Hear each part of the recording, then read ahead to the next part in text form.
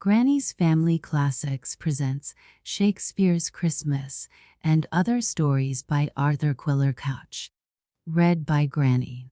Shakespeare's Christmas. And moreover, at this fair there is at all times to be seen jugglings, cheats, games, plays, fools, apes, knaves, and rogues, and that of every kind. Now, as I said, the way to the celestial city lies just through this town, where this lusty fair is kept, and he that will go to the city, and yet not go through this town, must needs go out of the world. Bunyan. 1. At the theatre in Shoreditch on Christmas Eve, 1598, the Lord Chamberlain's servants presented a new comedy. Never had the Burbages played to such a house. It cheered every speech, good, bad, or indifferent. To be sure, some of the dramatis personae, Prince Howell and Falstaff, Bardolph and Mistress Quickly, were old friends, but this alone would not account for such a welcome. A cupboarse in the twopenny gallery who had been paid to lead the applause gave up toiling in the wake of it, and leaned back with a puzzled grin. "Bravo, master," said he to his left-hand neighbor, a burly, red-faced countryman well past middle age, whose laughter kept the bench rocking. "But have a care, lest they mistake you for the author." "The author? Ho ho." But here he broke off to leap to his feet and lead another round of applause. "The author," he repeated, dropping back and glancing an eye sidelong from under his handkerchief while he mopped his brow. "You shoot better than you know, my friend. The bolt grazes. But a miss, they say, is as good as a mile." The cutpurse kept his furtive grin, but was evidently mystified. A while before it had been the countryman who showed signs of bewilderment. Until the drawing of the curtains he had fidgeted nervously, then, as now, mopping his forehead in despite of the raw December air. The first shouts of applause had seemed to astonish as well as delight him. When, for example, a player stepped forward and flung an arm impressively towards heaven while he recited, "When we mean to build, we first survey the plot, then draw the model," and so paused with a smile, his voice drowned in thunder from every side of the house, our friend had rubbed his eyes and gazed around in amiable protest, as who should say, "Come, come, but let us discriminate." By and by, however, as the indifferent applause grew warmer, he warmed with it. At the entrance of Falstaff he let out a bellowing laugh worthy of Olympian Jove, and from that moment led the house. The fops on the sixpenny stools began to mimic, the pit and lower gallery to crane necks for a sight of their fugleman. A few serious playgoers called to have him pitched out, but the mass of the audience backed him with shouts of encouragement. Some wag hailed him as Burbage's landlord, and apparently there was meaning, if not merit, in the jest. Without understanding it, he played up to it royally, leaning forward for each tally-ho, and afterwards waving his hat as a huntsman laying on his hounds. The pace of the performance, it had begun at 1 o'clock, dragged sensibly with all this, and midway in Act 4, as the edge of a grey river fog overlapped and settled gradually upon the well of the unroofed theatre, voices began to cough and call for lanterns. 2 lackeys ran with a dozen. Some they hung from the balcony at the back, others they disposed along both sides of the stage, in front of the sixpenny stools, the audience all the while chaffing them by their Christian names and affectionately pelting them with nuts. Still the fog gathered, until the lantern rays crisscrossed the stage in separate shafts, and among them the actors moved through Act V, in a luminous haze, their figures looming large, their voices muffled and incredibly remote. An idle apprentice, seated on the right of the cutpurse, began for a game to stop and unstop his ears. This gave the coppers an opportunity to search his pockets. Cannot vacuous. The apprentice felt timid and went on with his game. Whenever he stopped his ears, the steaming breath of the players reminded him of the painted figures he had seen carried in my Lord Mayor's show, with labels issuing from their mouths.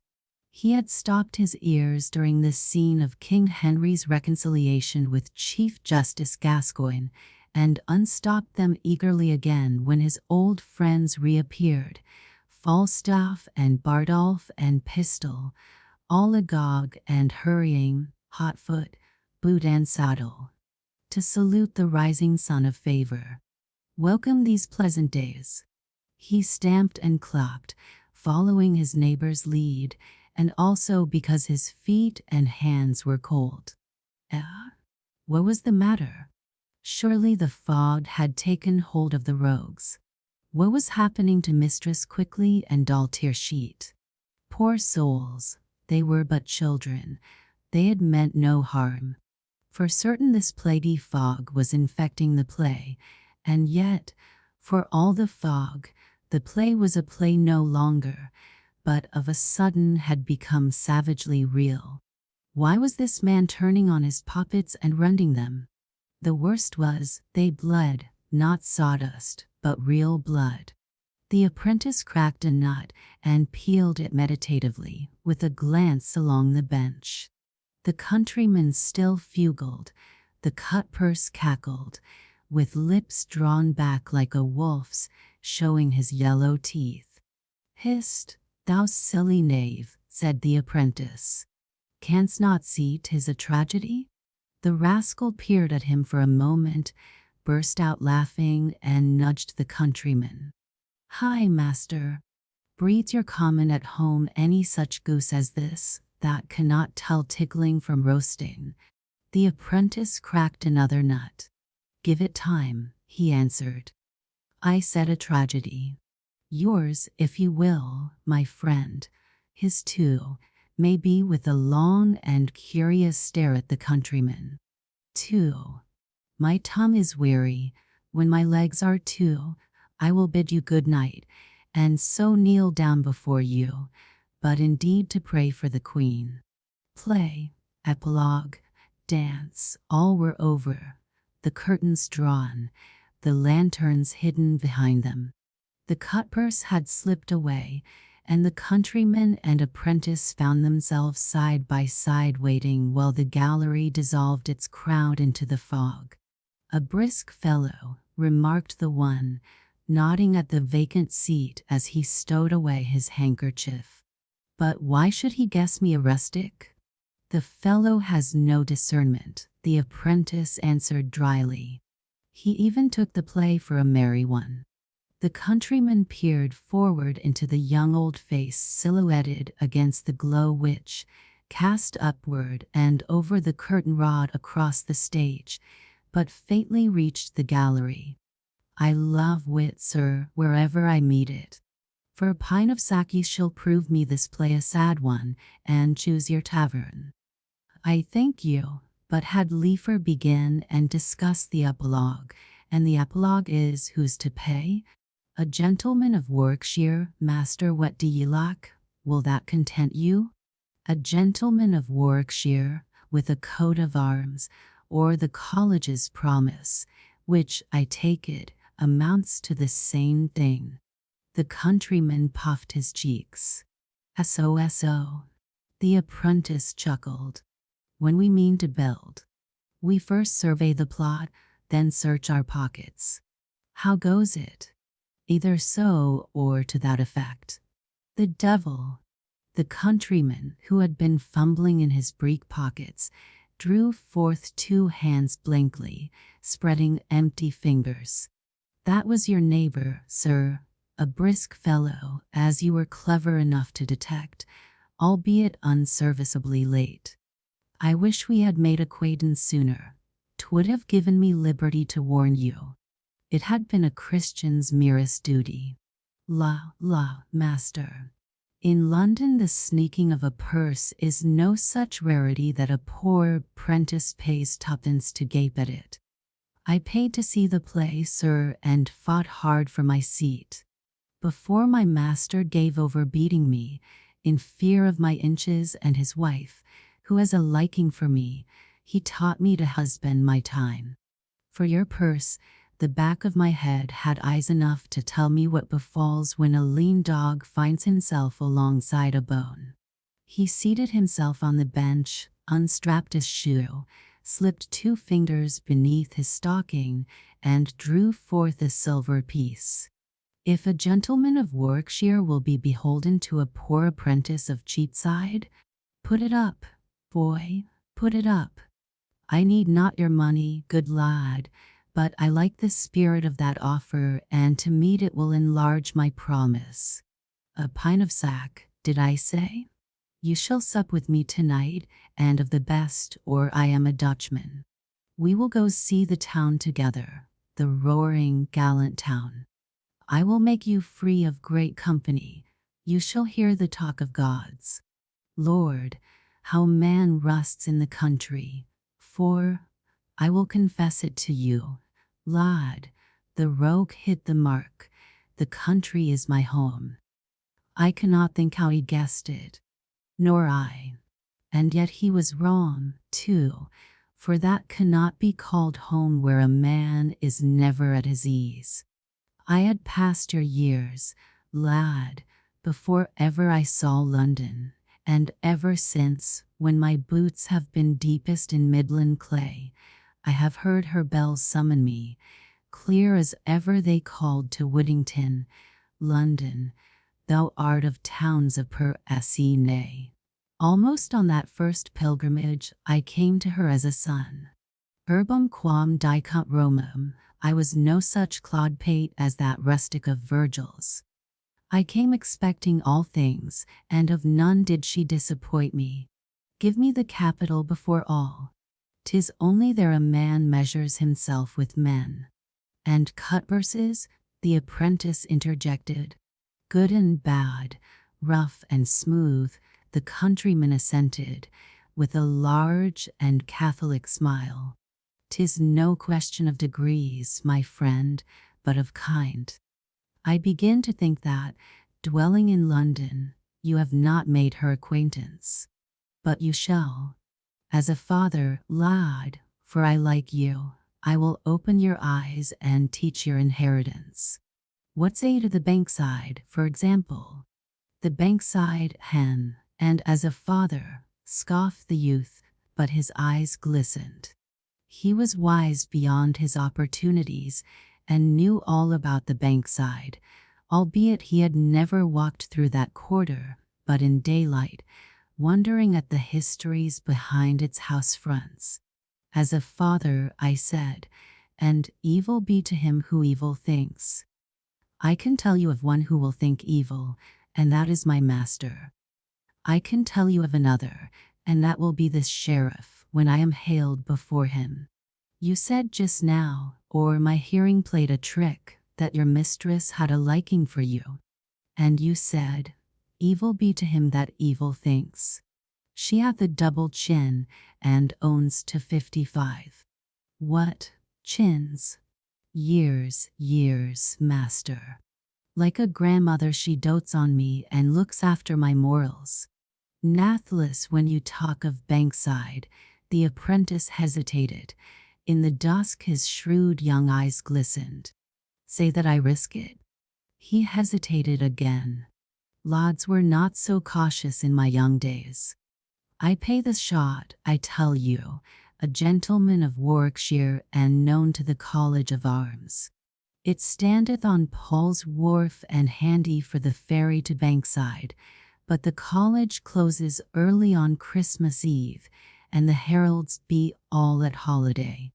And you think of pawning your coat of arms with them to raise the wind. Never say that I let you take that long way round without warning. Leave the cost to me, once more. The countryman gazed down into the well of the theatre as if seeking an acquaintance among the figures below. But what are they doing? What a plague means this hammering? A man cannot hear himself speak for it. 'Tis the play. The play? The true play, the play you applauded, and writ by this same Will Shakespeare, they tell me, some share of it at least. Cometh he not, by the way, from your part of the world? The countryman's eyes glistened in their turn. Almost in the dusk they appeared to shine with tears. Aye, I knew him, down in Warwickshire. A good lad he was, though his mother wept over him for a wild one. Hast ever seen a hen when her duckling takes to water? So it is with woman when, haply, she is hatched out genius. The apprentice slapped his leg. I could have sworn it. Hey? Nay, question me not, master, for I cannot bring it to words. You tell me that you knew him, and on the instant I clapped eyes on you, it seemed that somehow you were part of his world and somehow had belonged to him. Nearer I cannot get, unless you tell me more. I knew him, to be sure, down in Warwickshire, but he has gone some dell beyond my ken, living in London, you see. He goes beyond any man's kenning, he that has taught us to ken the world with new eyes. I tell you, master, the apprentice stretched out a hand, I go seeking him like one seeking a father who has begotten him into a new world, seeking him with eyes derived from him. Tell me. But the countryman was leaning over the gallery rail and scanning the pit again. He seemed a trifle bored by a conversation, if not of less, then certainly of other, with than he had bargained for.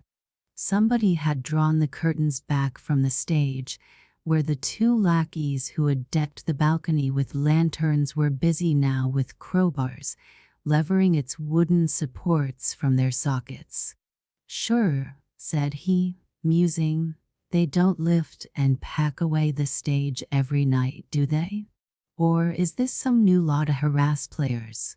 He brought his attention back to the apprentice with an effort. If you feel that way towards him, lad, he answered, why not accost him?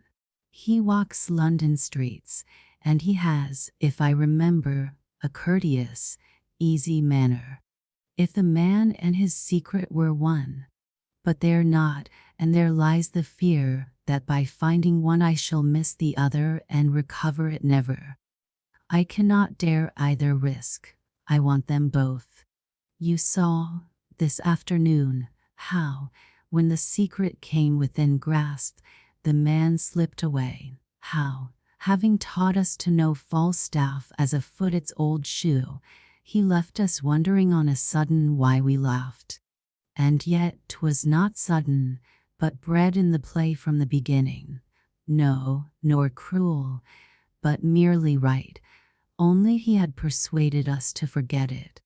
The countryman put up a hand to hide a yawn, and the yawn ended in a slow chuckle. That rogue Falstaff was served out handsomely, though, to tell the truth, I paid no great heed to the last scene, my midriff being sore with laughing. The apprentice sighed. But what is happening below? The other went on impatiently. Are they taking the whole theatre to pieces? That is part of the play. A whole regiment of workmen. And no stage army neither. Yet they come into the play, not the play you saw without understanding, but the play you understood without seeing. They call it the Phoenix. These seated, master, while I unfold the plot. This hammering deafens me. The Burbages, you must know. I knew old James, the father. He brought me down a company of players to our town the year I was high bailiff, the first that ever played in our Guildhall. Though a countryman, I have loved the arts, even to the length of losing much money by them. A boon fellow, old James, and yet dignified as any alderman. He died, let me see, was it 2 years agone? The news kept me sad for a week. A good player, too, the apprentice nodded, though not a patch upon his son Richard. Cuthbert will serve in ripe sententious parts that need gravity and a good memory for the lines. But Richard bears the bell of the Burbages.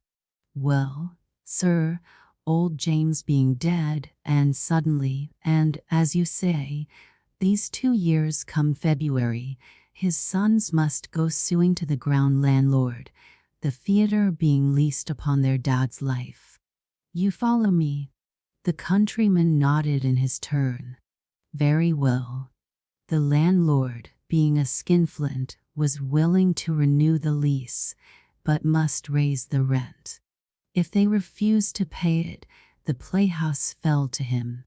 You may fancy how the Burbages called gods and men to witness. Being acquainted with players, you must know how little they enjoy affliction until the whole town shares it. Never so rang Jerusalem with all the woes of Jeremy as did city and suburb, from north beyond Bishopsgate to south along the river, with the cursings of this landlord, who, to cap the humor of it, is a precisian, and never goes near a playhouse. Nevertheless, he patched up a truce for 2 years ending tonight, raising the rent a little, but not to the stretch of his demands. Tomorrow, or rather, the day after, since tomorrow is Christmas, the word is pay or quit. But in yielding this he yielded our friends the counterstroke. They have bought a plot across the water in the Clink Liberty, and tomorrow, should he pass this way to church, no theatre will be here for him to smack his Puritan lips over. But for this hammering and the deep slush outside you might even now hear the rumbling of wagons, for wagons there be, a dozen of them, ready to cart the muses over the bridge before midnight. 'Tis the proper vehicle of Thespis. See those dozen stout rascals lifting the proscenium. The countryman smote his great hands together, flung back his head, and let his lungs open in shout after shout of laughter. But, master, oh, hold my sides, lad, or I start a rib. Nay, if you keep staring at me with that sololm face. Don't, oh don't. Now I know, murmured the apprentice, what kind of jest goes down in the country, and, by Our Lady, it goes deep. But an instant later the man had heaved himself upon his feet, his eyes expanded from their creases into great O's, his whole body towered and distended itself in gigantic indignation. The villain, the knit-cheese curmudgeonly villain. And we tarry here, talking, while such things are done in England. A nabal, I say. Give me a hammer. He heaved up an enormous thigh and bestrode the gallery rail. Have a care, master, the rail. A hammer. Below there. A hammer. He leaned over, bellowing. The gang of workmen lifting the proscenium stared up open-mouthed into the foggy gloom, a ring of ghostly faces upturned in a luminous haze. Already the man's legs dangled over the void. 12, 15 feet perhaps, beneath him projected a lower gallery, empty but for 3 tiers of disordered benches. Plumb as a gannet he dropped, and an eloquent crash of timber reported his arrival below. The apprentice, craning over, saw him regain his feet, scramble over the second rail and vanish. Followed an instant's silence, a dull thud, a cry from the workmen in the area. The apprentice ran for the gallery stairs and leapt down them, 3 steps at a time. It took him, maybe, 40 seconds to reach the area. There already, stripped to the shirt, in a whirl of dust and voices, stood his friend waving a hammer and shouting down the loudest. The man was possessed, transformed, a Boanerges, his hammer a hammer of Thor. He had caught it from the hand of a douse, sober-looking man in a plum-colored doublet, who stood watching but taking no active share in the work. "By your leave, sir." "With or without my leave, good sir, since you are determined to have it," said the quiet man, surrendering the hammer. The countryman snatched and thrust it between his knees while he stripped. Then, having spat on both hands, he grasped the hammer and tried its poise. "'Tis odd, now," said he, as if upon an afterthought, staring down on the quiet man, "but methinks I know your voice." "Marry, and there's justice in that," the quiet man answered, "for 'tis the ghost of one you drowned erewhile." 3. Tom. "What, Tom? Where be the others?" "I tell thee, Tom, there have been doings." "Is that Dick Burbage?" A frail, thin windlestraw of a man came coughing across the foggy courtyard with a stable lantern, holding it high. Its rays wavered on his own face, which was young but extraordinarily haggard, and on the piles of timber between and over which he picked his way, timbers heaped pell-mell in the slush of the yard or stacked against the boundary wall, some daubed with paint, others gilded wholly or in part, and twinkling as the lantern swung. "Dick Burbage already? Has it miscarried, then?" "Miscarried? What in the world was there to miscarry?" "I tell thee, Tom, but where be the others?"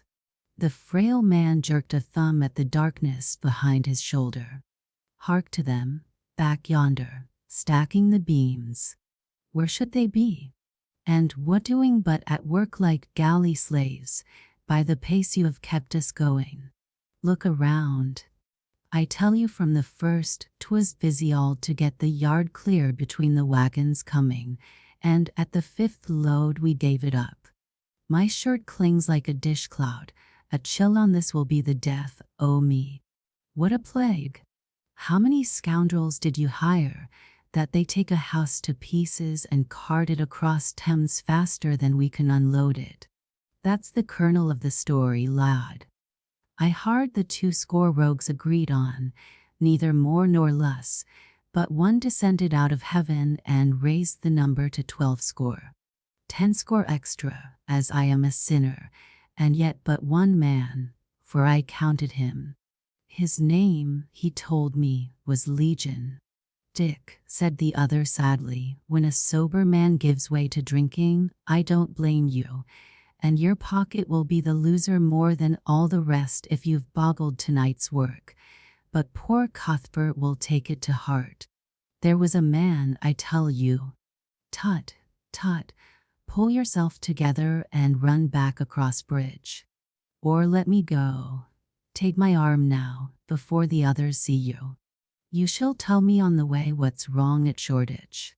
"There is naught wrong with Shoreditch, for by that it is lost to theatre, and I am not drunk, Tom Nash, no, not by 1/10 as drunk as I deserve to be, seeing that the house is down, every stick of it, and the bells scarce yet tolling midnight.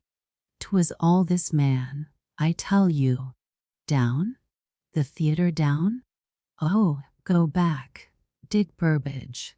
Level with the ground, I tell you, his sight a habitation for the souter. Cessat Babylon illa magno. And the last remains of it, more by token, following close on my heels in 6 wagons. Hist, then, my Thomas, my Didymus, my doubting one, canst not hear the rumble of their wheels? And, oh, good Lord!" Burbage caught his friend by the arm and leaned against him heavily. "He's there, and following." The wagons came rolling over the cobbles of the clink along the roadway outside the high boundary wall of the yard, and as they came, clear above their rumble and the slow clatter of hoofs, a voice like a trumpet declaimed into the night. "Above all rivers thy river hath renown, whose burial streamies, pleasant and preglairn. Under thy lusty Wallace renneth down, where many a swan doth swim with windies fair, where many a barge doth sail and row with our. We had done better, a murn on their cobbles, we had done better, lad, to step around by Paul's wharf and take boat. This jolting ill agrees with a man of my weight, where many a barge doth sail on row with our. Grrr. Did I not warn thee beware, master wagoner, of the curbstones at the corners? We had done better by water, what though it be dark.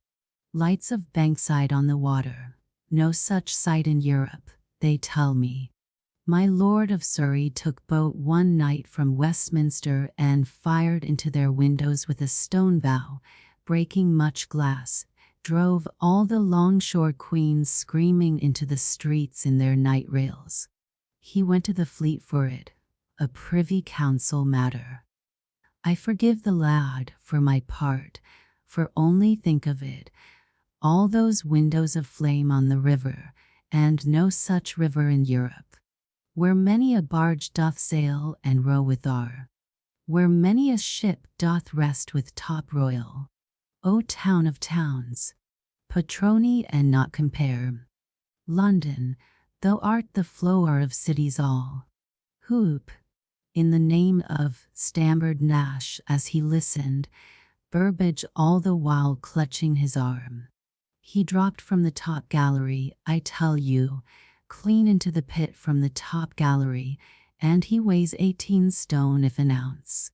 Your servant, sir, and of all the muses, he says, picking himself up, and with that takes the hammer from my hand and plays Pyrrhus in Troy, Pyrrhus with all the ravening Danae behind him, for those hired scoundrels of mine took fire, and started ripping out the bowels of the poor old theatre as though it had been the Fleet and lodged all their cronies within.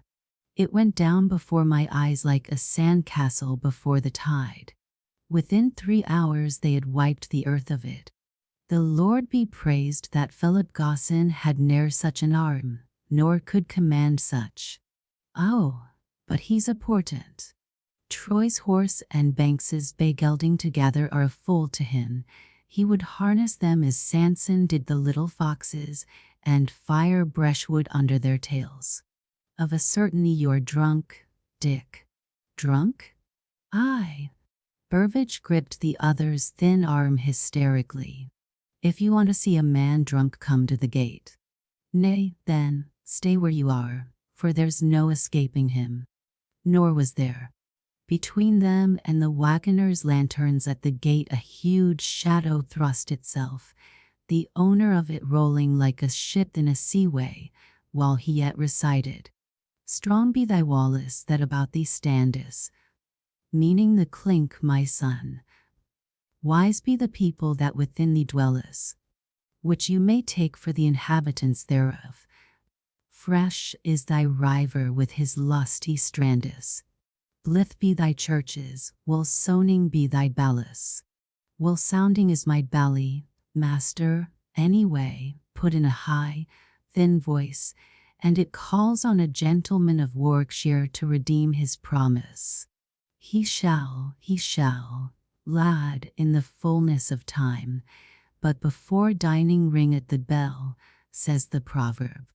Grope, lad, feel along the gateposts of this yard, this court lodge, this face court, hath any such thing as bell or knocker.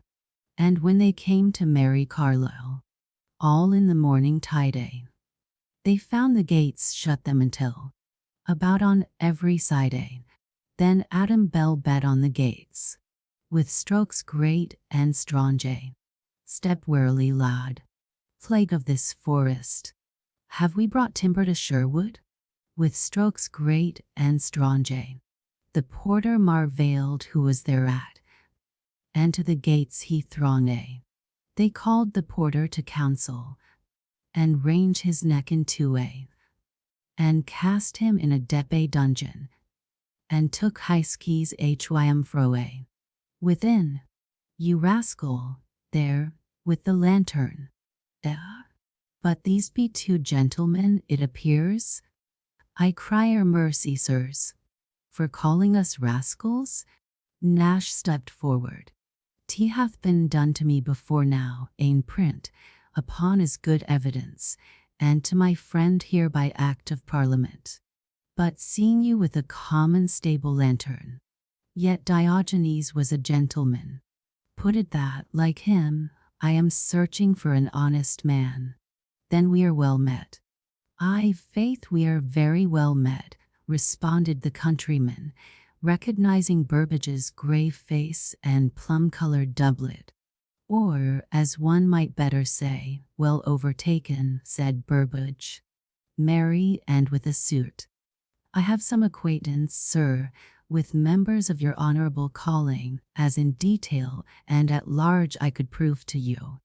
Either I have made poor use of it, or I guess aright, as I guess with confidence, that after the triumphal come the speech-making, and the suppers already bespoken. At Nance Whitwold's, by the corner of Paris Garden, sir, where you shall be welcome." "I thank you, sir, but my suit is rather for this young friend of mine, to whom I have pledged my word. He shall be welcome, too. He tells me, sir, that you are Richard Burbage.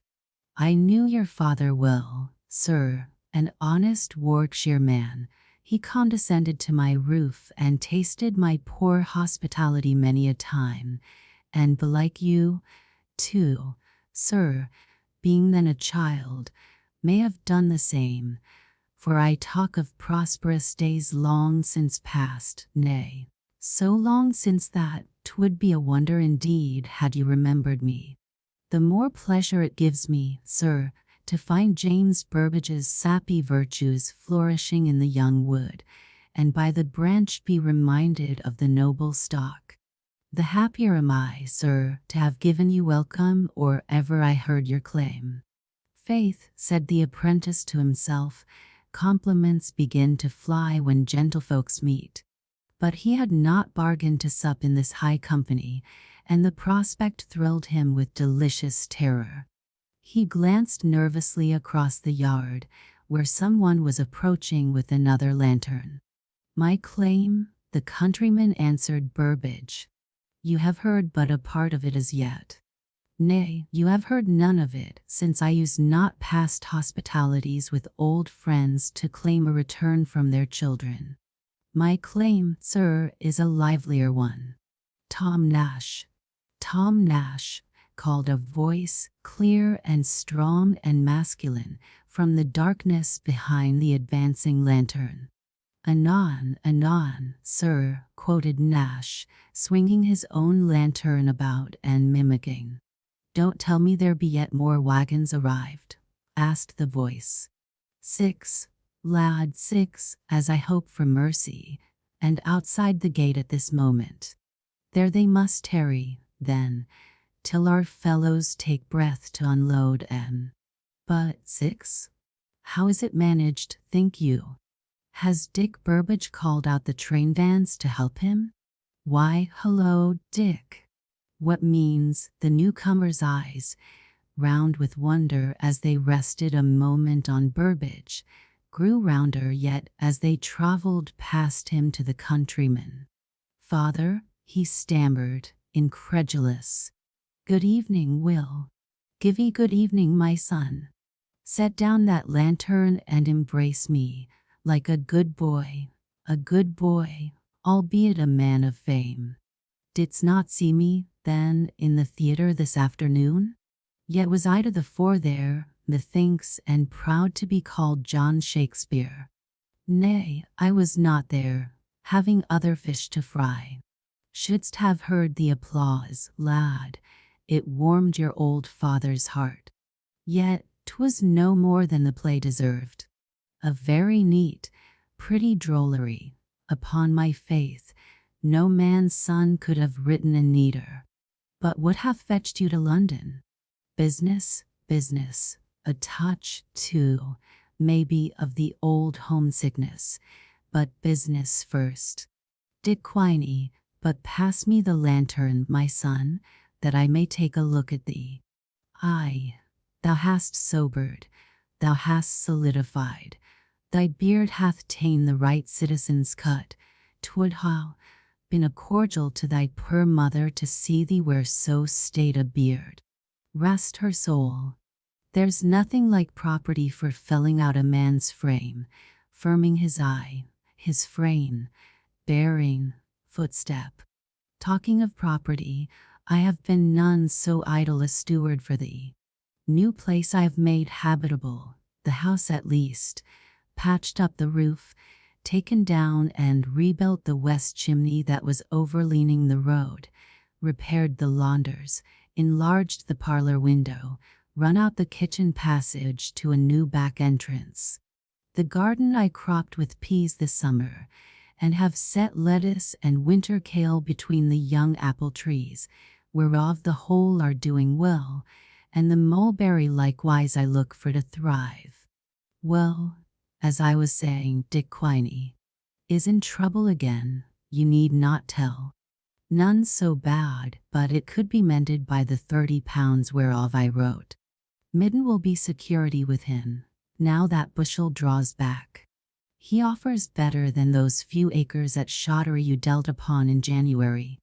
Land is land, and ale is ale. You may take up a mortgage on the brewhouse. Hast ever heard, Mr. Burbage, John Shakespeare swung about of a proverb we have down in our Warwickshire? It goes, who buys land buys stones, who buys meat buys bones, who buys eggs buys shells, but who buys ale buys nothing else. And that sets me in mind, Will, that these friends of yours have bidden me to supper, and their throats will be dry and we keep gaping at our country discourse. Here come I with Thespis, riding on a wagon, but where tarries the vintage feast? Where be the spigots? Where be the roasted geese, capons, sucking pigs? Where the hogs' puddings, the trifles, the custards, the fermenties? Where the minstrels? Where the dancing girls? I have in these 3 hours swallowed as many pecks of dust. I am for the bucket before the manger and for good talk after both. High, brave translinary talk with wine in the veins of it, hippocross with hippocrene, with music too. Some little kickshaw whatnots of the theorbo or vile de gamba pleasantly thrown in for interludes. 'Tis a fog-pated land I come from, with a pestilent roomy drit from the trees, and the country scarce recovered from last year's dearth. Dick Quiney should have made the better prices for that dearth, put in his son, knitting his great brow thoughtfully, with wheat at 50 shillings and oats. The malt, lad, the malt. His brewhouse swallowed malt at 28 or 9, which a short 2 years before had cost him 12 and threepence the quarter.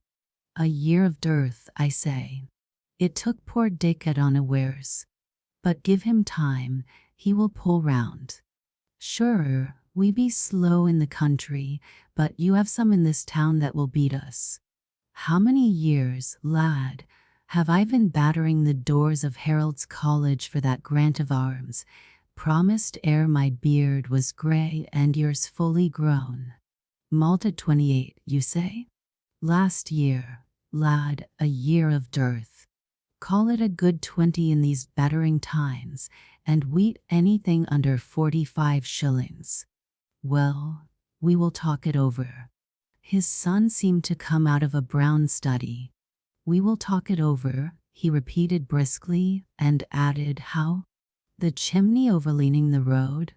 'Twas a stout enough chimney, as I remember, and might have lasted another 20 years. Where did you draw the bricks? Nash glanced at his friend with a puzzled smile. Burbage, better used, no doubt, to the businesslike ways of authors, betrayed no surprise. The apprentice stared, scarcely believing his ears. Was this the talk of Shakespeare? Nay, rather the talk of Justice Shallow himself. How good yoke of bullocks at Stamford Fair? How score of ewes now? A heavy tread approached from the gateway. "Are we to bide here all night, and on Christmas morn, too?" a gruff voice demanded. "Unpack and pay us our wage, or we tip the whole load of it into tens." Here the wagoner's shin encountered in the darkness with a plink, and he cursed violently. "Go you back to your horses, my friend," answered Burbage. "The unloading shall begin anon. As for your wage, your master will tell you I settled it at the time I bargained for his wagons, and paid. I hold his receipt. For 10 pence a man, mower's wages," growled the wagoner. "I asked him his price, and he fixed it.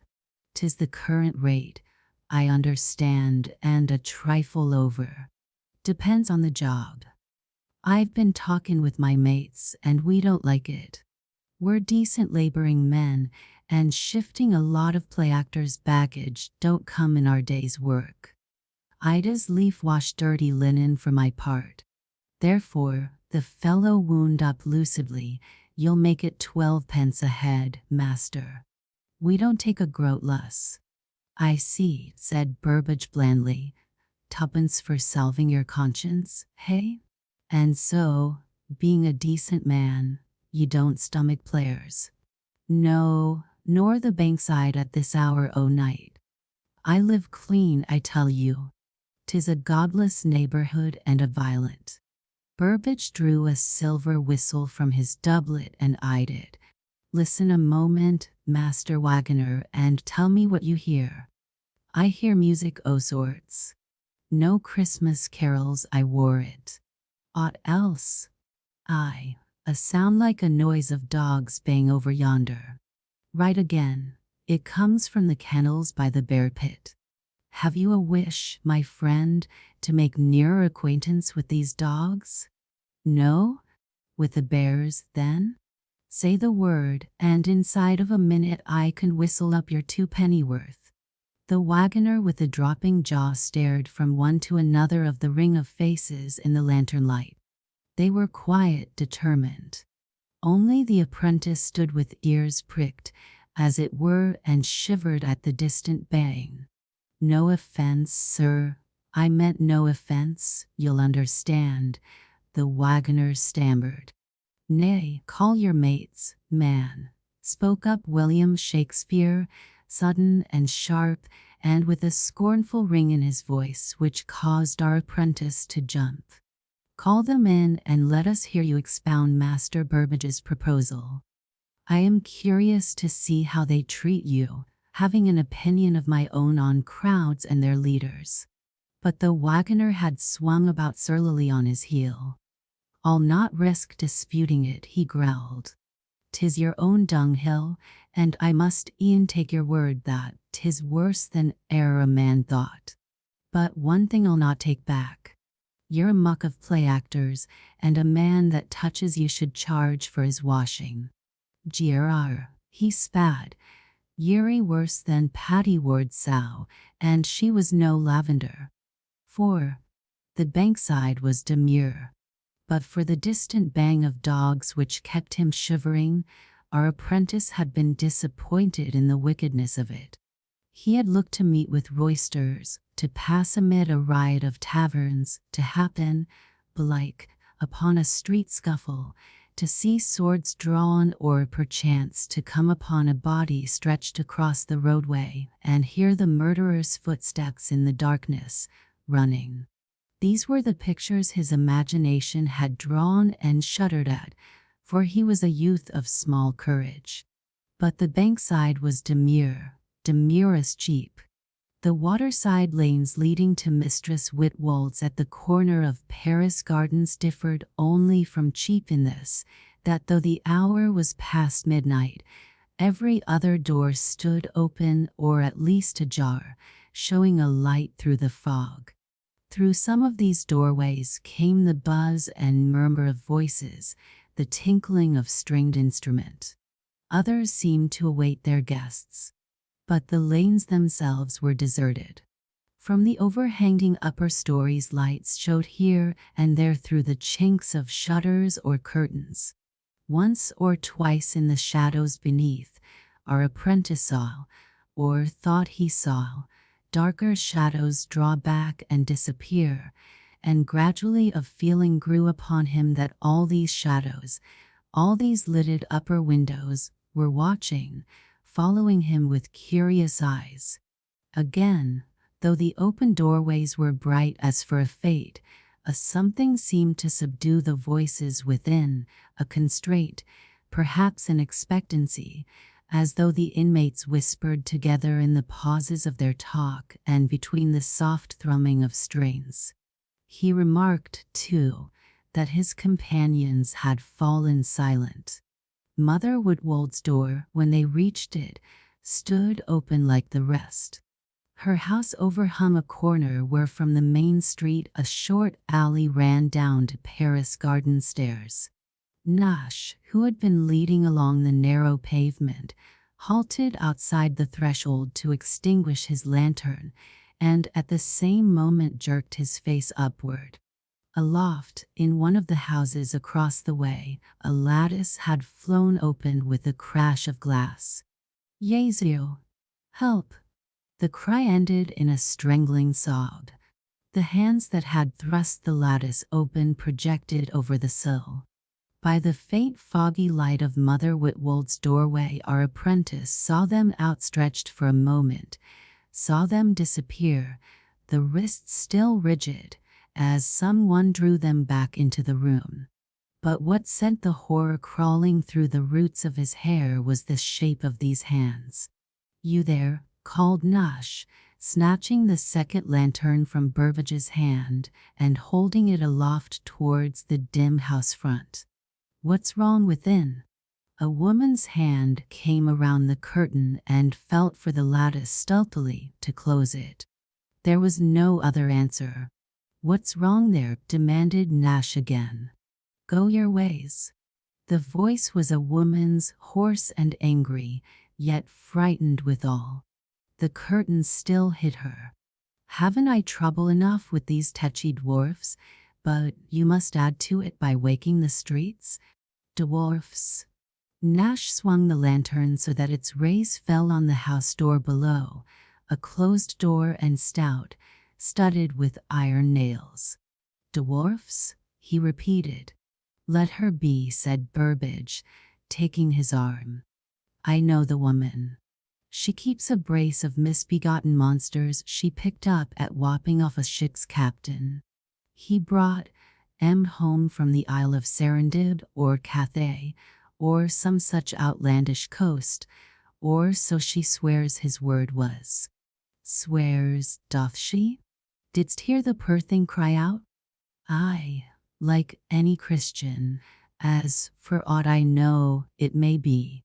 There's another tale that she found down in Gloucestershire at a country fair, and keeps pickled in walnut juice. But monsters they be, whether of Gloucester or Cathay, for I have seen and so hath the Queen, who sent for them the other day to be brought to Westminster, and there took much delight in their oddity." While the others hesitated, William Shakespeare turned on his heel and walked past them into Mother Whitwold's lighted doorway. His father glanced after him. "Well, to be sure, the poor thing cried out like a Christian," he said. "But dwarfs and monsters be kittle-cattle to handle, I am told." As the lattice closed on their debate, he linked his arm in the apprentice's, and they too passed into the doorway. From it a narrow passage led straight to a narrow staircase, and at the stairs' foot the apprentice had another glimpse into the life of this Bankside. A door stood wide thereupon an ill-lighted room, and close within the door sat two men, foreigners by their blackaviced faces, casting dice upon a drumhead. In a chair, beyond, a girl, low-bodiced, with naked gleaming shoulders, leaned back half asleep, and yet she did not seem to sleep, but to regard the gamesters with a lazy scorn from under her dropped lashes. A tambourine tied with bright ribbons rested in the lap of her striped petticoat, kept from sliding to the floor by the careless crook. You could see it was habitual of her jeweled fingers. The two men looked up sharply, almost furtively, at the company mounting the stairs. The girl scarcely lifted her eyes. Scornful she looked, and sullen and infinitely weary, yet she was beautiful withal. The apprentice wondered while he climbed. Yes, his patron was saying, "'Tis the very mart and factory of pleasure. Ne'er want hath London in that way, but the Bankside can supply it, from immortal poetry down to misshapen children. Needs try no lower, my master. There be abuses, my son, and there be degrees of pleasure, the lowest of which, I grant you, be vile, sensual, devilish. Marry, I defend not such. But what I say is that a great city should have delights proportionate to her greatness, rich shows and pageants and processions by land and water, plays and masques and banquets with music, and the men who cater for these are citizens as worthy as the rest. Take away Bankside, and London would be the cleaner of much wickedness, yet by how much the duller of cheer, the purr in all that color, that movement which together be to cities the spirit of life. Where would be gone that glee of her that lifts a man's lungs and swells his port when his feet feel London stones? Is't of her money the country nurses think when to wondering children they fable of streets all paved with gold? Nay, lad, and this your decent, virtuous folk know well enough, your clergy, your aldermen, and use the poor players while abusing them. Doth the parish priest need a miracle play for his church? Doth my Lord Mayor intend a show? To the Bankside they hie with money in their purses, and if his purse be long enough, my Lord Mayor shall have a fountain running with real wine, and Mass Thomas a hell with flames of real cloth and grain, or at least a Lazarus with real sores. Doth the court require a masque, the queen of bull baiting, the city a good roaring tragedy, full of blood and impugned innocence? Will, I say, tarry a moment. They had reached the landing and looked down a corridor at the end of which, where a lamp hung, Shakespeare waited with his hand on a door latch. From behind the door came a buzz of many voices. Lad, let us go in together.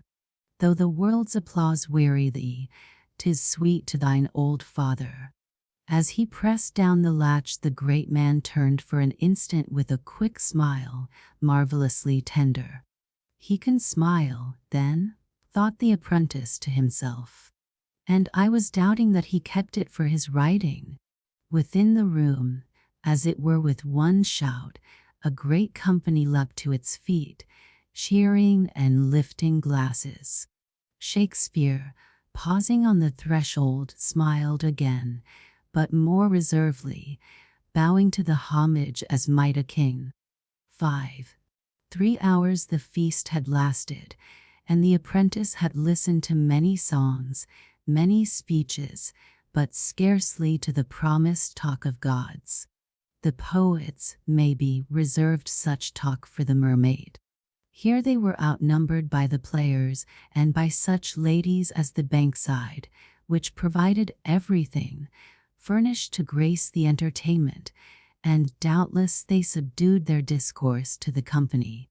The Burvages, Dick and Cuthbert, John Hemingder, Will Kempf, some half a dozen of the crew perhaps, might love good literature, but even these were pardonably more elate over the epilogue than over the play.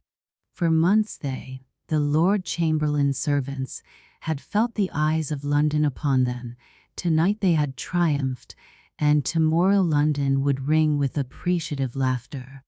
It is not every day that your child of pleasure outwits your man of business at his own game. It is not once in a generation that he scores such a hit as had been scored today. The ladies, indeed, yawned without dissembling, while Master Johnson, an ungainly youth with a pimply face, a rasping accent, and a hard pedantic manner, proposed success to the new comedy and long life to its author, which he did at interminable length, spicing his discourse with quotations from Aristotle, Longinus, Quintilian, the Ars Poetica, Persius, and Seneca, authors less studied than the Aretine along Bankside. He loved Will Shakespeare. A comedy of his own, as the company might remember, owed not a little to his friend Will Shakespeare's acting. Here was a case in which love and esteem, yes, and worship, might hardly be dissociated. In short, speaking as modestly as a young man might of his senior, Will Shakespeare was the age's ornament and, but for lack of an early grueling in the classics, might easily have been an ornament for any age. Cuthbert Burbage, it is always your quiet man who first succumbs on these occasions, slid beneath the table with a vacuous laugh and lay in slumber. Dick Burbage sat and drummed his toes impatiently. Nash puffed at a pipe of tobacco. Kemp, his elbows on the board, his chin resting on his palms, watched the orator with amused interest, mischief lurking in every crease of his wrinkled face. Will Shakespeare leaned back in his chair and scanned the rafters, smiling gently the while. His speech, when his turn came to respond, was brief, almost curt. He would pass by, he said, his young friends learned encomiums, and come to that which lay nearer to their thoughts than either the new play or the new play's author. Let them fill and drink in silence to the demise of an old friend, the vanished theatre, the first ever built in London. Then, happening to glance at Hemingway as he poured out the wine, "Tut, Jack," he spoke up sharply, "keep that easy room for the boards. Brush thine eyes, lad. We be all players here, or women, and know the trade. It hurts." If Heman's eyes had begun to water sentimentally, they flinched now with real pain. This man loved Shakespeare with a dog's love. He blinked, and a drop fell and rested on the back of his hand as it fingered the base of his wineglass. The apprentice saw and noted it. "And another glass, lads, to the phoenix that shall arise." "A toast, and this time not in silence," shouted John Shakespeare, springing up, flask in one hand and glass in the other. Meat or wine, jest or sally of man or woman, dull speech or brisk, all came alike to him. His doublet was unbuttoned. He had smoked 3 pipes, drunk a quart of sack, and never once yawned. He was enjoying himself to the top of his bent. "Music, I say. Music." A thought seemed to strike him. His eyes filled with happy inspiration. Still gripping his flask, he rolled to the door, flung it open, and bawled down the stairway, "Ahoy! Below there!" "Ahoy!" "Then, with all my heart," answered a voice, gay and youthful, pat on the summons. "What is't he lack, my master?" "Music, and thou canst give it. If not, my singing voice broke these 4 years past, I fear me." "Your name, then, at least, young man, or ever you thrust yourself upon private company." "William Herbert, at your service." A handsome lad, a boy, almost, stood in the doorway, having slipped past John Shakespeare's guard, a laughing, frank-faced boy, in a cloak slashed with orange tawny satin. So much the apprentice noted before he heard a second voice, as jaunty and even more youthfully shrill, raised in protest upon the stair-head outside. And where the master goes, it demanded, may not his page follow? John Shakespeare seemingly gave way to this second challenge as to the first. Be these friends of thine, Will? He called past them as a second youth appeared in the doorway, a pretty, dark-complexioned lad, cloaked in white, who stood a pace behind his companion's elbow and gazed into the supper-room with eyes at once mischievous and timid. "Good evening, gentles." The taller lad comprehended the feasters and the disordered table in a roguish bow. "Good evening, Will." He singled out Shakespeare and nodded. "My Lord Herbert." The apprentice's eye, cast towards Shakespeare at the salutation given, marked a dark flush rise to the great man's temples as he answered the nod. "I called thee Will," answered Herbert lightly. "You called us gentles," Shakespeare replied, the dark flush yet lingering on either cheek. "A word signifying bait for gudgeons, bread and carrion." "Yet I called thee Will," insisted Herbert more gently. "'Tis my name as well as thine, and we have lovingly exchanged it before now, or my memory cheats me. 'Tis a name lightly exchanged in love." With a glance at the white-cloaked page, Shakespeare turned on his heel. "Will, where be thy manners?" cried one of the women. "Welcome, my young lord, and welcome the boy beside thee for his pretty face. Step in, child, that I may pass thee round to be kissed." The page laughed and stepped forward with his chin defiantly tilted. His eyes examined the women curiously and yet with a touch of fear. "Nay, never flinch, lad. I'll do thee no harm," chuckled the one who had invited him. "Mass o' me, high love modesty in these days of scandal." "Music? Who called for music?" a foreign voice demanded, and now in the doorway appeared three newcomers, 2 men and a woman, the same 3 of whom the apprentice had caught a glimpse within the room at the stairs' foot. The spokesman, a heavily built fellow with a short bull neck and small cunning eyes, carried a drum slung about his shoulders and beat a rub-a-dub on it by way of flourish. "Take thy tambourine and dance, Gelida." "Julie, prens ton tambourine." "Toy, prens ta flute, Robin." He hummed, tapping his drum again.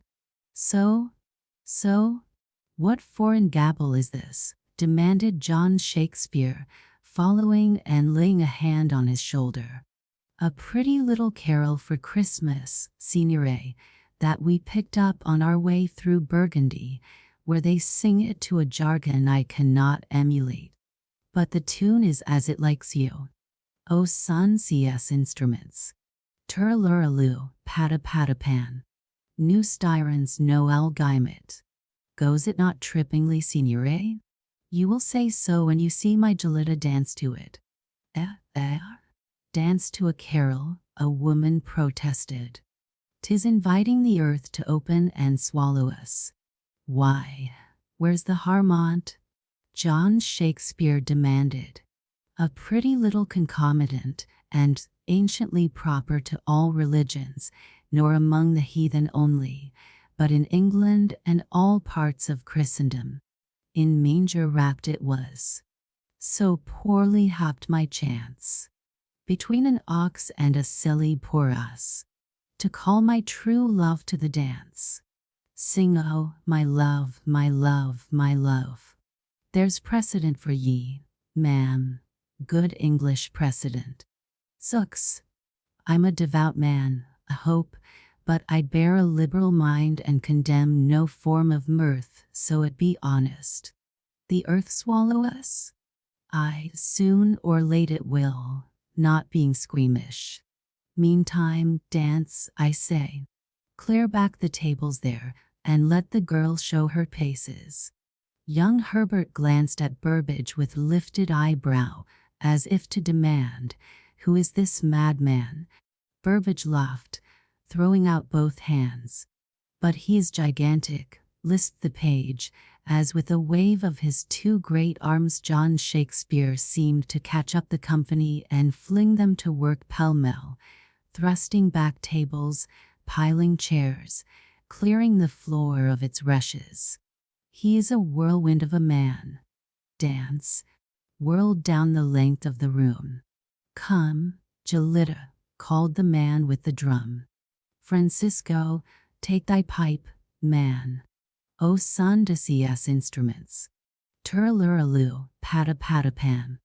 As the music struck up, the girl, still with her scornful, impassive face, looked like a panther from the doorway into the space cleared for her, and whirled down the room in a dance the like of which our apprentice had never seen nor dreamed of.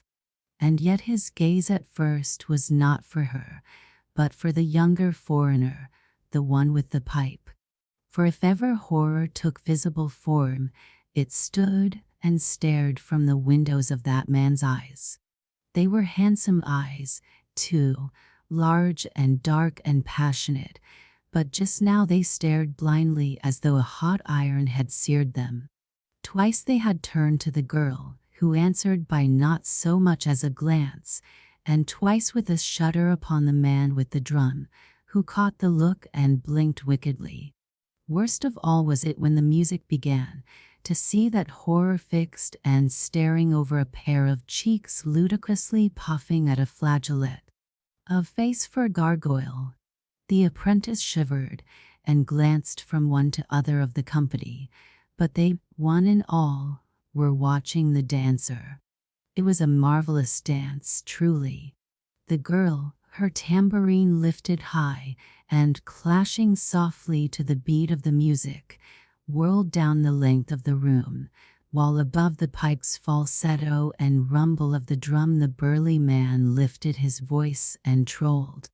Turaluraloo, pata-pata-pan. O son to see us instruments. Phasons la niga Satan.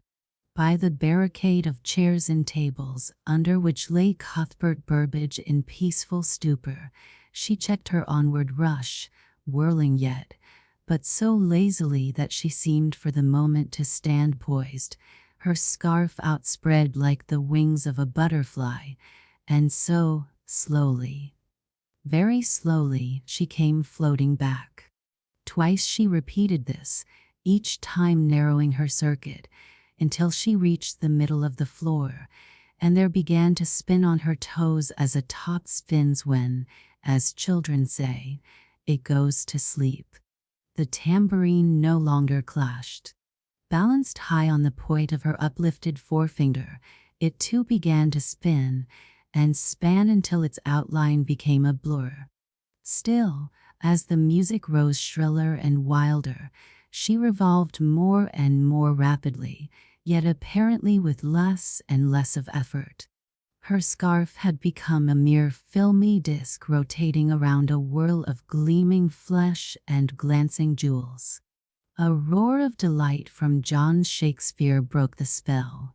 The company echoed it with round upon round of hand-clapping. The music ceased suddenly, and the dancer, dipping low until her knees brushed the floor, stood erect again, dropped her arms, and turned carelessly to the nearest table. "Bravo! Bravissimo!" thundered John Shakespeare. "A cup of wine for her there." The girl had snatched up a crust of bread and was gnawing it ravenously. He thrust his way through the guests and poured out wine for her. She took the glass with a steady hand, scarcely pausing in her meal to thank him. "But who is your master of ceremonies?" demanded the page's piping voice. William Shakespeare heard it and turned. "He is my father," said he quietly.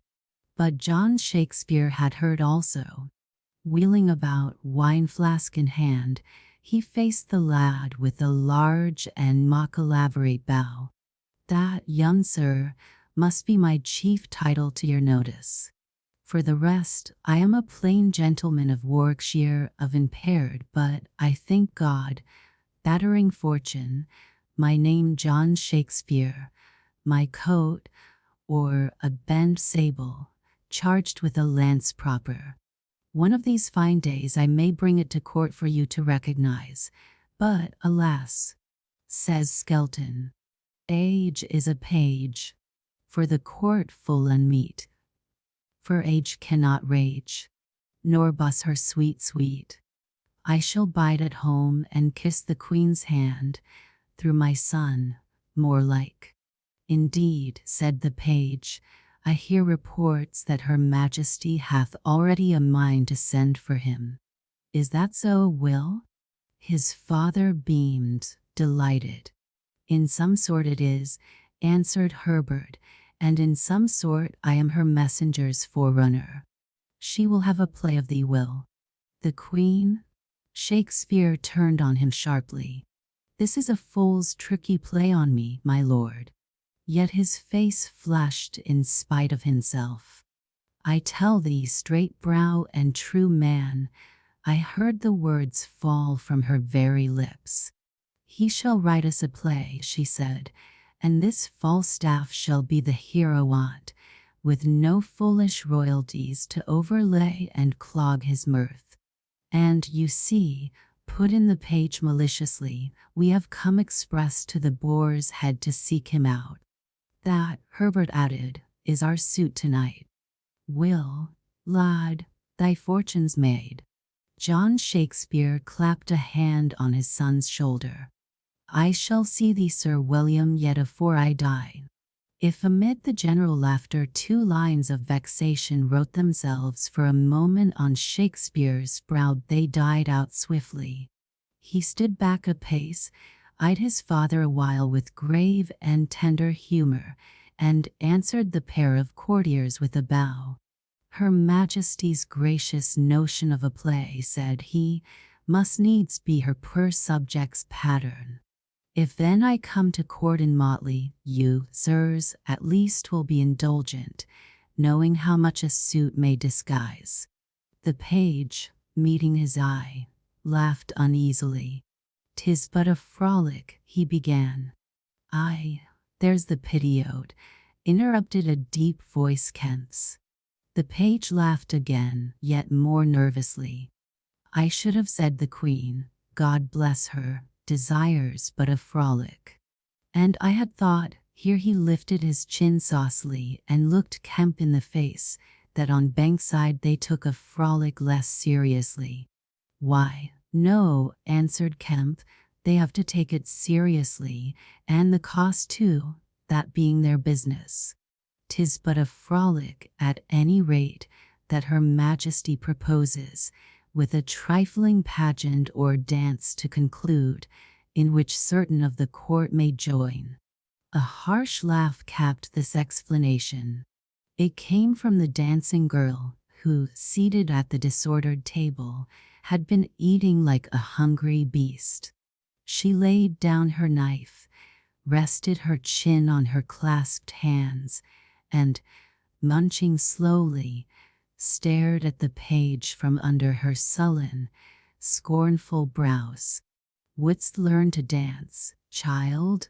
She demanded. With thee for teacher, the page answered modestly. I have no skill, but a light foot only. A light foot, the woman mimicked and broke into a laugh horrible to hear. Wouldst achieve such art as mine with a light foot? I tell thee that to dance as I dance thy feet must go deep as hell. She pushed back her plate and, rising, nodded to the musicians. Play, you, she commanded. This time she used no wild whirl down the room to give her impetus. She stood in the cleared space of floor, her arms hanging limp, and at the first shrill note of the pipe began to revolve on the points of her toes, her eyes, each time as they came full circle, meeting the gaze of the page, and slowly fascinating, freezing it. As slowly, deliberately, her hand went up, curved itself to the armpit of her bodice, and lo, as she straightened it aloft, a snake writhed itself around her upper arm, lifting its head to reach the shining bracelets, the jeweled fingers. A curving lift of the left arm, and on that too a snake began to coil and climb. Effortless, rigid as a revolving statue, she brought her fingertips together overhead and dipped them to her bosom. A shriek rang out, piercing high above the music. "Catch her! She faints!" shouted Kempf, darting forward. But it was Shakespeare who caught the page's limp body as it dropped back on his arm. Bearing it to the window, he tore aside the curtain and thrust open a lattice to the dawn. The unconscious head drooped against his shoulder. "My lord," he turned on Herbert as though the touch maddened him, "you are a young fool. God forgive me that I ever took you for better. Go, call a boat and take her out of this." "Nay, but she revives," stammered Herbert, as the page's lips parted in a long, shuddering sigh. "Go, fetch a boat, I say, and make way there, all you by the door." 6. Tut, tut, the wench will come to fast enough in the fresh air. A daredevil jade, too, to be sparking it on Bankside at this hour. But it takes more than a woman, they say, to kill a mouse, and with serpents her sex hath an ancient feud. What's her name, I wonder? The candles, burning low and guttering in the draught of the open window, showed a banquet hall deserted, or all but deserted. A small crowd of the guests, our apprentice among them, had trooped downstairs after Shakespeare and his burden. Others, reminded by the grey dawn, had slipped away on their own account to hire a passage home from the sleepy waterman before Paris Garden Stairs. "Can anyone tell me her name, now?" repeated John Shakespeare, rolling to the table and pouring himself yet another glass of wine. But no one answered him. The snake woman had folded back her pets within her bodice and resumed her meal as though nothing had happened. The burly drummer had chosen a chair beside her and fallen to on the remains of a pasty. Both were eating voraciously. Francisco, the pipe player, sat side saddlewise on a form at a little distance and drank and watched them, still with the horror in his eyes.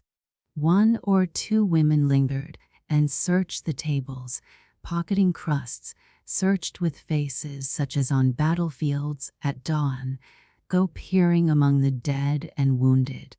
But hullo! John Shakespeare swung round, glass in hand, as the apprentice stood panting in the doorway. "Faith, you returned before I had well missed you." The lad's eyes twinkled with mischief. "And now hasten not, master. I fear me thou mayst miss higher game, with our hosts, your son amongst 'em, even now departing by boat, and, for aught I know, leaving me to pay the shot. Michael and all his angels preserve us. I had forgot." John Shakespeare clapped a hand on his empty pocket and ran for the stairhead. "Will," he bawled. "Will, my son Will." The apprentice laughed and stepped toward the window, titubing slightly, for, to tell the truth, he had drunk more wine than agreed with him. Standing by the window, he laughed again vacuously, drew a long breath, and so spun round on his heels at the sound of a choking cry and a rush of feet. With that he saw, as in a haze, his head being yet dizzy, the heavy man catch up his drum by its strap and, using it as a shield, with a backward sweep of the arm hurl off the youth Francisco, who had leapt on him knife in hand. Clutching the curtain, he heard the knife rip through the drum's parchment and saw the young man's face of hate as the swift parry flung him back staggering, upsetting a form, against the table's edge. He saw the glasses there leap and totter from the shock, heard their rims jar and ring together like a peal of bells. The sound seemed to clear his brain. He could not guess what had provoked the brawl, but in one and the same instant he saw the drummer reach back an arm as if to draw the dancing woman on his knee, heard his jeering laugh as he slipped a hand down past her bare shoulder, saw her unmoved face. Sullenly watching, saw Francisco, still clutching his knife, gather himself up for another spring. As he sprang, the drummer's hand slid round from behind the woman's back, and it too grasped a knife. An overturned chair lay between the two, and the rail of it as Francisco lucked caught his foot, so that with a clutch he fell sideways against the table. Again the glasses jarred and rang, and yet again and more loudly as the drummer's hand went up and drove the dagger through the neck, pinning it to the board. The youth's legs contracted in a horrible kick, contracted again and fell limp. There was a gush of blood across the cloth, a sound of breath escaping and choked in its escape, and as the killer wrenched out his knife for a second stroke, the body slid with a thud to the floor. The apprentice had feasted, and feasted well, yet throughout the feast he bethought himself of this later. No serving man and but one serving maid had entered the room. Wines and dishes had come at call to a hatch in the wall at the far end of the room. One serving maid had done all the rest, moving behind the guests' chairs with a face and mien which reminded him of a tall angel he had seen once borne in a car of triumph at a city show. But now as he left his curtain, twittering, crazed with fear, spreading out both hands toward the stain on the tablecloth, a door beside the hatch opened noiselessly, and swift and prompt as though they had been watching, two men entered. It flung a dark coverlet over the body, lifted and bore it off, closing the door behind them. They went as they had come, swiftly, without a word. He had seen it as plainly as he saw now the murderer sheathing his knife, the woman sullenly watching him. The other women, too, had vanished, they that had been gleaning among the broken crusts. Had they decamped, scurrying at the first hint of the brawl? He could not tell. They had been, and were not.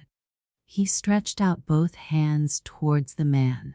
The woman, would they, too, vanish, and the damning stain? A cry worked in his throat, but would not come. Gone, a voice called, hearty at once and disconsolate, from the doorway behind him. Gone, given me the slip, as I am a Christian sinner. What? You three left alone here? But where is our friend the piper? The apprentice made a snatch at a flask of wine, and turning, let its contents spill wildly over the bloodied tablecloth. Art drunk, lad, shamefully drunk, said John Shakespeare, lurching forward. They have given me the slip, I say, and ne'er groat have I to redeem my promises. They paid the score below, I saw them, and this thy son charged me to hand to thee. The apprentice drew a full purse from his pocket and flung it on the table. I played thee a trick, master, but let me forth into fresh air. This room dizzies me. Go thy ways, child. For my part, one was ever last at a feast to leave it, and would crack one more cup with these good folk. To your health, madam. He reached a hand for the wine flask as the apprentice set it down and went forth, tottering yet. 7. Dawn was breaking down the river, a grey dawn as yet, albeit above the mists rolling low upon the tideway a clear sky promised gold to come, a golden Christmas day. The mist, however, had a chill which searched the bones. The red-eyed waterman pulled as though his arms were numb.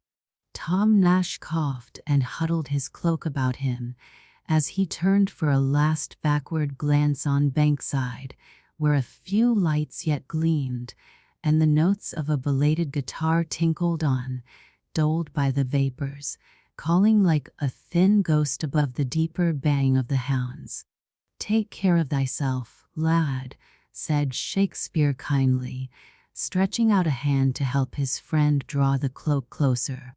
"Behoved me think of that sooner, I doubt," Nash answered, glancing up with a wry, pathetic smile, yet gratefully. He dropped his eyes to the cloak and quoted, "Sometime it was of cloth and grain. 'Tis now but a cyclout, as you may see. It will hold out neither wind nor rain. And, I think thee will. But I'll take my old cloak about me. There's salt in the very warp of it, good Yarmouth salt." "Will? Ay, lad. Is true thou'rt become a landowner down in thy native shire?"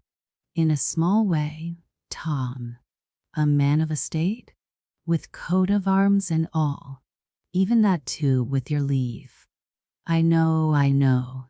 Nescio qua natale solum. Those others did not understand, but I understood. Yes, and now I understand that fifth act of thine, which puzzled me afore, and yet had not puzzled me, but I fancied, poor fool, that the feeling was singular in me. 'Twas a vile life, Will. He jerked a thumb back at Bankside. "Aye, 'tis vile. My cough translates it into the past tense, but then, or now, or hereafter, 'tis vile. Count them up, well, the lads we have drunk with aforetime. There was Green, now." Shakespeare bent his head for tally.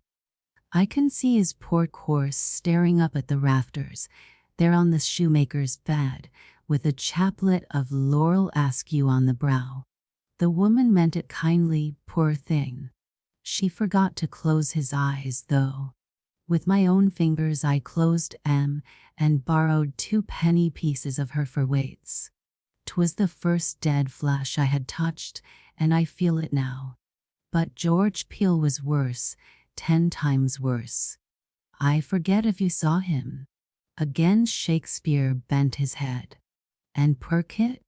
You saw Kit, I know, with a hole below the eye, they told me, where the knife went through. And that was our Kit, our hope, pride, paragon, our Daphnis. Damnation, and this is art. Didst hear that blotch-faced youngster, that Scotchman, how he prated of it, laying down the law? That Johnson, Tom, is a tall poet or will be. The devil care I. Tall poet or not, he is no Englishman and understands not the race. Art is not for us. We have dreamed dreams, thou and I, and thy dreams are coming to glory. But the last dream of a true Englishman is to own a few good English acres and die respected in a dear, if narrow, round. Dear Will, there is more in this than greed. There is the call of the land, which is home. For me, thou knowest, I had ne'er the gift of saving. My bolt is shot, or almost. 2 years at farthest must see the end of me. But when thou rememberest, bethink thee that I understood the call. Well, guess what I am writing, now at the last? A great book, a sound book, and all of the red herring. Aye, the red herring, staple of my own Yarmouth. Canst never, as an inland man, rise to the virtues of that fish nor to the merit of my handling. But I have read some pages of it to my neighbors there, and I learn from their approving looks that I shall die respected. Yet I, too, forgot and dreamed of art. On the bankside at the foot of Paris Garden stairs, deserted now of watermen, a youth sat with his teeth chattering. Above, while he tried to clench his teeth, a window opened stealthily. There was a heavy splash on the tideway, and the window shut too, softly as it had opened. He watched. He was past fear. The body bobbed once to the surface, half a furlong below the spreading, fading circles thrown to the foot of Paris garden stairs. It did not rise again. The bankside knew its business. A heavy footfall came down the steps to the landing stage. A glorious night. The apprentice watched the river. A glorious night. And night to remember. Tell me, lad, have I made good my promises, or have I not? They rise thrice before sinking, I have always heard, twittered the lad. What the devil art talking of? Here, take my cloak, if thou feelest the chill. The watermen here ply by shifts, and we shall hail a boat anon to take us over. Meanwhile, if thou hast eyes, boy, look on the river, see the masts there, below bridge, the sun touching them, see the towers yonder, in the gold of it. London, thou art the flower of cities all. Lad, the sun's gold, drifted through the fog, touched the side of a small rowboat nearing the farther shore. Behind and to right and left along bankside, a few guitars yet tinkled. Across the tide came wafted the voices of London's Christmas bells. Ye sexes, give ear. A story from a chimney corner. A good song, and thank ye, sir, for singing it. Time was, you'd never miss hearing it in these parts, whether 'twas feast or harvest supper or Saturday night at the public. A virtuous good song, too, and the merry fellow that made it won't need to cast about and excuse himself when the grave's open and he turns out with his fiddle under his arm. My own mother taught it to me, the more by token that she came from Saltash, and ye sexes, give ear, was a terrible favorite with the Saltash females by reason of Sally Hancock and her turn-to with the press gang. Hey, you don't tell me, after singing the song, that you never heard tell of Sally Hancock? Well, if I hear, take and fill my mug, somebody. 'Tis an instructive tale, too. This Sally was a Saltash fishwoman, and you must have heard of them at all events. There was Bess Rablin, too, and Mary Kitty Clemo, and Thomasine Oliver, and Long Eliza that married Treleaven the Hoveller, and Pengley's wife Anne. These made up the crew Sally stroked in the great race. And besides these there was Nan Scantlebury.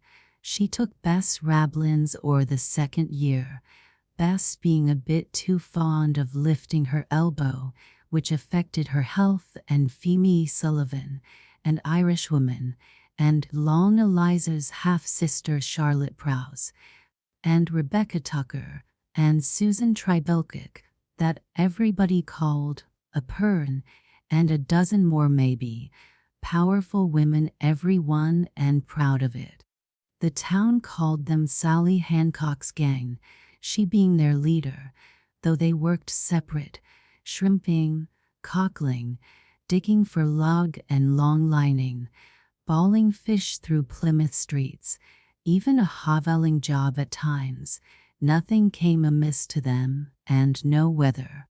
For a trip to Plymouth they'd put on sea boots the like, or grey stockings and clogs, but at home they went bare-legged, and if they wore anything pon their heads, 'twould be a handkerchief, red or yellow, with a man's hat clapped atop, coats too, and guernseys like men's, and petticoats a short few inches longer, for I'm telling of that back a long time when we fought Boney, and while seafaring men still wore petticoats, in these parts at any rate. Well, that's how Sally and her mates looked on weekdays, and that's how they behaved. But you must understand that, though rough, they were respectable, the most of them Wesleyan Methodists, and on Sundays they'd put on bonnet and sit in chapel, and drink their tea afterwards and pick their neighbors to pieces just like ordinary Christians. Sal herself was a converted woman and greatly exercised for years about her husband's condition that kept a tailor's shop halfway down 4th Street and scoffed at the word of grace, though he attended public worship, partly to please his customers and partly because his wife wouldn't let him off. The way the fun started was this. In June month of the year 5, that's the date my mother always gave, the Wesleyans up at the London Foundry sent a man down to preach a revival through Cornwall, starting with Saltash. He had never crossed the Tamar before, but had lived the most of his life near Wolverhampton, a bustious little man, with a round belly and a bald head and high sense of his own importance. He arrived on a Saturday night and attended service next morning, but not to take part in it. He wished to look round, he said. So the morning was spent in impressing everyone with his shiny black suit of West of England broadcloth and his beautiful neckcloth and bunch of seals. But in the evening he climbed the pulpit, and there old Nick himself, that lies in wait for preachers, must have tempted the poor fellow to preach on womanly perfection, taking his text from St. Paul. He talked a brave bit about subjection, and how woman ought to submit herself to her husband, and keep her head covered in places of public worship.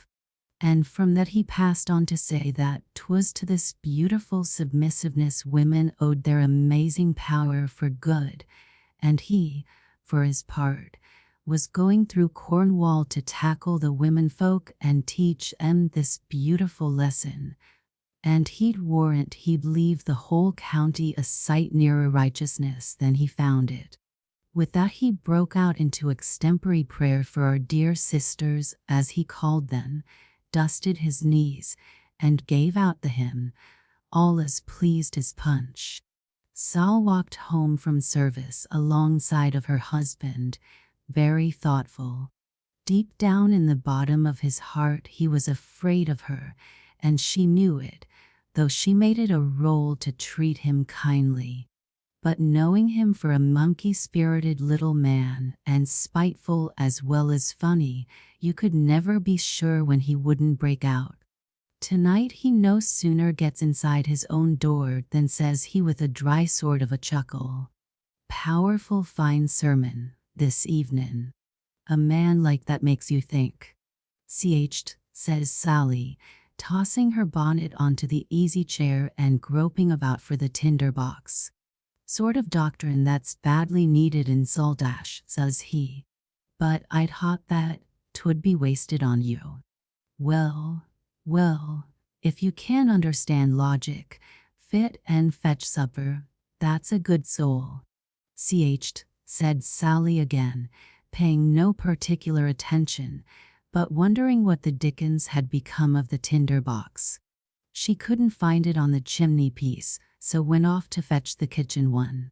When she came back, there was my lord seated in the easy chair, that was hers by custom, and puffing away at his pipe, a thing not allowed until after supper.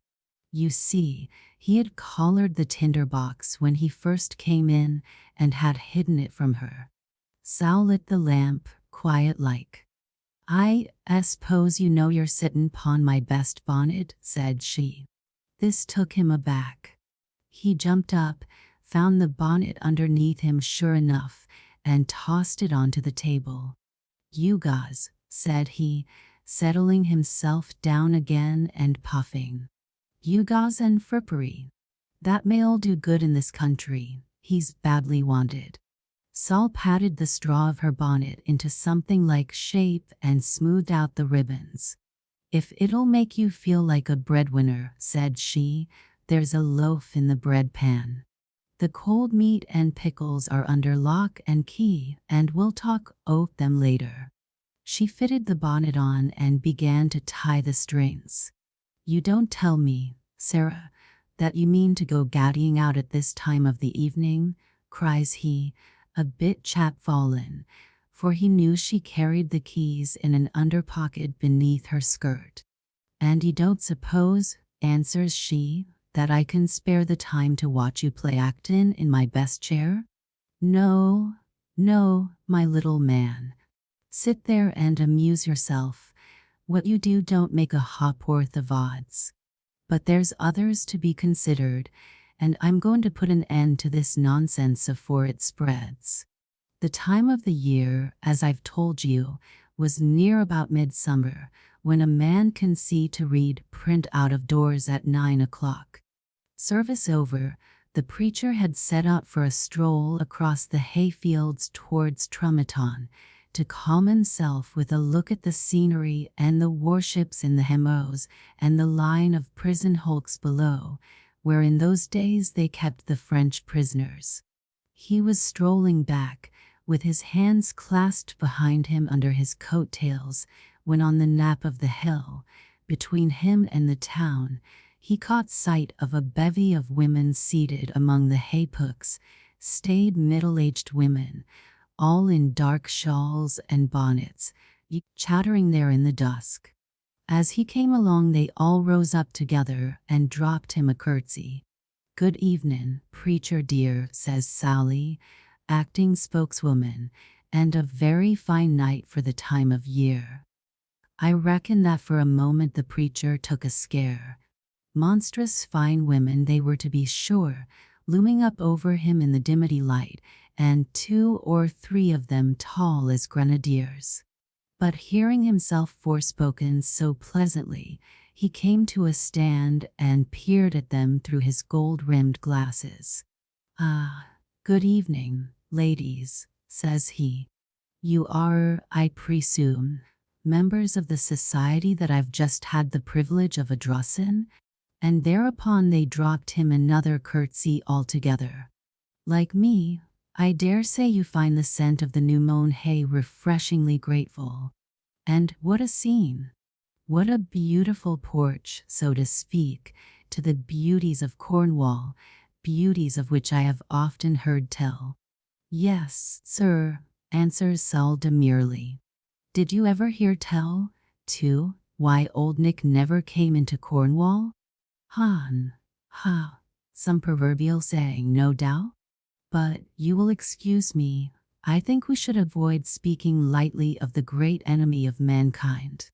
He was afraid," pursued Sal, "of being put into a pie." She paused at that, giving her words time to sink in. The preacher didn't notice yet a while that long Eliza Treleaven and Thomasine Oliver had crept round a bit and planted themselves in the footpath behind him. After a bit Sal let herself go in a comfortable smile, and says she, in a pretty, coaxing voice, "Sit yourself down, preacher, that's a dear. Sit yourself down, nice and close, and have a talk." The poor fellow fetched a start at this. He didn't know, of course, that everyone's "my dear" in Cornwall, and I'm bound to say I've seen foreigners taken aback by it, folks like commercial travelers, not given to shyness as a rule. "You'll excuse me, madam." "No, I won't. Not if you don't come and sit down quiet." "Bless the man, I'm not going to eat. Wouldn't harm a hair of your dear little head, if you had any." "What? You refuse? How dare you, madam?" The preacher drew himself up, mighty dignified. "How dare you address me in this fashion?" "I'm addressin' you for your good," answered Sally. "We've been talkin' over your sermon, me and my friends here, all very respectable women, and we've made up our minds that it won't do. We can't have it upon our conscience to let a gentleman with your views go kicking up Jack's delight through the West. We owe something more to our sex. Restlin' with Anne, that was one of your expressions, restlin' with our dear Cornish sisters." "In the spirit, a figure of speech," explained the poor man, snappy-like. Sal shook her head. "They know all about restlin' down yonder. I tell you 'twon't do. You're a well-meaning man, no doubt, but you're terribly wrong on some points. You'd do an amazing amount of mischief if we let you run loose. But we couldn't take no such responsibility. Indeed we couldn't, and the long and short of it is, you've got to go." She spoke these last words very firmly.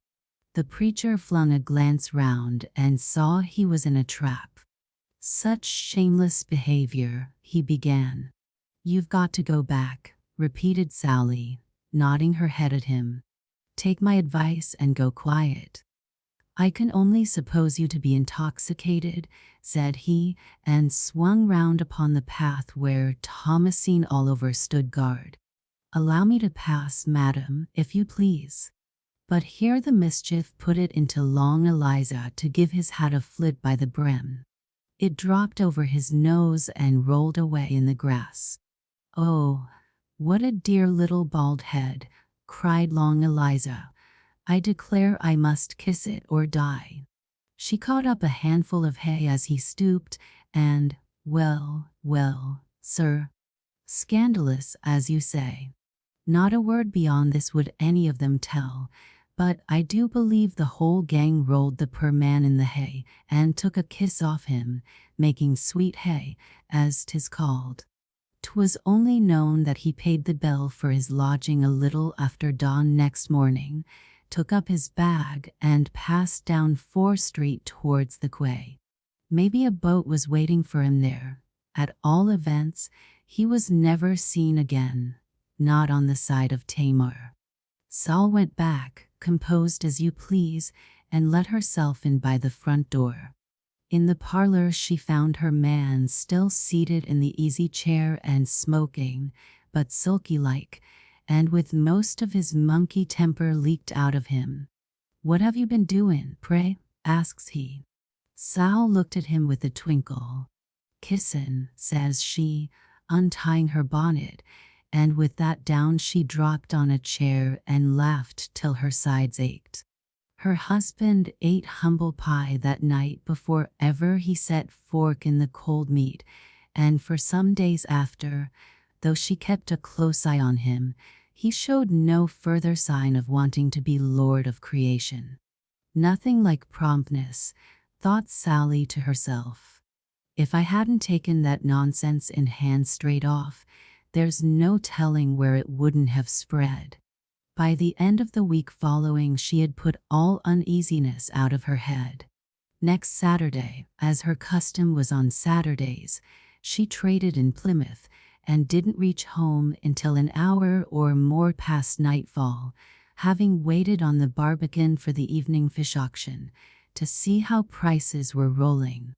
'Twas near upon 10 o'clock before she'd moored her boat, and as she went up the street past the Fish and Anchor, she heard something that fetched her to a standstill.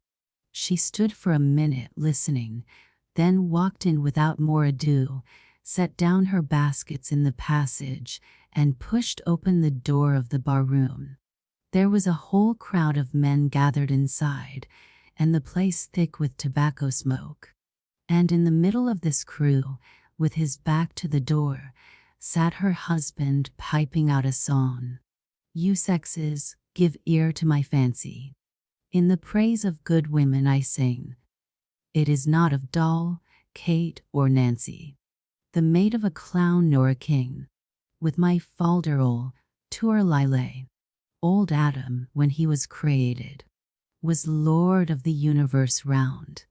Yet his happiness was not completed until that a helpmate he'd found. He had all things for food that was wanting, which give us content in this life. He had horses and foxes for hunting, which many love more than a wife. With my falderol, tour lile. He had sung so far, and was waving his pipe stem for the chorus when the company looked up and saw Sal straddling in the doorway with her fists on her hips. The sight daunted them for a moment, but she held up a finger, signing them to keep the news to themselves, and leaned her shoulder against the doorpost with her eyes steady on the back of her husband's scragged neck. His fate was upon him, per varmint, and on he went, as gleeful as a bird in a bath. He'd a garden so planted by nature, as man can't produce in this life. But yet the all-wise great creator perceived that he wanted a wife. With his falderol, tour lile. You chaps might be a bit heartier with the chorus, he put in. A man would almost think he was afraid of your wives overhearin'. Old Adam was laid in a slumber, and there he lost part of his side. And when he awoke in great wonder, he bailed his beautiful bride. With my falderol, tourl, why, whatever's wrong with ye all? You're as melancholy as a passel of gidcats. And with that he caught the eye of a man seated opposite, and slewed slowly round to the door. I tell you that even Sal was forced to smile, and the rest, as you may suppose, rolled to and fro and laughed till they cried.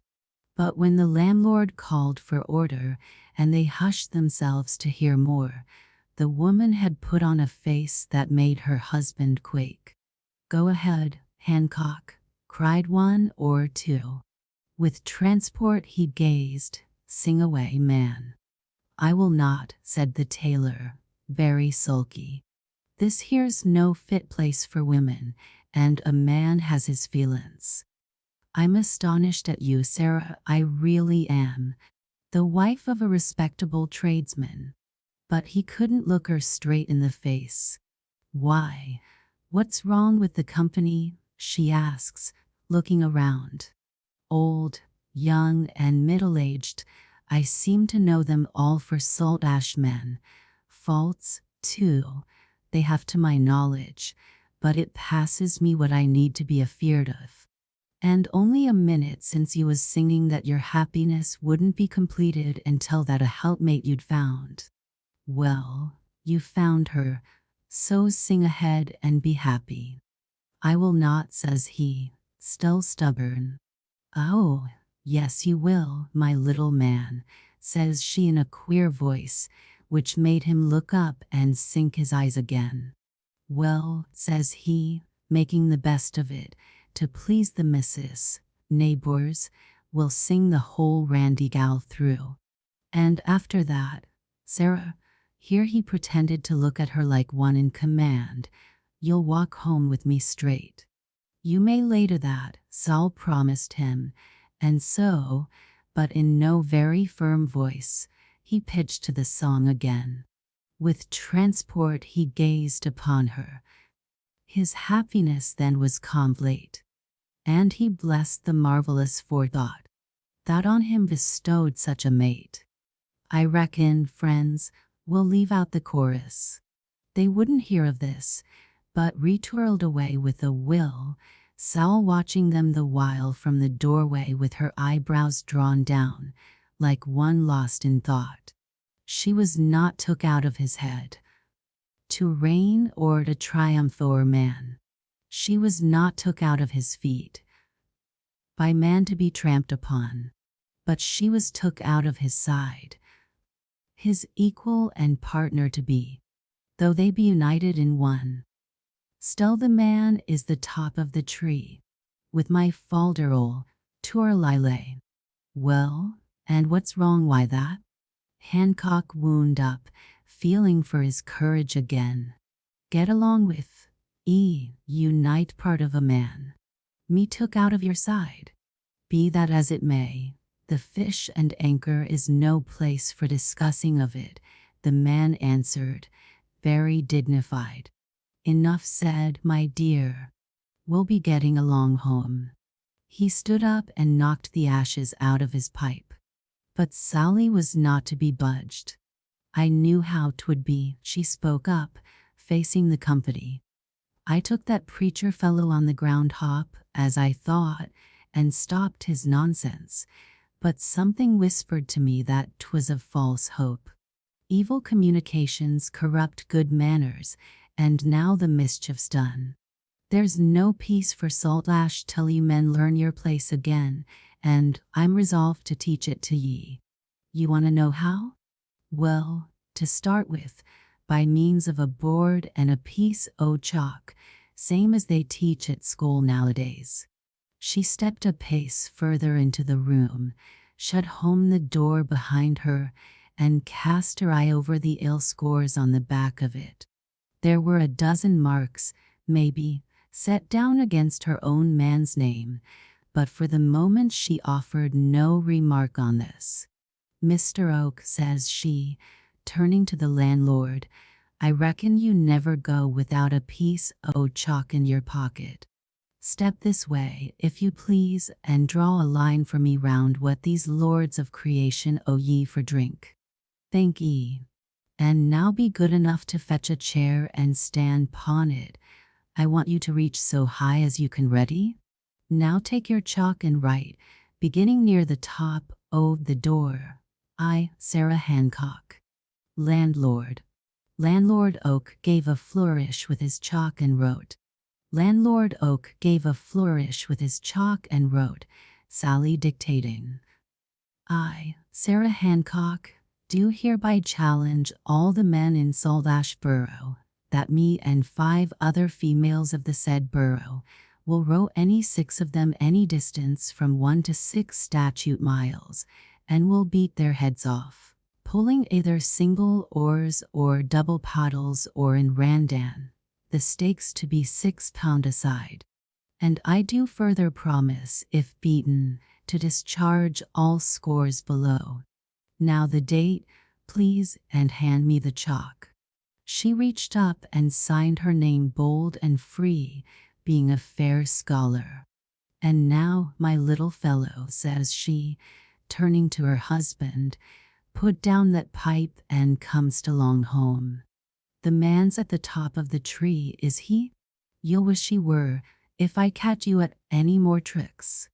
Well, at first the mankind at the Fish and Anchor allowed that Sal couldn't be in earnest. This challenge of hers was all brigandishy, and 1 or 2 went so far as to say 'twould serve her right if she was taken at her word.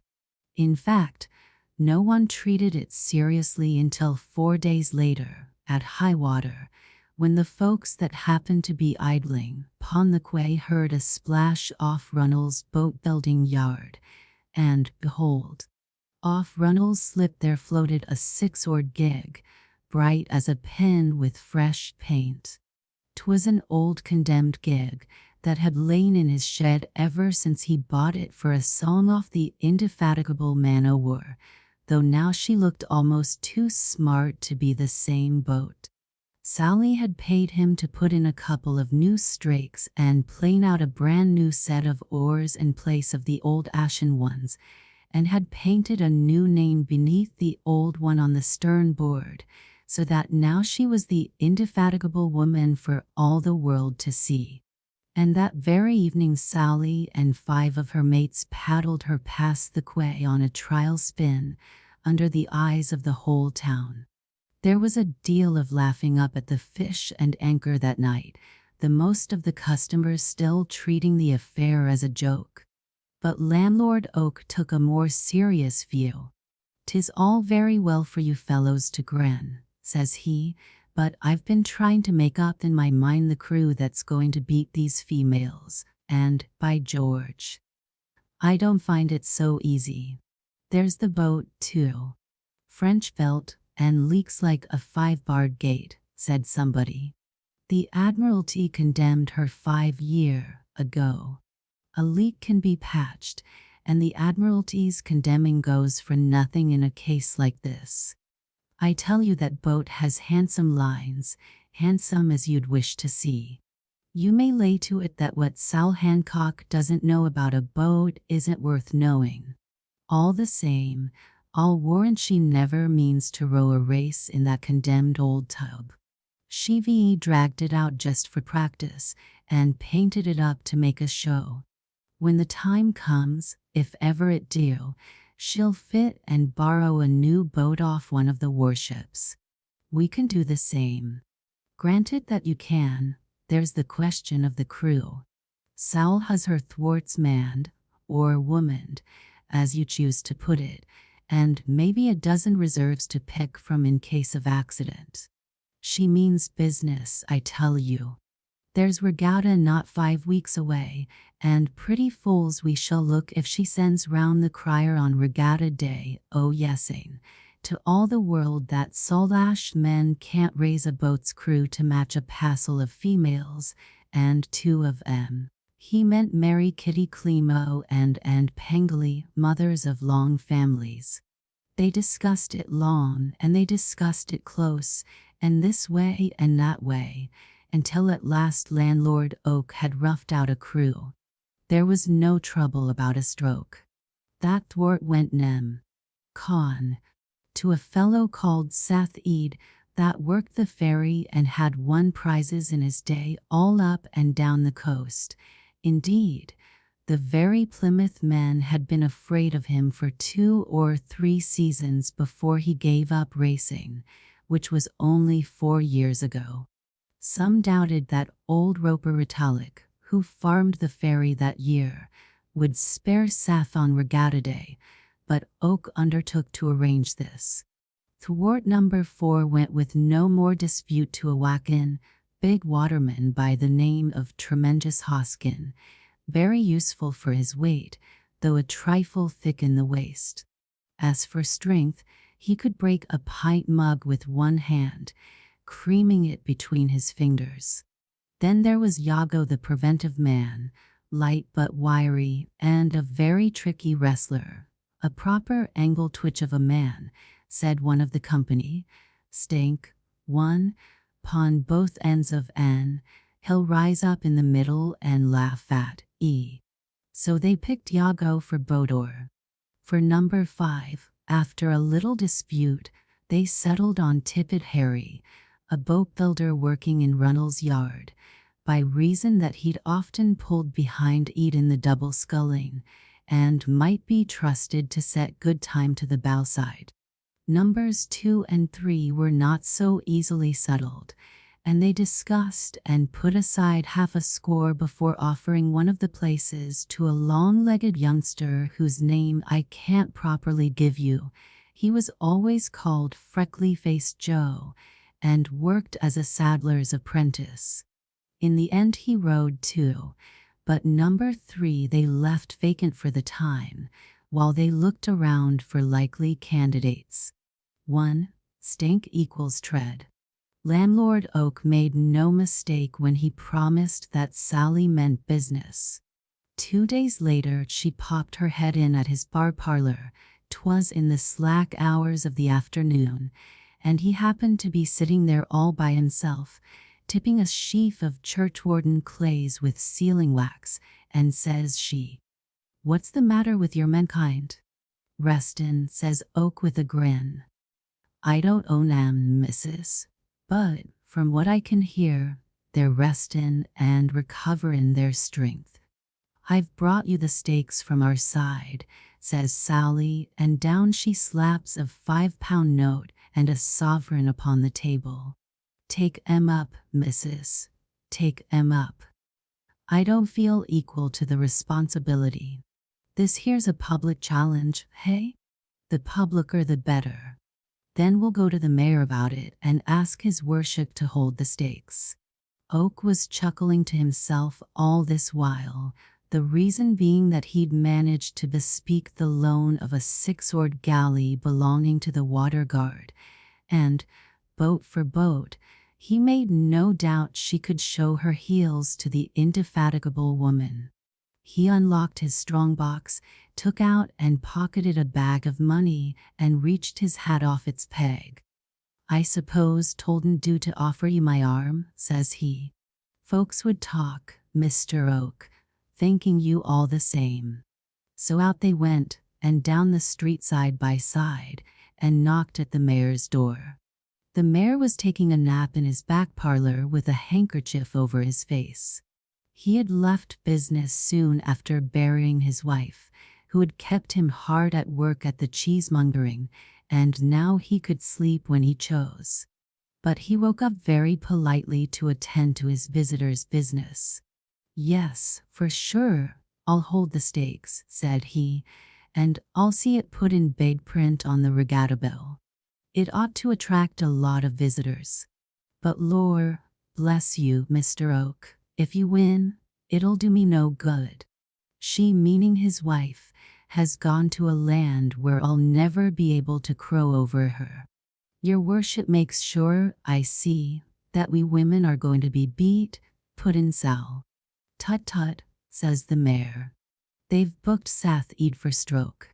And with that he goes very red in the gills and turns to landlord Oak. But perhaps I oughtn't to have mentioned that, says he. Well, says Sal, you've let the cat out of the bag, and I see that all you men in the town are in league. But a challenge is a challenge, and I mustn't go back on it. Indeed, in her secret heart she was cheerful, knowing the worst, and considering it none so bad, and after higgling a bit, just to deceive him, she took pretty well all the conditions of the race as Oak laid and down. A tearing long course it was to be, too, and pretty close on 5 miles. Start from nearabouts where the training ship lays now, down to a mark boat somewheres off Torpoint, back, and finish off Saldash Quay. My dears, she said to her mates later on, I don't mind telling you I was all of a twitter, first along, wondering what card that man Oak was holding back. He looked so sly and so sure of hisself. But if he've no better card to play than Sath Eid, we can sleep easy. Seth Eid's a powerful strong or, Bass Rablin ejected. Was, you mean? He've drunk too much beer these 4 years past to last over a 5-mile course, let be that never was his distance. And here's another thing. They've picked tremendous hoskin for 1 th, and he's as strong as a bullock.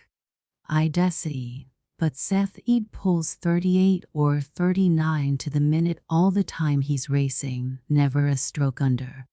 I've watched him a score o' times. If you envy Hoskin his inside after 2 miles o' that, you must be like Pomery's pig, in love with pain.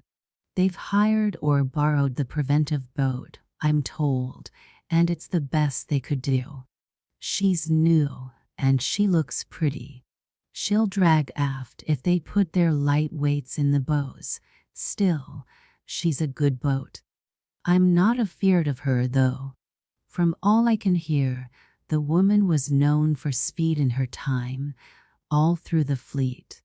You can feel she's fast, and see it if you've half an eye, and the way she travels between the strokes is a treat.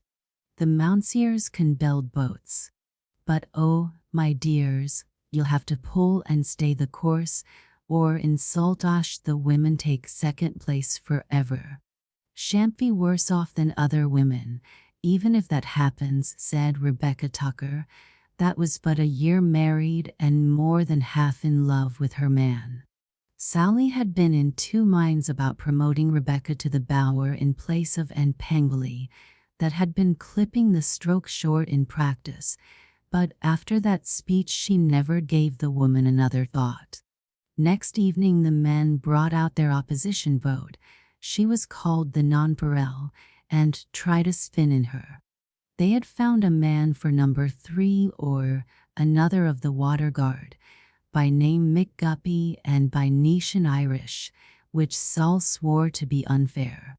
She didn't lodge any complaint, however, and when her mates called out that 'twas taking a mean advantage, all she'd say was, Soldash is Soldash, my dears, and I won't go to maintain that a Soldash crew is anyways improved by a chap from Dundalk. So no protest was entered. I needn't tell you that, by this time, news of the great race had spread to Plymouth, and north away to Callington and all the country round. Crowds came out every evening to watch the 2 boats at their practicing, and sometimes, as they passed one another, Sath Eid, who had the reputation for a wag, would call out to Sal and offer her the odds by way of chaff. Saul never answered. The woman was in deadly earnest, and moreover, I dare say, a bit timbersome, now that the whole borough had its eyes on her, and defeat meant disgrace.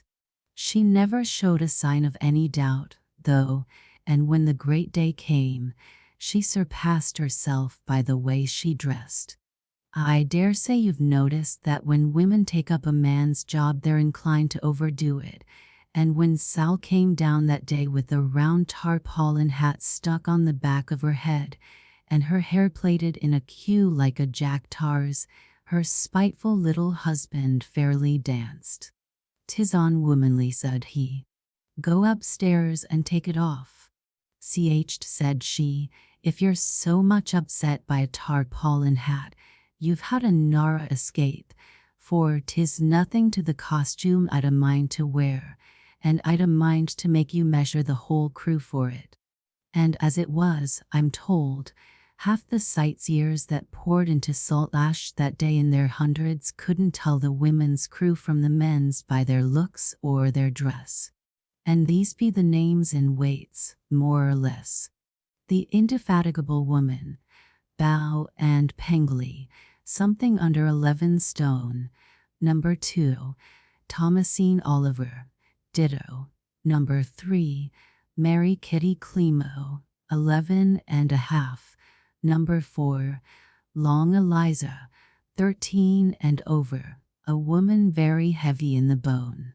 Number 5, Fast Rablin, 12 stone, most of it in the ribs and shoulders, stroke. Sarah Hancock, 12 stone 4, coxswain and Pengley's fourth daughter Wilhelmina, weight about 6 stone. The Indefatigable Woman carried a small distaff in the bows, and her crew wore blue jerseys and yellow handkerchiefs. The Nonpareil, Bow, T. Yago, 10 stone and a little over. Number 2, Freckly-Faced Joe, 12 stone. Number 3, M.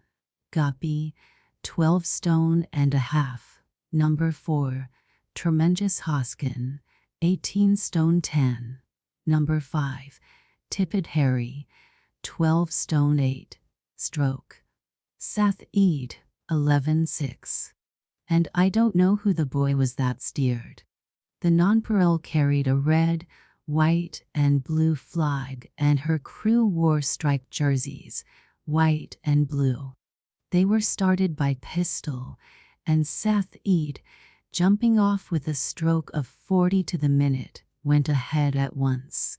In less than 20 strokes he was clear, the Nonpareil lifting forward in great heaves that made the spectators tell each other that though 'twas no race, they had seen something for their money. They didn't see how sweetly the other boat held her way between the strokes, nor note that Sally had started at a quiet 34, the whole crew reaching well out and keeping their blades covered to the finish, coming down to the stroke steadily, too, though a stiffish breeze was with them as well as the tide. I suppose the longest lead held by the Nonpareil during the race was a good 40 yards.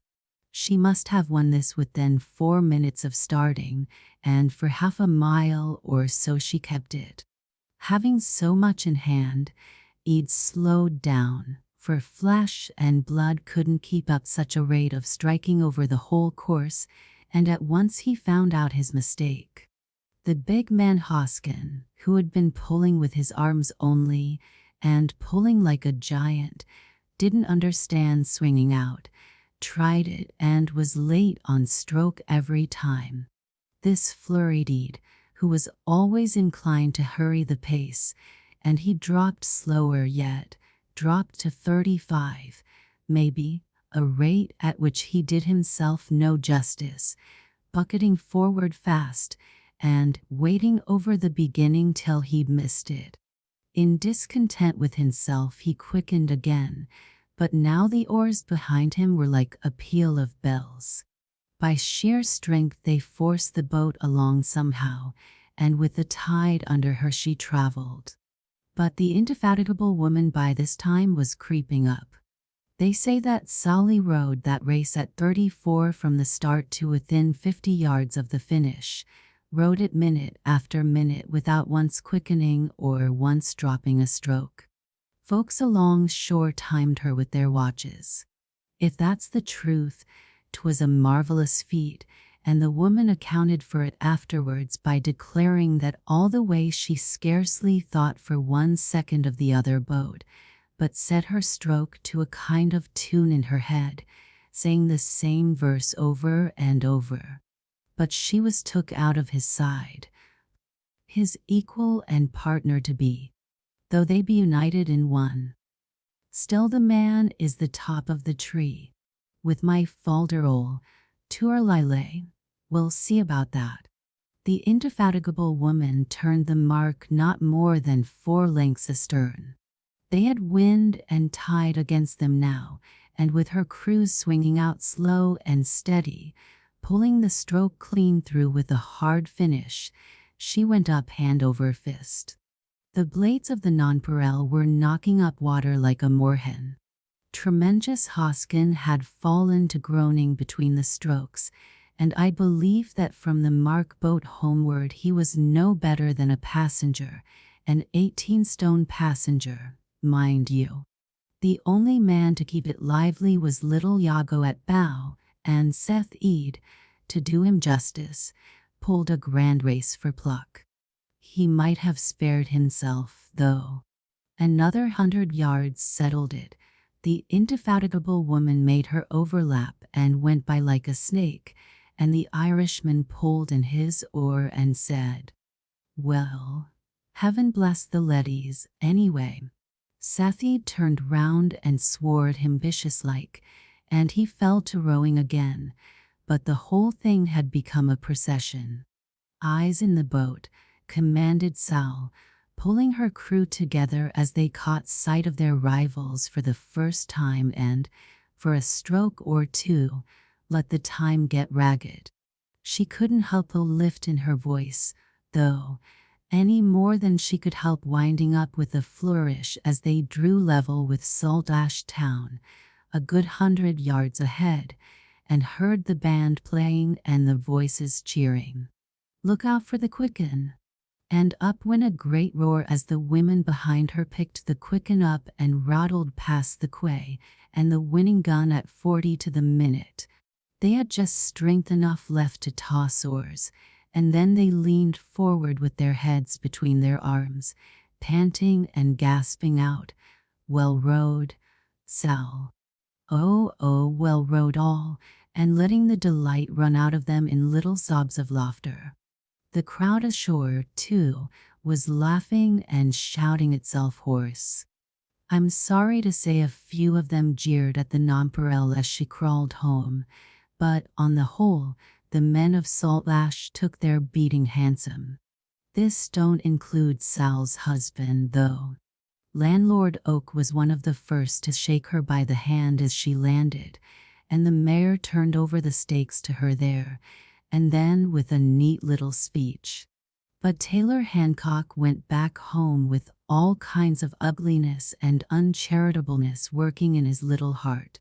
He cursed Regatta Day for an interruption to trade, and Saltash for a town given up to idleness and folly. A man's business in this world was to toil for his living in the sweat of his brow, and so, half an hour later he told his wife. The crowd had brought her along to her house door, and there she left with a word or two of thanks, and went in very quiet. Her victory had uplifted her, of course, but she knew that her man would be sore in his feelings, and she meant to let him down gently. She'd have done it, too, if he'd met her in the ordinary way. But when, after searching the house, she looked into the little back workshop and spied him seated on the bench there, cross-legged and solemn as an idol, stitching away at a waistcoat, she couldn't hold back a grin. "Why, whatever's the matter with you?" she asked. "Work," says he, in a hollow voice. "Work is the matter." I can't see a house, and one that used to be a happy home, go to rock and ruin without some effort to prevent it. I wouldn't begin on Regatta Day if I was you, says Sal cheerfully. Has old Smithers been inquiring again about that waistcoat? He have not. Then he's a patient man, for to my knowledge this is the 3rd week you've been putting him off with excuses. I thank the Lord, says her husband piously, that more work gets put on me than I can keep pace with. And well it is, when a man's wife takes to wagering and betting and pulling in low boat races to the disgrace of her sex. Someone must keep the roof over our heads, but the end may come sooner than you expect, says he, and winds up with a tolerable imitation of a hacking cough. I took 3 pairs of soles and a brill in the trammel this very morning, and if you've put a dozen stitches in that old waistcoat, 'tis as much as ever. I can see in your eye that you know all about the race, and I can tell from the state of your back that you watched it from the quay, and turned into the Sailor's Return for a drink. Hockaday got taken in over that blue wash for his walls. It comes off as soon as you rub against it. I'll trouble you not to spy upon my actions, madam, says he. Man alive, I don't mind your taking a glass now and then in reason, specially on Regatta Day. And us for the Sailor's Return, 'tis a respectable house. I hope so, anyhow, for we've ordered supper there tonight. Supper? You've ordered supper at the Sailor's Return? Sal nodded. Just to celebrate the occasion. We thought, first along, of the Green Dragon, but the Dragon's too grand a place for ease, and Bass allowed, 'twould look like showing off. She voted for coziness, so the Sailor's Return it is, with roast ducks and a boiled leg of mutton and plain gin and water. Set in yourselves up to be men, I suppose, he sneered. Not a bit of it, answered Sal. There'll be no speeches. She went off to the kitchen, put on the kettle, and made him a dish of tea. In an ordinary way she'd have paid no heed to his tantrums, but just now she felt very kindly disposed towards everybody, and really wished to chat over the race with him, treating it as a joke now that her credit was saved, and never offering to crow over him. But the more she fenced about to be agreeable, the more he stitched and sulked. Well, I can't miss all the fun, said she at last, and so, having laid supper for him, and put the jug where he could find it and draw his cider, she clapped on her hat and strolled out. He heard her shut to the front door, and still he went on stitching. When the dusk began to fall, he lit a candle, fetched himself a jug full of cider, and went back to his work. For all the notice Sal was ever likely to take of his perversity, he might just as well have stepped out into the streets and enjoyed himself, but he was wrought up into that mood in which a man will hurt himself for the sake of having a grievance. All the while he stitched he kept thinking, look at me here, galling my fingers to the bone, and that careless fly-by-night wife, oh, mine carousin' and gallivantin' down at the Sailor's Return.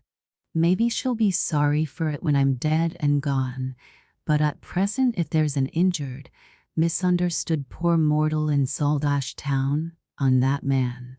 So he went on, until by and by, above the noise of the drum and cymbals outside the penny theatre, and the hurdy-gurdies, and the showman bawling down by the waterside, he heard voices yelling and a rush of folks running down the street past his door. He knew they had been baiting a bull in a field at the head of the town, and, the thought coming into his head that the animal must have broken loose, he hopped off his bench, ran for to the front door, and peeked his head out cautiously. What does he see coming down the street in the dusk but half a dozen sailormen with an officer in charge? Of course he knew the meaning of it at once. 'Twas a press gang off one of the ships in Hemos or the Sound that was choosing regatta night to raid the streets, and had landed at the back of the town and climbed over the hill to take the crowds by surprise. They'd made but a poor fist of this, by reason of the officer letting his gang get out of hand at the start, and by their gait, 'twas pretty plain they had collared a plenty of liquor up the street. But while Hancock peeped out, taking stock of them, a nasty monkey notion crept into his head, and took hold of all his spiteful little nature, and says he, pushing the door a bit wider as the small officer, he was little taller than a midshipman, came swearing by. "Beg your pardon, sir.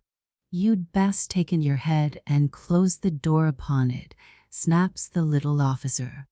"These fools o' mine have got their shirts out and are liable to make mistakes tonight." "What, me, a poor tailor with a hack-in cough?" But to himself, "So much the better," he says, and up he speaks again. "Beggin' your pardon humbly, Commander, but I might put you in the way of the prettiest hall. There's a gang of chaps enjoyin' theirselves down at the Sailor's Return off the quay, and not a protection among them. Fine lusty fellers, too. They might give your men a bit of trouble to start with." "Why are you telling me this?" the officer interrupts, suspicious-like. "That's my affair," says Hancock boldly, seeing that he nibbled. "Put it down to love o' my country, if you like, and take my advice or leave it, just as you please. I'm not asking for money, so you won't be any the poorer. Off the quay, did you say? Has the house a quay door?" "It has, but you needn't to trouble about that. They can't escape that way, I promise you, having no boat alongside." The little officer turned and whispered for a while with two of the soberest of his gang, and presently these whispered to two more, and the four of them marched away up the hill. Hancock, tailor, reads out the officer aloud, stepping back into the roadway and peering up at the shop front. "Very well, my man. You'll hear from us again." "I'm not a skin for any reward, sir." "So you've said, and I was about to say that, if this turns out to be a trick, you'll hear from us again, and in a way you'll be sorry for. And now, once more, take your ugly head inside. 'Tis my duty to act on information, but I don't love informers." For the moment the threat made the tailor uncomfortable, but he felt pretty sure the sailors, when they discovered the trick, wouldn't be able to do him much harm. The laugh of the whole town would be against them, and on regatta night the press, unpopular enough at the best of times, would gulp down the joke and make the best of it. He went back to his bench, but on second thoughts not to his work. 'Twould be on the safe side, anyway, to be not at home for an hour or two, in case the sailors came back to cry quits. Playing the lonely martyr, too, wasn't much fun, with this mischief working inside of him and swelling his lungs like barm, too. He took a bite of bread and a sup of cider, blew out the candle, let himself forth into the street after a glance to make sure that all was clear, and headed for the Fish and Anchor. 2. Barm equals yeast. He found the barroom crowded, but not with the usual regatta night throng of all sorts. The drinkers assembled were either burgesses like himself or waterside men with protection papers in their pockets, for news of the press gang had run through the town like wildfire, and the company had given over discussing the race of the day and taken up with this new subject. Among the protected men his eye lit on Treleaven the Hoveler, husband to Long Eliza, and Caius Pengbly, husband to and that had pulled bow in the race. He winked to them mighty cunning. The pair of ams seemed dreadfully cast down, and he knew a word to put them in heart again. "Terrible blow for us, mates, this woman's mutiny," says he, dropping into a chair careless-like, pulling out a short pipe and speaking high to draw the company's attention. "Oh, stow it," says Caius Pengilly, very sour. "We'd found something else to talk about, and if the women have the laugh of us today, who's responsible after all? Why, you, with your darned silly song about Adam and Eve. If you hadn't provoked your wife, this here wouldn't ha happened." "Indeed," says the monkey fellow, crossing his legs and puffing. "So you found something better to talk about? What's that, I'd like to know?" "Why, there's a press gang out," says Treleaven. "But a fellow with your shaped legs don't take no interest in press gangs, I reckon." "Ah, to be sure," says the little man, but he winced and uncrossed his legs all the same, feeling sorry he'd made, and so conspicuous. "Ah, to be sure, a press gang. I'm but, as it happens, that's no change of subject. Us don't feel in no mood to stomach your fun tonight, Hancock, and so I warn 'ee," put in Pengilly, who had been drinking more than usual and spoke thick. "If you've a meaning up your sleeve, you'd best shake it out." Hancock chuckled. "You fellows have no invention," he said, "no resource at all, as I may call it. You stake on this race, and, when the women beat you, you lie down and squeal.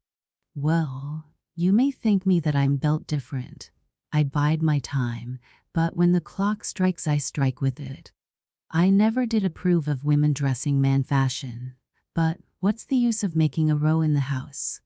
The time is bound to come, said I to myself, and come it has. If you want a good story cut short, I met the press gang just now and turned on to raid the sailors' return, and if by tomorrow the women down there have any crow over us, then I'm a Dutchman, that's all." "Bejimbers, Hancock," says Treleaven, standing up and looking uneasy, "you carry it far, I must say." "Far? A jolly good joke, I should call it," answers Hancock, making bold to cross his legs again. And with that there comes a voice crying Pellaloo in the passage outside, and, without so much as a knock, a woman runs in with a face like a sheet, Sam Hockaday's wife, from the sailor's return. "Oh, Mr. Oak, whatever is to be done? The press has collared Sally Hancock and all her gang. Some they've killed, and wounded others, and all they've bound and carried off and shipped at the quay door. Oh, Mr. Oak, our house is ruined forever." The men gazed at her with their mouths open. Hancock found his legs somehow, but they shook under him, and all of a sudden he felt himself turning white and sick.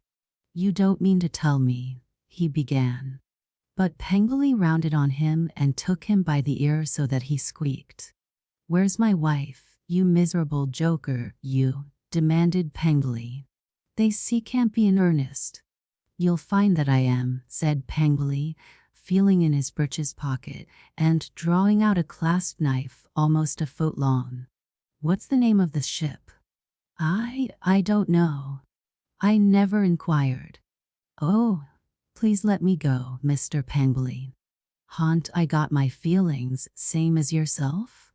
There's a score of vessels atween this and Cawsand," put in Treleaven, catching his breath like a man hit in the wind, "and half a dozen of 'em ready to weigh anchor any moment. There's naught for it but to take a boat and give chase." Someone suggested that Sowl's own boat, the Indefatigable Woman, would be lying off Runnels Yard, and down to the waterside they all ran, Pengilly gripping the tailor by the arm. They found the gig moored there on a frape, dragged her to shore and tumbled in. Half a dozen men seized and shipped the oars. The tailor crouched himself in the stern sheets. Voices from shore sang out all manner of different advice, but 'twas clear that no one knew which way the press boat had taken, nor to what ship she belonged. To Hancock 'twas all like a sick dream. He hated the water. He had on his thinnest clothes. The night began to strike damp and chilly, with a lop of tide running up from Hemos and the promise of worse below. Pengli, who had elected himself captain, swore to hail every ship he came across, and he did, though from the first he met with no encouragement. "Ship, ahoy!" he shouted, coming down with a rush upon the stern windows of the first and calling to all to hold water. "Ahoy! Ship!" A marine poked his head over the taffrail. "Ship it is," said he. "And what may be the matter with you? Be you the ship that has walked off with half a dozen women from Soldash?" The marine went straight off and called the officer of the watch. "Boatload of drunk chaps under our stern, sir," says he, saluting. "Wanna know if we've carried off half a dozen women from Soldash?" "Empty a bucket of slops on 'em," said the officer of the watch, "and tell 'em, with my compliments, that we haven't." The marine saluted, hunted up a slop bucket, and poured it over with the message. "If you want to know more, try the guardship," said he. "That's all very well, but where in thunder be the guardship?" said Pur Pengli, scratching his head. Everyone knew, but everyone differed by something between a quarter and half a mile. They tried ship after ship, getting laughter from some and abuse from others. And now, to make matters worse, the wind chopped and blew up from the sou'west, with a squall of rain and a wobble of sea that tried Hancock's stomach sorely. At one time they went so far astray in the dark as to hail one of the prison hulks, and only sheered off when the sentry challenged and brought his musket down upon the bulwarks with a rattle. A little later, off Torpoint, they fell in with the water police, who took them for a party rowing home to Plymouth from the regatta, and threatened 'em with the lock-up if they didn't proceed quiet. Next they fell foul of the guardship, and their palaver fetched the admiral himself out upon the little balcony in his nightshirt. When he'd done talking they were 100 yards off, and glad of it. Well, sir, they tried ship after ship, the blessed night through, till hope was nigh dead in them, and their bodies ached with weariness and hunger. Long before they reached Devil's Point the tumble had upset Hancock's stomach completely. He had lost his oar. Somehow it slipped off between the full pins, and in his weakness he forgot to cry out that 'twas gone. It drifted away in the dark. The night all round was black as your hat, the squalls hiding the stars, and he dropped off his thwart upon the bottom boards. "I'm a dying man," he groaned, "and I don't care. I don't care how soon it comes. 'Tis all over with me, and I shall never see my dear Sally no more." So they tossed till day broke and showed Drake's Island ahead of them, and the whole Sound running with the tidy send of sea from the southward, grey and forlorn. Some were for turning back, but Pengli wouldn't hear of it. "We must make Kazan Bay," says he, "if it costs us our lives. Maybe we'll find half a dozen ships anchored there and ready for sea." So away for Kazan they pulled, hour after hour, Hancock all the while wanting to die, and wondering at the number of times an empty man could answer up to the call of the sea. The squalls had eased soon after daybreak, and the sky cleared and let through the sunshine as they opened the bay and spied 2 sloops of war and a frigate riding at anchor there. Pulling near with the little strength left in them, they could see that the frigate was weighing for sea. She had one anchor lifted and the other chain shortened in. Her topsails and topgallant sails were cast off, ready to cant her at the right moment for hauling in. and officers stood ready by the crew manning the capstan, and right aft 2 more officers were pacing back and forth with their hands clasped under their coat-tails. "Lord," groaned Pengli, "if my poor Anne's aboard of she, we'll never catch her." He sprang up in the stern sheets and hailed with all his might.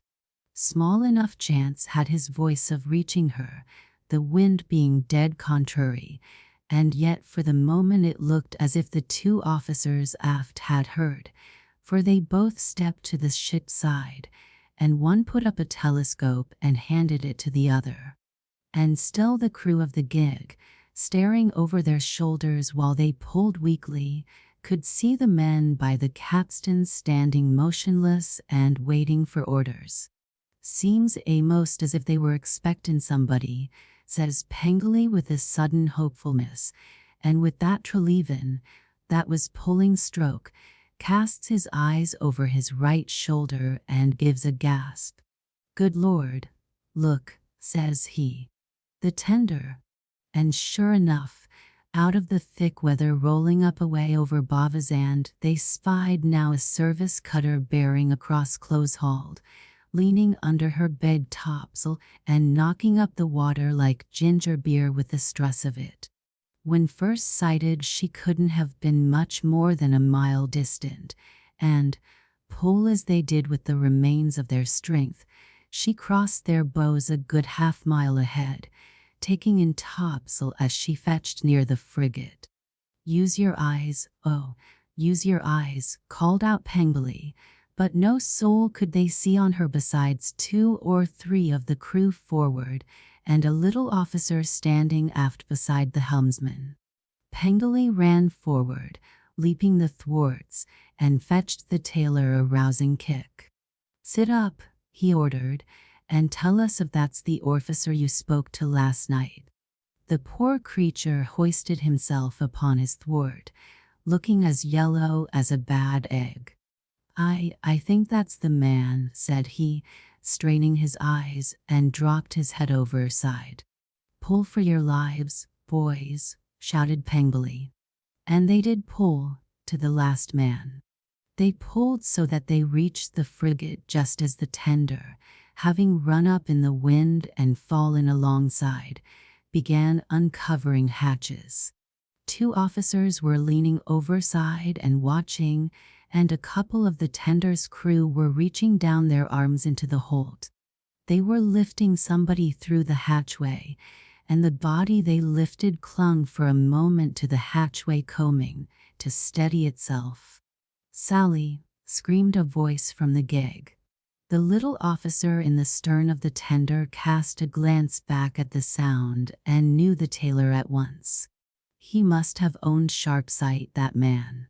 "Oh, you've come for your money, have you?" says he. And, looking up at the 2 officers overhead, he salutes, saying, "We've made a tidy haul, sir, thanks to that man." "I don't want your money. I want my wife," yelled Hancock. "And I mine," yelled Pengli. "And I mine," yelled Trelevin. By this time the gig had fallen alongside the tender, and the women in the tender's hold were coming up to daylight, one by one. Sal herself stood watching the jail delivery, and first of all she blinked a bit, after the darkness below, and next she let out a laugh, and then she reached up a hand and began unplaiting her pigtail. "Be you the captain of this here ship?" asks she, looking up and addressing herself to one of the officers leaning overside. "Yes, my man. This here's the Ranger frigate, and I'm her captain. I'm sorry for you. It goes against my grain to impress men in this fashion, but the law's the law, and we're ready for sea, and if you've any complaints to make I hope you'll cut 'em short." "Officer." The little officer had turned white as a sheet.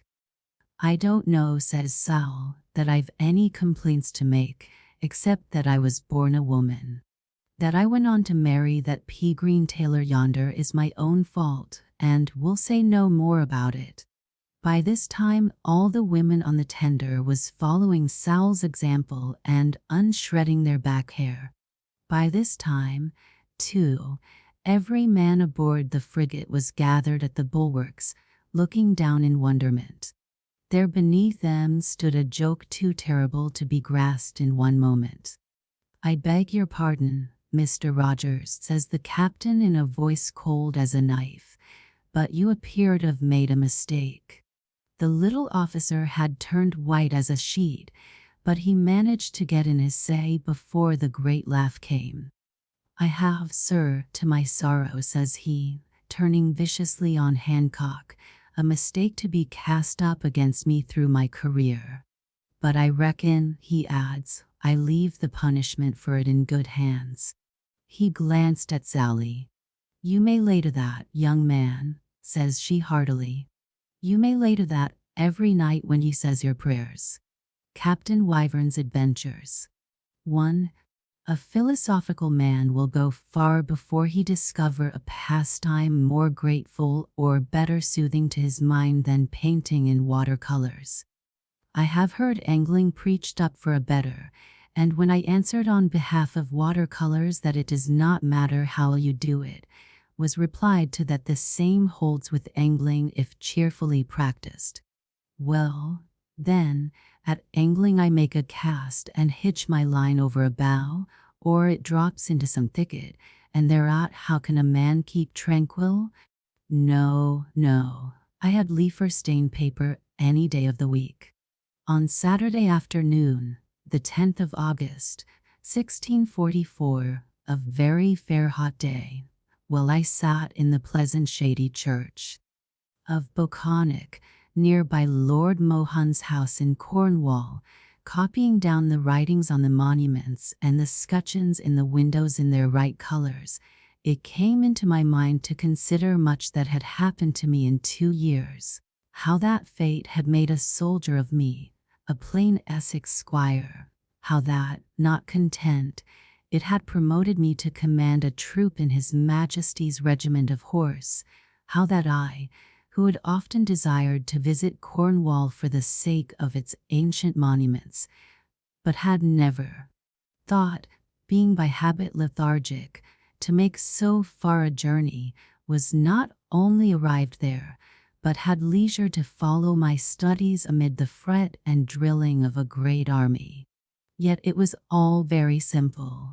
On the 1st of August we had marched with His Majesty across the passes of the Tamar, the Earl of Essex giving ground before us and daily withdrawing his forces closer around Foy, where, having a good harbor, he could easily fetch his victuals in from the sea. I will not tell how little by little we prevented him, and at last, surprising a fort by the harbor's entry, cut him off from aid of his shipping. All this was to come. Meanwhile, though pent in a few miles of ground, he had a fair back door for his needs. The campaign was brought to a lock, and for almost 2 weeks we pushed matters half-heartedly, I believe, because the king had hopes of bringing the enemy to terms. Many letters came and went by trumpet, but in our camp on the moors over Boconic we did little from day to day save meet and picker with small bodies of the rebel horse. My duties giving me leisure, I turned to recreation, and Lord, how good it seemed to be antiquary again after 2 years of soldiering. That afternoon I played with my box of paints as a child who comes home for his first holidays and takes down his familiar toys from the shelf. Let others, said I, forgetting all the distractions of our poor realm of England, let others have the making of history so I may keep the enjoying of it. They were famous scutcheons, too, that I sat a-copying, the Mohins having been Earls of Somerset, Lords of Dunster, and a great family in their day. Mohun, indeed, had come with the Conqueror. Laville William de Moyen. Ont avec le mate compagnon, said the rhyme, as I remembered, and, behold, A fair monument against the north wall of the chancel, where I began, carried the royal coat of England and France with a label, impaling the ground or and enrailed cross sable of the Mohans, this for a Philippa of their house that married with Edward, Duke of York, slain at Agincourt, and, decided, Courtney's 3 Tordos and Fitzwilliam's 3 Bandlets, Bevel and Brewer, Strange and Redvers, a covert with 3 box heads having their antlers depressed, which I took for hair. And another coat to set in antiquary thinking, for it bore azure a band or, with a label of 3 points gules. Scrope or Grosvenor, said I to myself, looking up from my work towards the east windows, where the same scutcheon was repeated. I wonder which claims you in these parts. The shield that bore this famous device had it quartered on the sinister side with Courtney and Redvers, and impaling these on the dexter side were, quarterly, 1. A space patched with clear glass, originally Mohun, no doubt, 2. For 3 stags' heads or hair, 3. Azure 3 bandlets or Fitzwilliam, 4. A device which again puzzled me. It seemed to be an arm habited in a manche or sleeve, ermine, holding in the hand a golden flower. Now while I painted, an old man had been moving about the far end of the church, whom I took for the sexton. I had passed him in the churchyard outside, when he was scything down the grass upon a grave, and had noted no more of his back than that he wore the clothes of a hind with a scrap of sacking over his shoulders, nor perhaps would have noted so much as this, had not his clothing seemed overwarm for the time of year. But now, while I stood conning the coats in the east window, he drew towards me and spoke, stretching forward a hand timidly, almost touching my elbow. "Sir," said he, and his voice and face bore instant witness together of gentle birth, "I am gladly at your service, if anything there perplex you." With that he nodded towards the coats of arms. In a trice I had recovered myself. "Then you, too, have a taste for such trifles?" answered I. "We are well met, sir." He shook his head, avoiding my look. You might have called his a noble face, but more than anything else it was patient. "I belong to these parts," said he, "and would ask a stranger to use my small knowledge, but, for myself, all such things may pass with me into oblivion, and I say, Amen." Said I then, "Maybe you can tell me of that coat in the 4th quarter dexter, the hand grasping a gold fleur-de-lis." "Willingly," said he. "That is another device of the Mohans, who in later times changed it for the sable cross enrailed. At the first they bore a man's hand in a sleeve. The flower it grasps came to them in this way. There was a certain Reginald Mohun, Lord of Dunster, who gave himself entirely to good works and founded a great abbey at Newenham, on the Somerset border. That was in Henry III's time, I think in 1246 or maybe 50. Having seen his abbey consecrated, he passed to the court of Rome, which in those days was held at Lyons, to have his charters confirmed, and he happened there in Lent, when the Pope's custom was, on a day after hearing Laetare Jerusalem, to give a rose or flower of gold to the most honorable man then to be found at his court. They made inquiry that year, and found the most honorable to be this Reginald Mohun, of whom the Pope asked what rank he bore in England. Mohun answered, "A plain knight bachelor." "Fair son," said the Pope, "hardly can I give ye then this flower, which has never been given to one below a king or a duke, or, at least, an earl. Therefore we will that ye shall be Earl of Este, which, as you know, is Somerset." Mohun answered, "Holy Father, I have not wherewithal to maintain that title." So the Pope gave him 200 marks a year out of the Peter's pence, and so the Mohans added golden flowers to their arms. "I thank you, sir," said I, "but whose is this other noble coat of azure with the band or? Did Grosvenor ever wed in these parts? Or Scrope?" "Neither," said he. "That coat is mine." "Yours?" I cried, surprised out of good manners.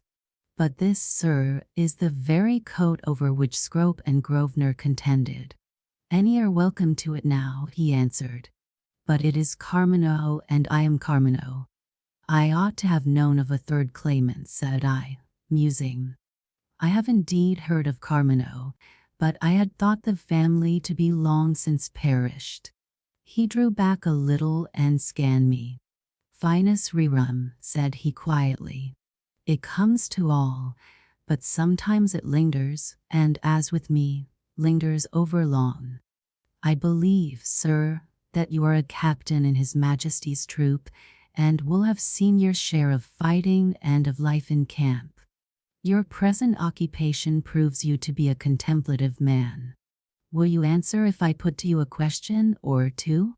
"Willingly," said I. "You are unmarried?" "I am." "And you volunteered for the King's service in a hot fit of loyalty, or maybe in a hot fit of indignation at the perils threatening him, or against the insolence of Parliament? You had come to an age when with cooling judgment these fits grow rare, yet have not quite given over their patient to the calm of middle life. You will tell me if I guess amiss." "But on the contrary, sir," said I, "you have read me correctly. 'Twas in a passion of loyalty that I took up arms." "And in the quest of it," he went on, "you fancied that all the currents of your nature had been swept into a fresh channel, that you were a new man, that this upheaving strife altered the face of all things, and you along with it." "Why, and so it has," cried I.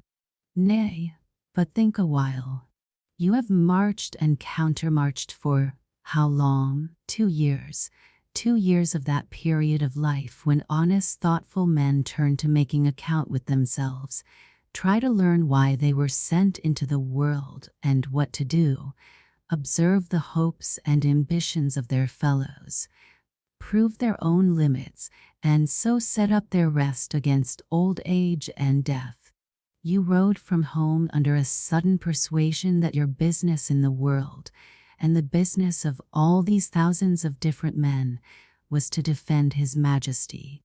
How long this persuasion held you I will not guess, yet I do not doubt that, as the days went by, you observed all these particles of an army returning to their true natures, the young gentlemen of your troop pickering in bravado, or in mere love of a skirmish, because their blood is hot, coarser fellows lusting to break heads for the sake of plunder, craftier knaves, who know that war is insanely wasteful, robbing their own side at less risk, calculators such as Wilmot, Grenville, Goring, playing for high stakes under the fence of warfare, which of itself interests them not a jot. As for you, sir, I took note of your horse just now at the churchyard gate. You see well 'tis grooming." "I groom him always with my own hand," said I. "To be sure, a man of method, strict and punctual in all soldierly duties. But the savor has gone out of them. Where the treasure is, there will the heart lie also." He nodded toward my drawings. Now there lurked a nettle of truth in his words, and it stung me. "And where may your treasure lie, sir?" I asked pretty sharply. "Come," said he, and led the way out into the churchyard. The sun was fast declining, and the light fell in warm beams against the gravestones and over the belted trees that ringed the prospect. He waved a hand. "From the high land above us, sir, you may look almost to 2 seas, and between these 2 seas all was once Carmino's. 200 years before the Normans came, Carmino was a great man, and for 400 years after. A white treasure, said I. You will not find my heart hid beneath a single turf of it, but here only, said he, and pointed, and I looked down upon a green grave. I think that I understand, sir, said I, as gently as might be. He was your son. He bent his head, yet anon shook it, patiently dissenting. He was my son, the child of my old age. But, to understand, you must first be father to such an one, and outlive him. Now I was casting about for a word or two of comfort, albeit knowing how idle they needs must be, when I heard a galloping on the drive, and my name shouted lustily, and there came riding down to the gate from northward our Colonel Digby, waving a paper in his hand. Wyvern, he called, as he reined up. I have a favor to ask, and have ridden to ask it in person. Read you this letter, but first mount and ride with me to the ridge. So I untethered my horse, mounted and rode with him to the ridge. Tell me what you see yonder. I stood up in my stirrups, shading my eyes. I see, said I, a troop of horse on the third rise. To all appearance the riders are dressed in white. There in their shirts, the dogs. Now read their challenge, for they attend on our answer. Tush, said I, having glanced over the paper in my hand. 'Twas a foolish challenge, signed by one Strahan, colonel of horse in the Parliament forces, and dared us to a combat of cavalry, 100 upon each side, in shirt and breeches, each man carrying but one pistol besides his sword. Are we boys, that we should heed such braggart nonsense? I heard a chuckle beside me, and looked down to see that old Carmino had run and caught up with us. He lifted the palm of his hand under which he scanned the foe, and his eyes met mine mockingly. They have wind, said Digby, of the Earl's letter.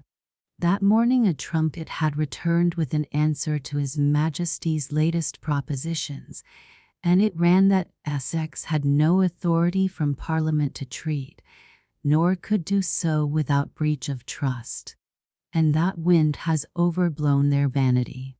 Then, with submission, Colonel, I said, I would send them no answer, but let them coal in their shirts. And I agree, he answered. But, as luck will have it, His Majesty has dictated an answer, and that answer is already on its way. To what effect did His Majesty answer? To the same as a certain king of Israel who said, Let the young men arise and play before us. There was no need to drum for volunteers, neither. Nay, I grunted, we had never yet a lack of hot-headed fools. I had no care to meet the gaze of old Carmino, but I knew that it was upon me, for he stood close by my stirrup. I knew moreover that it was saying, You, a staid man, mixed up in this folly. And this king who forwards it for sport, is this he whom your life's business was to defend?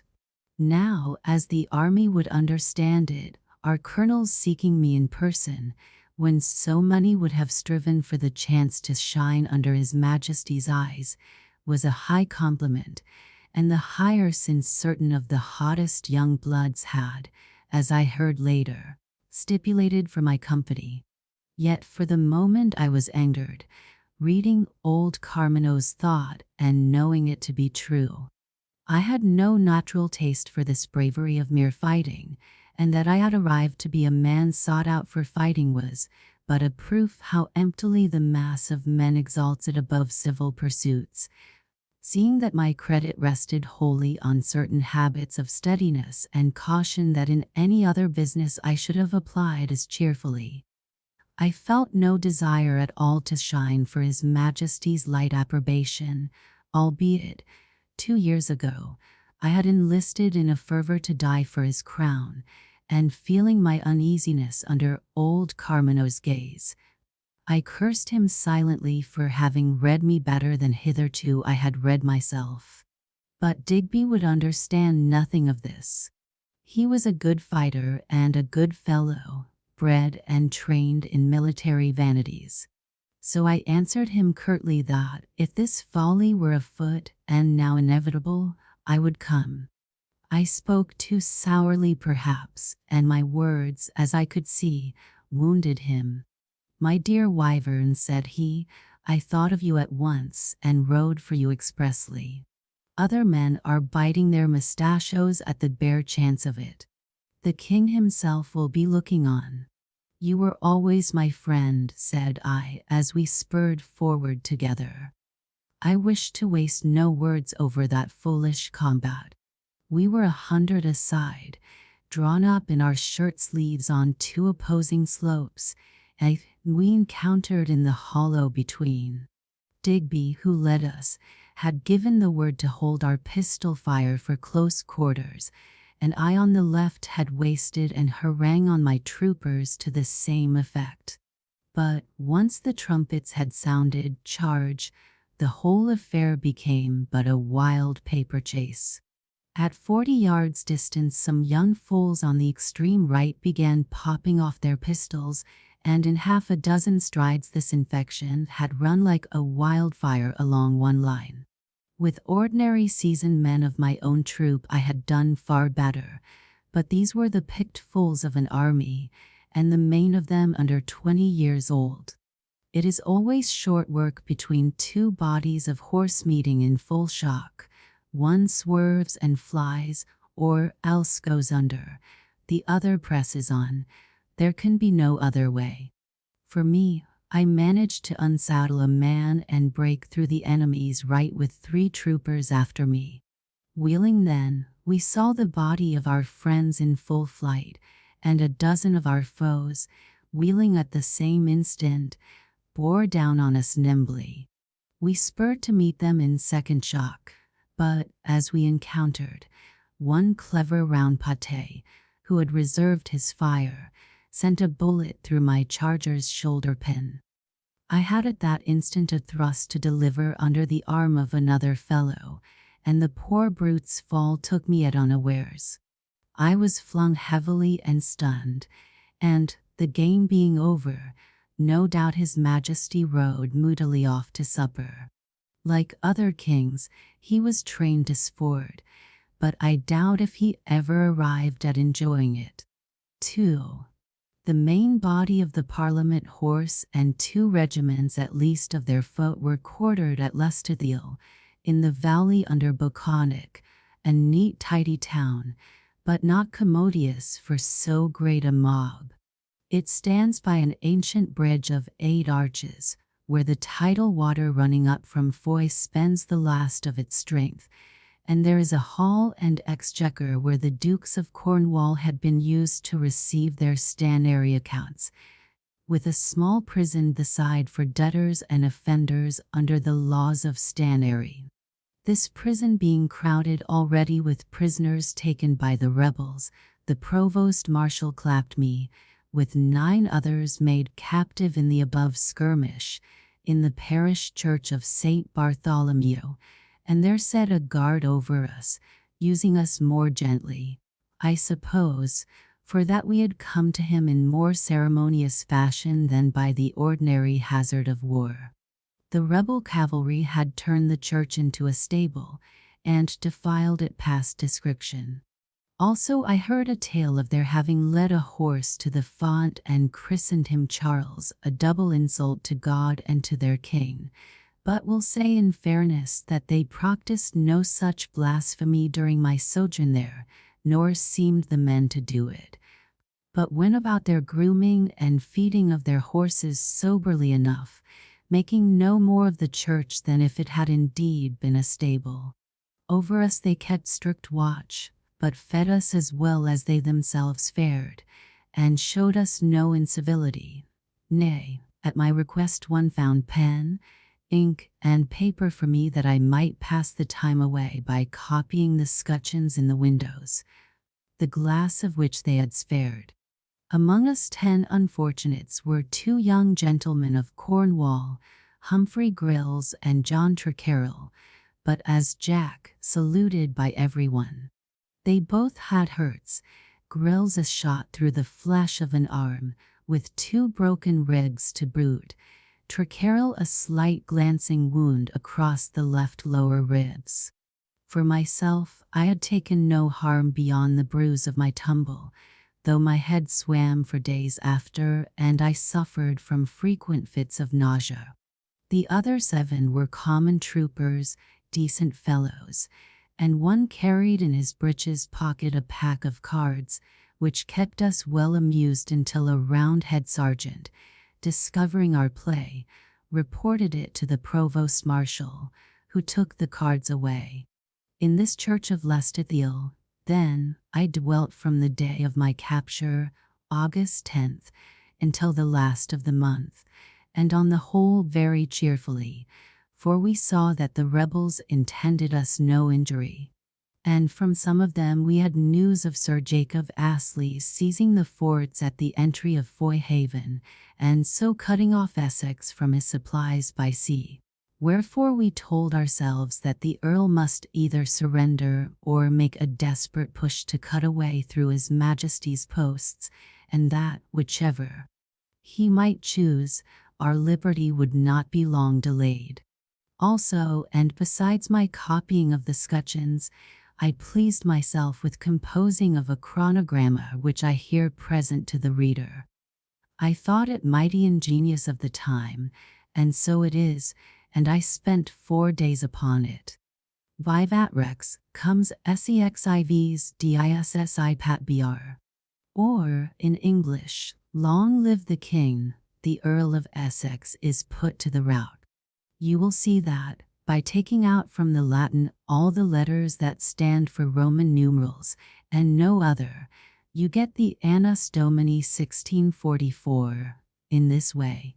NDC together make 1600, the total 1644, and XXVVVV 40, and III 40. I have shown it to many in private, and all agree that no better chronogramma was made during the late troubles, but, to be sure, I had leisure for it. To leave these toys on the last day but 1 of August, and a little before 9 in the evening, there came into the church, that was lit by a few lanterns only, 2 foot soldiers bearing a ladder between them and a rope, which presently they set down in a corner by the belfry and departed. They being scarce gone, by and by there entered 2 other soldiers with a prisoner, whom they unbound, for his arms had been trussed behind him, and bade make what cheer he might until the morrow. Now, whether he had spied us or not as they brought him in I cannot say, but, being loosed, he moved at first down the aisle uncertainly as a man might who found even the dull light too strong for his eyes, then, with a quick tottering step towards us, that were gathered around a lantern and taking our supper near the belfry, and as he drew toward us I knew him for old Carmino. "Why, what harm can they have found in you?"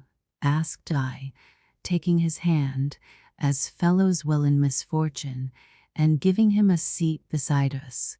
At this distance of time I will own that this speech of mine seems not over-delicate, yet these were the words I used, and, be sure, I meant them well. He put my question aside. "You had ill luck," he said. "I watched you from the high ground, and my heart went with you, that is to say, with you, sir, and with you." Here he bowed to Grills and Jack Trecarrel, and went on as if explaining his performance lucidly. "My son, sirs, had he lived, would have been about your age. He died at 18 and a few months, but I think of him year by year as alive and growing, and so I seem to share in his hopes and his high mettle." My companions, as well they might, stared at him, and from him to me, thinking, no doubt, that here was some madman. "Excuse me," said I, and presented him formally. "This gentleman and I are, in a fashion, acquaintances. He is a countryman of yours, by name Carmino." "Carmino?" Young Grills looked at him musingly. "I have read the name on 100 old parchments at home." "The estates, sir," said Carmino, "have passed into many hands, but into none worthier than that of Grills." "Faith, that's handsomely said," answered Grills, perceiving now that, in spite of the old man's dress, he had to do with a gentleman. "And as for the estates, our greed, which, a generation or two back, was a scandal, has not swallowed them all. Hope, though, for that matter, if these crop ears prevail, 'tis little enough that any of us will inherit." "They will not prevail of this bout," said the old man. "At Foyt, they tell me, the Earl has but 6 days' provisions and is planning to slip away by sea. Between this and the coast the soldiers have eaten all bare. In a day or two they must break through or surrender, and I think, gentlemen, I can promise that you will be soon enlarged." "You speak with assurance, sir," said I, handing him a crust and filling a pannikin for him from our common pail of water. "And yet," said he, with a faint smile, "I am no combatant. No, nor even a spy, though tomorrow morning they are to hang me for one." He spoke the words quietly and fell to munching his crust. The 3 of us, and the troopers too, stared at him amazed, and for explanation, his jaws being occupied, he pointed a thin finger at the ladder and rope. "But surely," I began, "since you are no spy, someone can speak for you." "Lord, sirs," he took me up, "what does it matter? I had yet left to me a small estate in St. Teith parish, which they have twice pillaged. My son they slew on outpost duty, before the first Braddock fight." He turned to me again. "What says the Mohun motto, sir? Generis revocamus honores, is it not? Well, there is no chance about for the Carminos. Let the Mohans paint up their ancestral hand clutching the Pope's golden flower. I have held a fairer in mine, and seen it wither. I have lived through the bitterness of death. I have seen the end of things. The last Carmino goes down the blind way of fate, goes out in obloquy tomorrow, hanged for a spy by mistake. I have finished my quarrel with the gods. They are strong, and I make no complaint that they choose to wind up with a jest. I do assure you, sirs, that I neither fear death nor disdain any way of it." But here Jack Trecarrel, that had been staring gloomily at the wall opposite, suddenly rubbed his eyes and sat up with a laugh. "By the Lord, Master Carmino, and if that be how you take it, you may yet turn the jest against the gods." We stared at him all, trying to read his meaning. "Nay," he went on, "I have a slow wit, and you must give me time. The notion in my head may be worth much or a little. Only you must tell me, Master Carmino, on what ground you promised us that our liberty was nigh at hand, for something will depend on that." "'Tis that fortunate knowledge unfortunately brings me here," answered the old man with a grave smile. "You know the narrow road that passes for a space along the left bank above the bridge, and so strikes away to the northeast over the downs? It has deep hedges, you will remember, and at the bend stands a mean cottage. For days we have heard talk that the enemy would try to break away by this road, and a week ago Goring moved down a body of horse to the fields hard by and posted a strong picket in and about the cottage, to counter this design. Well, then, I, tonight, taking my ramble after sunset, as my custom is, and known to our sentries, came down to this cottage, supposing myself to be well within our lines. To my concern, no one challenged me, and, creeping a little closer, I found the place empty. But while I stood, puzzling this out, a man called softly from a little way down the lane, where between the hedges all was dark to my eyesight, whom I approached without fear, supposing him to be one of our sergeants in command of a piquet, and that maybe he had a message for me to take back to Goring. "Give the password, friend, and tell us, what time did he say?" this man demanded of me. I, taken aback by these words, stood still, and with that I saw beyond the hedge the faint light of the stars shining on many scores of morions and breastplates. 'Twas a whole troop of horse drawn up and standing silent in the field below. At once I knew that these must be rebels, that the pass had been sold by some traitor, and that I had tumbled by mistake into the part of his messenger. Heaven knows if, using my wit and naming an hour boldly, I might yet have escaped and carried back warning to camp. I think not, for they would have pressed me for the password. As it was, being dumbfoundered, I broke away and tried to run, but the fellow was after me in a trice, and my old legs carried me but a dozen yards before he had me down and flung on my back. You can guess, sirs, what remains to tell. They marched me down here, and tomorrow, supposing me to know what would implicate, no doubt, several men of standing in both armies, they will close my mouth forever. For 'tis certain the king's interests have been betrayed, and the rogues will break through tonight, no one hindering. They have a river fog, too, to help them. Now, whether or not the infantry will make a dash for it after the horse I cannot tell you, but tomorrow His Majesty will march down into Lustithiel, and you will be free. Then a few hours would suffice to save you, Master Carmino, said Tranquil, still pondering. The old gentleman shrugged his shoulders. They will get my business done early, said he. I pray you, feel no more concern about it. He turned to me and asked if I had amused myself with sketching the monuments of this church as well as of Boconic. The windows being dark against the lantern light, we could see no more than the outlines of their blazonries, but he seemed to know them by heart. I told him how that among them I had found his own coat twice depicted, Asher, a band or, but this time without the three-pointed label of difference. He nodded. And that is right, said he, we have no business with the label. He went on to tell that in Edward III's time, in the English camp before Paris, Carmino of Cornwall had challenged Sir Richard Scrope with wrongfully bearing his arms, and that 6 knights appointed to decide the controversy had found Carmino to be descended of a lineage armed Asher, a band, or, since the time of King Arthur.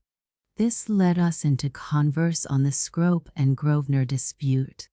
"'Tis curious," said he after a while, "that we may be the last men in England to sit awake talking over these old tales. For when the rebels have dispossessed His Majesty, as they surely will, and have destroyed the fountain of honor, who would light his pipe with such like straws? But I would not allow the king's cause to be hopeless, and showed him my chronogramma, not without complacency. He took the paper in hand, and was holding it close to the lantern, to con it, when at that instant Jack Tranquil started up on his straw pallet into a sitting posture, and nudged Grills, who, with the rest of our comrades, lay in a sound sleep. But, feeling his elbow jogged, he opened his eyes. Having wakened Grills, Tranquil motioned to us both to do as he did without questioning, and began very cautiously to pull off his boots. While he did this, a new thought seemed to strike him, for he puckered his brows a while, and leaning towards me whispered across the back of Carmino, who still bent forward, studying my scrap of paper. Rouse the men on your side, softly as you can. They may all be useful. He turned to Grills and whispered, as I suppose, the same order, for Grills at once touched the shoulder of the trooper lying next him and put finger to lip as the fellow stirred in his sleep and blinked up at him. I, on my part, having pulled off my boots obediently, began to rouse the men nigh me with similar caution, so that presently we had the whole ring awake and staring, their eyes asking what we intended. Heaven help me if I know, I muttered to myself, but endeavored to answer the looks bent upon me by looking extremely wise. Most ingenious, said Carmino aloud, who all this while had been working out my riddle, observant of none of these preparations. He turned to me. May I ask, sir? Hist, commanded Tranquil, laying a hand on his arm and peering into the space of darkness between us and the chancel, where 3 stable lanterns shone foggily, one tilted on the cushion of the pulpit desk, the other 2 set side by side on the altar itself. In the choir stalls and on the floor between were the altar step, with a coat laid upon it, served for their pillow. Maybe a score of rebels lay snoring. These did not belong to our regular guard, and indeed by night I never discovered that we had a guard, but some 400 soldiers bivouacked, as a rule, in the churchyard outside, with sentries posted, which from the first had been a dead wall to all our projects of breaking prison. After peering for half a minute or so, Tranquil raised himself to a kind of crouching posture, Grills, at the same time, imitating him. They beckoned to a couple of our troopers to follow them, and, backing out of the lantern's rays, in a trice all 4 made a sudden dart across for the shadow of the belfry arch. Then in a trice I understood what was forward, and, pointing to Carmino's feet, signaled to him to slip off his shoes. The tower of Lustithiel Church rises to a spire, and its belfry chamber stood then on a raised floor, approached, not as in most belfries by a winding stair, but through a trapway by a ladder reaching up from the ground. During our captivity this ladder had been removed and perhaps cast down outside in the grass of the churchyard. But now I followed Tranquil's guess that the same had been found and carelessly brought back for Carmino's hanging on the morrow. I knelt and unlaced the old man's shoes. He suffered this, eyeing me as if to ask what it meant, but making no protest. One by one our comrades slipped away into the shadow under the belfry.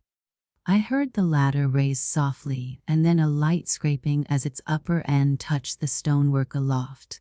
It seemed to me, too, that I heard a footstep mounting the rungs, but of this I could not be sure. Our enemies in the chancel snored on. 5 minutes passed. Again I heard a light footfall and Tranquil came stealing back to us. Blow out the light, he commanded, and, as he crouched to whisper this, I saw his face running bright with sweat. And, give me the candle, the bolt of the trap is stiff. He took the candle from me, and after waiting a moment, to be sure that none of those in the chancel had taken alarm at this blowing out of the light, we stole across all 3 to the ladder's foot. Tranquil mounted again. I heard him rub the tallow on the bolt, or seemed, at least, to hear it, and by the trap opened with a creak. Still the sleepers took no alarm. I pushed Carmino forward, and believed that he was among the first to mount. One by one the others followed, Grills carrying with him the coil of rope. I, as senior in command, took last turn.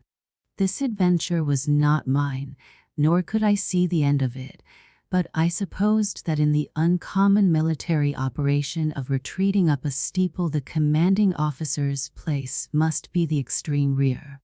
My foot was on the lowest rung when some fool above, who had taken the coil of rope off Grell's shoulders, let it slip through the hatchway.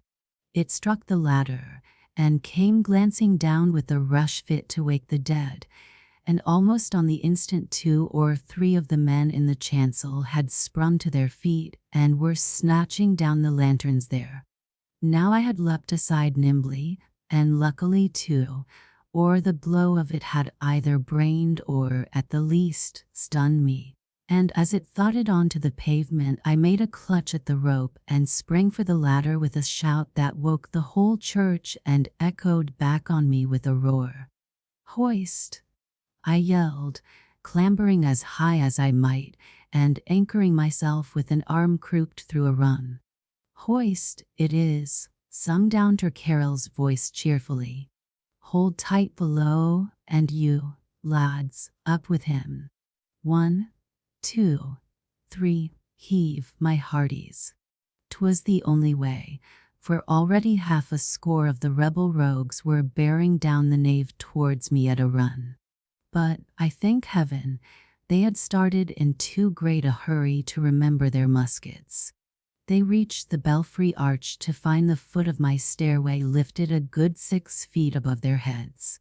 1 or 2 leaped high and made a clutch for it, but missed, and as they fell back, staring and raising their lanterns, I was borne aloft and removed from them through the trapway like any stage god.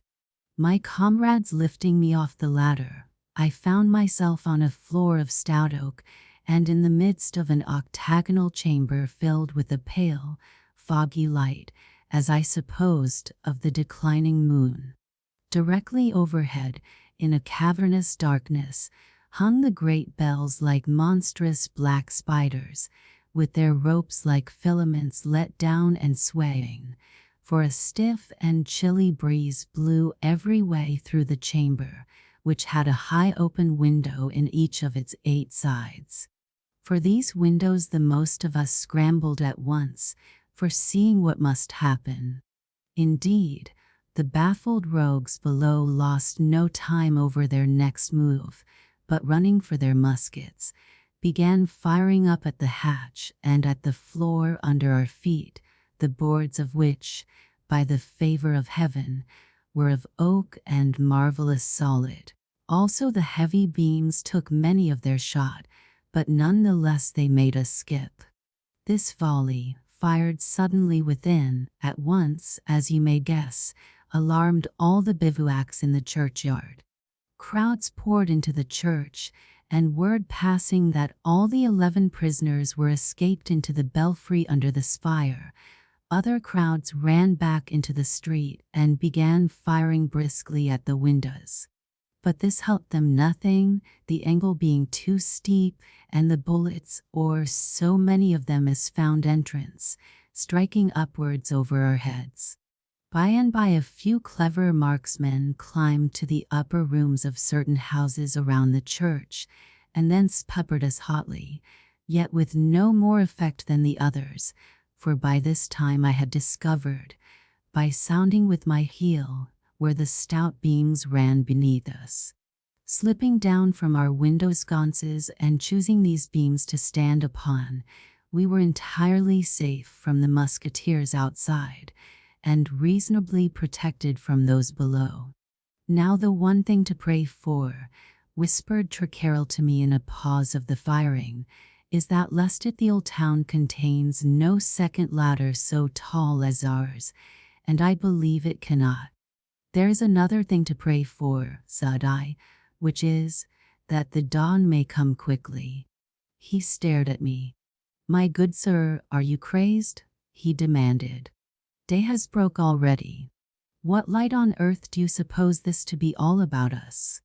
I took it for the moon, I confess somewhat shamefacedly. He burst into a laugh.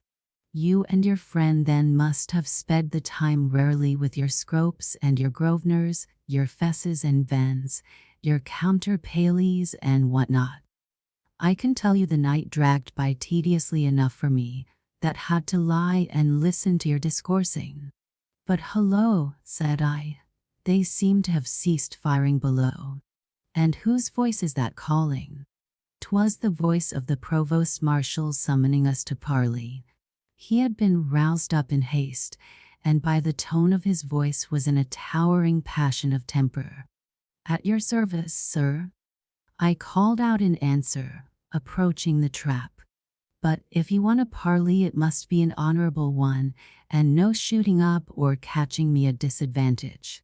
My men will not fire again until I give the word.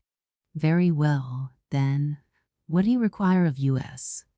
I require you to give up to me, and instantly, the prisoner whom we took last night. This done, I may consent to overlook your escapade. For what purpose do you want him? That, sir, is my affair, I should hope. 'Tis enough that I require his surrender. Indeed no, sir, 'tis nothing like enough. The gentleman you speak of happens to be a friend of mine, and you have formed an opinion of him as incorrect as it is injurious. If I consent to release him to you, it will only be on your engaging yourself most solemnly to do him no harm. 'Tis wonderful what an advantage height gives a man in an argument.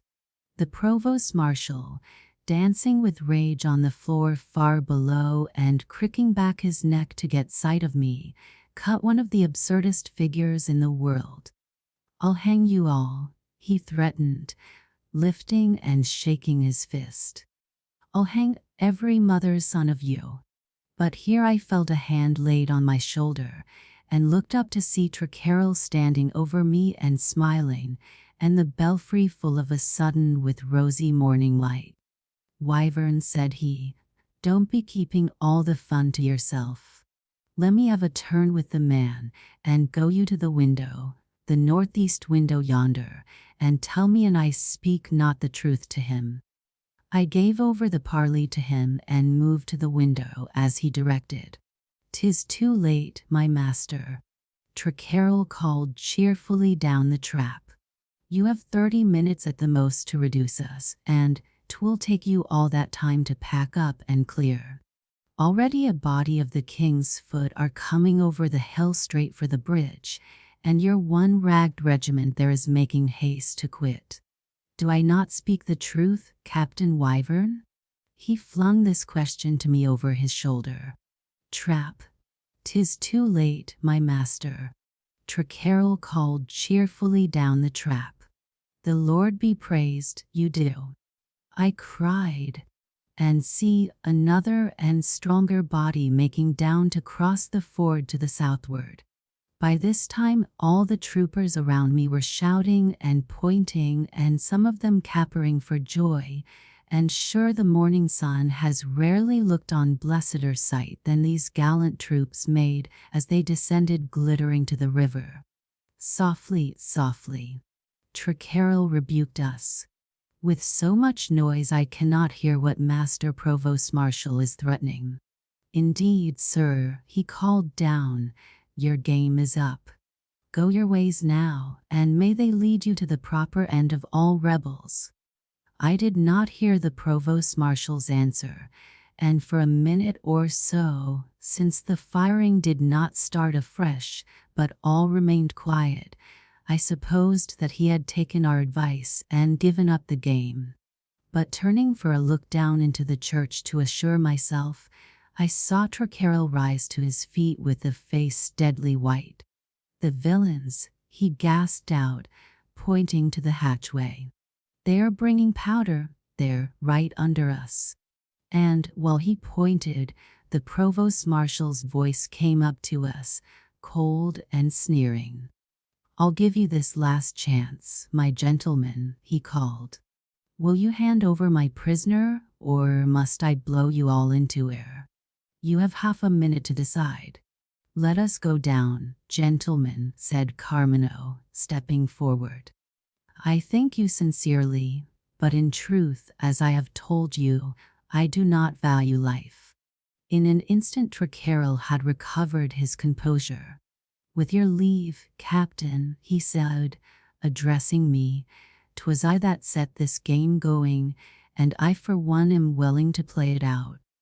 I glanced from him to Grills, who stood against the wall with his arms folded.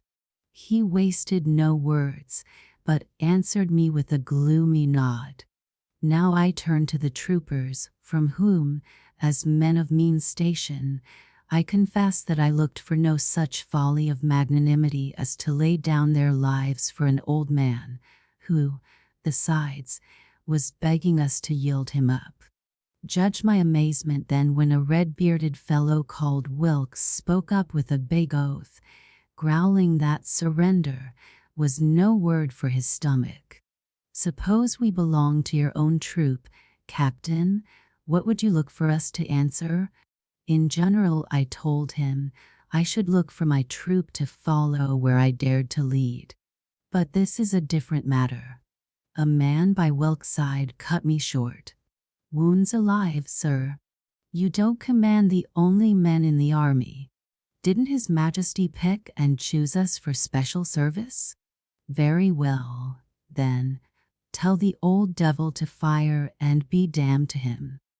I ran my eyes over their faces.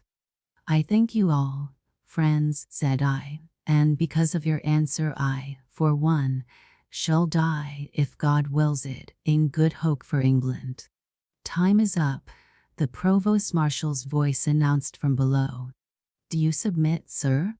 "No," I shouted, and all shouted together with me, nor did one or two forbear to add to their defiance words of the grossest insults.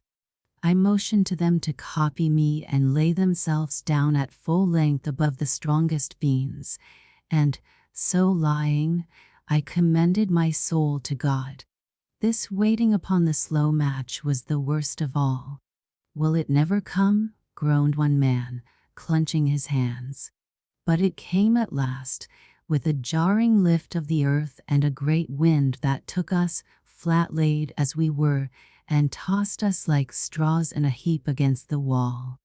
Then the foundations of the world opened with a roar, beating all sensation out of us, so that, had we died then, all taste of dying was gone from us.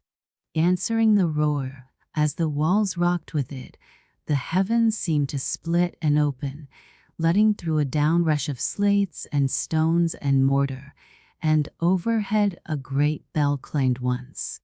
But in my memory the explosion and the answering downrush stand separated by a dark gulf in which time was blotted out. I had covered my face with my cloak and saw no flame at all.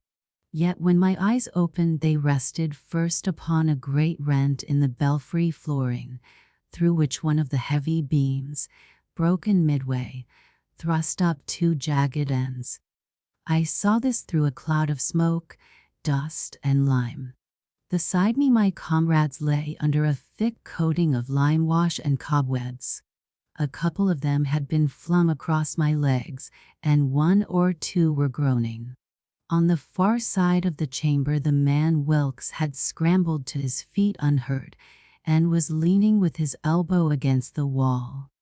I found my voice and, while the walls yet rocked, called to Grills and Tranquil. To my amazement their two voices answered me, and to my greater amazement one by one the heap of men disengaged themselves, and, shaking off the dust and lime from them, rose to their feet, the whole of them, save for a cut or two and a few bruises, unharmed. Old Carmino, in particular, had not taken a scratch. But while I stared at them, and while my shaken wits little by little took assurance that the tower stood yet, and we were yet alive, in my ears rang the note of that bell which had sounded once overhead. I stared up with a new and horrible apprehension, mercifully till this moment delayed. I had not thought of the bells. The wind of the explosion had whirled two or three of their ropes aloft and flung them over the beams, but the concussion, which had shaken cartloads of cobwebs down upon us, had seemingly left the cage itself uninjured. My eye sought to pierce the gloom up there in the bells' dark throats. It seemed to me that one of the clappers was swaying. I thought of all that mass of metal slipping, falling, and called on the men in a panic to fetch and lower the ladder. Tranquil or grills, I forgot which, besought me to delay. The enemy might yet be lying in wait for us outside the church. I, possessed with this new terror of the bells, scarcely heard them, and insisted upon lowering the ladder with all speed. It had fallen forward from the wall against which we had rested it, and now lay right across our heads. Fast as they could the men obeyed us, lowering it through the hatchway, and thence guiding its descent by the rope knotted about an upper rung. As I had been last to mount, so I was first to slip down. As I reached the foot and steadied it for the others, I heard Wilkes at the window overhead calling out that our troops had won the bridge. And now comes in the strangest thing in all my story.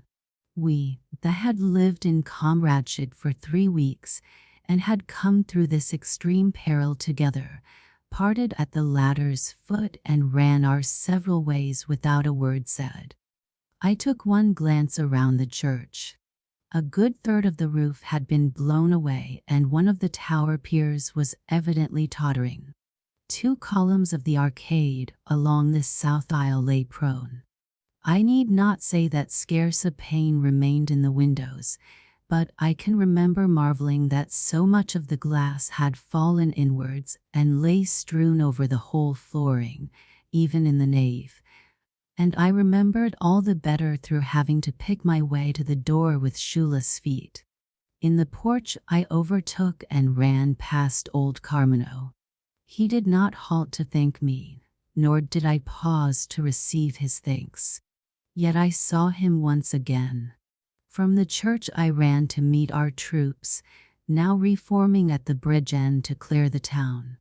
Half an hour later, as we drove the retreating rebels beyond the suburbs and out into the dusty lanes towards Foy, almost by the last cottage we passed a corpse huddled under the hedgerow to the left of our march.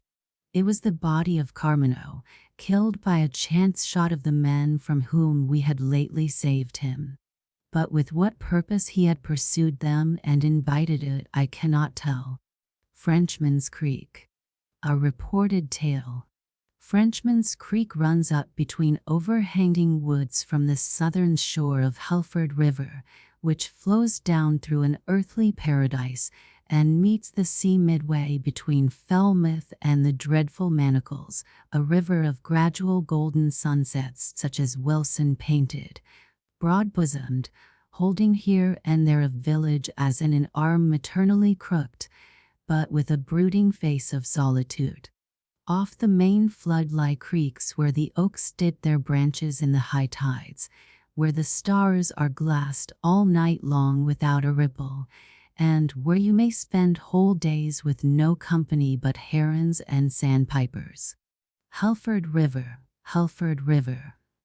Blessed may you be. We sailed up Helford River, by Durgan from the sea, and about 3/4 of a mile above the ferry crossing, where is the best anchorage, you will find the entrance of the creek they call Frenchman's, with a cobbled ruin beside it, and perhaps, if you come upon it in the morning sunlight, 10 or a dozen herons aligned like statues on the dismantled walls. Now, why they call it Frenchman's Creek no one is supposed to know, but this story will explain. And the story I heard on the spot from an old Verdaire, who had it from his grandfather, who bore no unimportant part in it, as will be seen. Maybe we'll find it out of keeping with its scenery. In my own words you certainly would, and so I propose to relate it just as the Verdaire told it to me. 1. First of all you'll let me say that a bad temper is an affliction, whoever owns it, and shortening to life. I don't know what your opinion may be, but my grandfather was parish constable in these parts for 47 years, and you'll find it on his headstone in Mannakin churchyard that he never had a cross word for man, woman, or child. He took no credit for it. It ran in the family, and to this day we're all terribly mild to handle.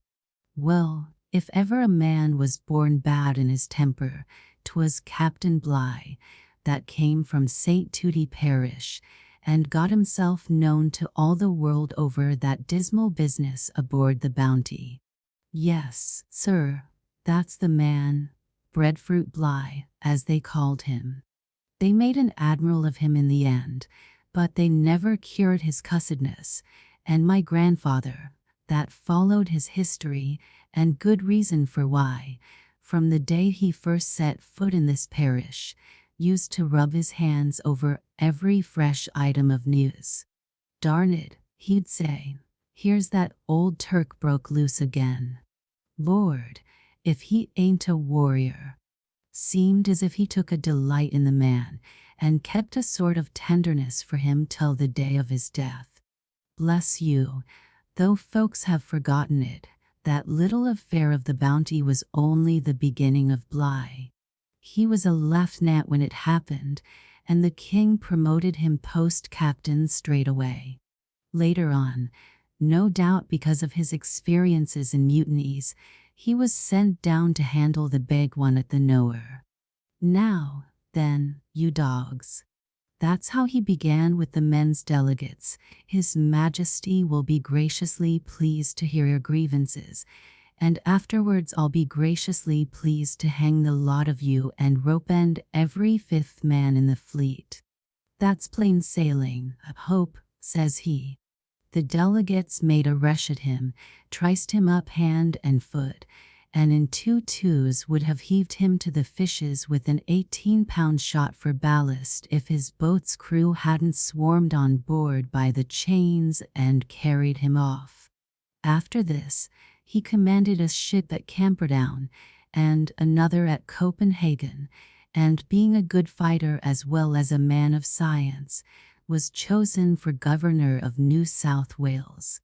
He hadn't been 48 hours in the colony, I'm told, before the music began, and it ended with his being clapped into irons by the military and stuck in prison for 2 years to cool his heels.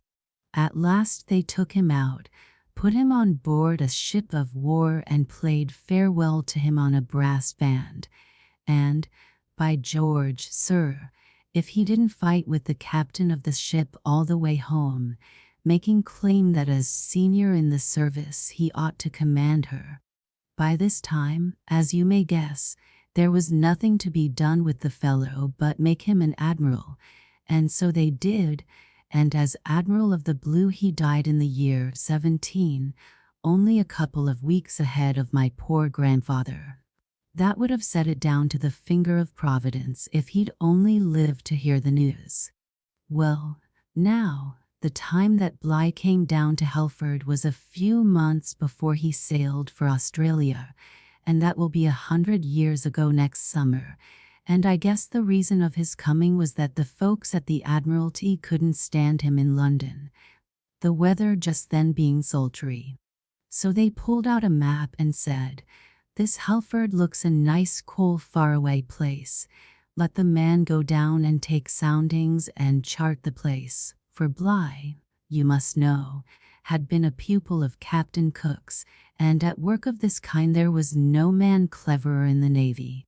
To do him justice, Bligh never complained of work.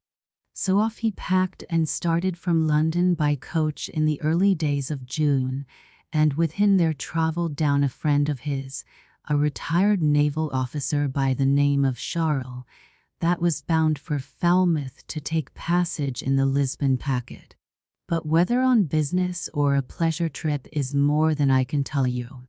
So far as I know, nothing went wrong with them until they came to Torpoint Ferry, and there, on the Cornish side of the water, stood the high-flyer coach, the inside of it crammed full of parcels belonging to our vicar's wife, Mrs. Polwheel, that always visited Plymouth once a year for a week's shopping. Having all these parcels to bring home, Mrs. Polwheel had crossed over by a waterman's boat 2 hours before, packed the coach as full as it would hold, and stepped into the ferry inn for a dish of tea.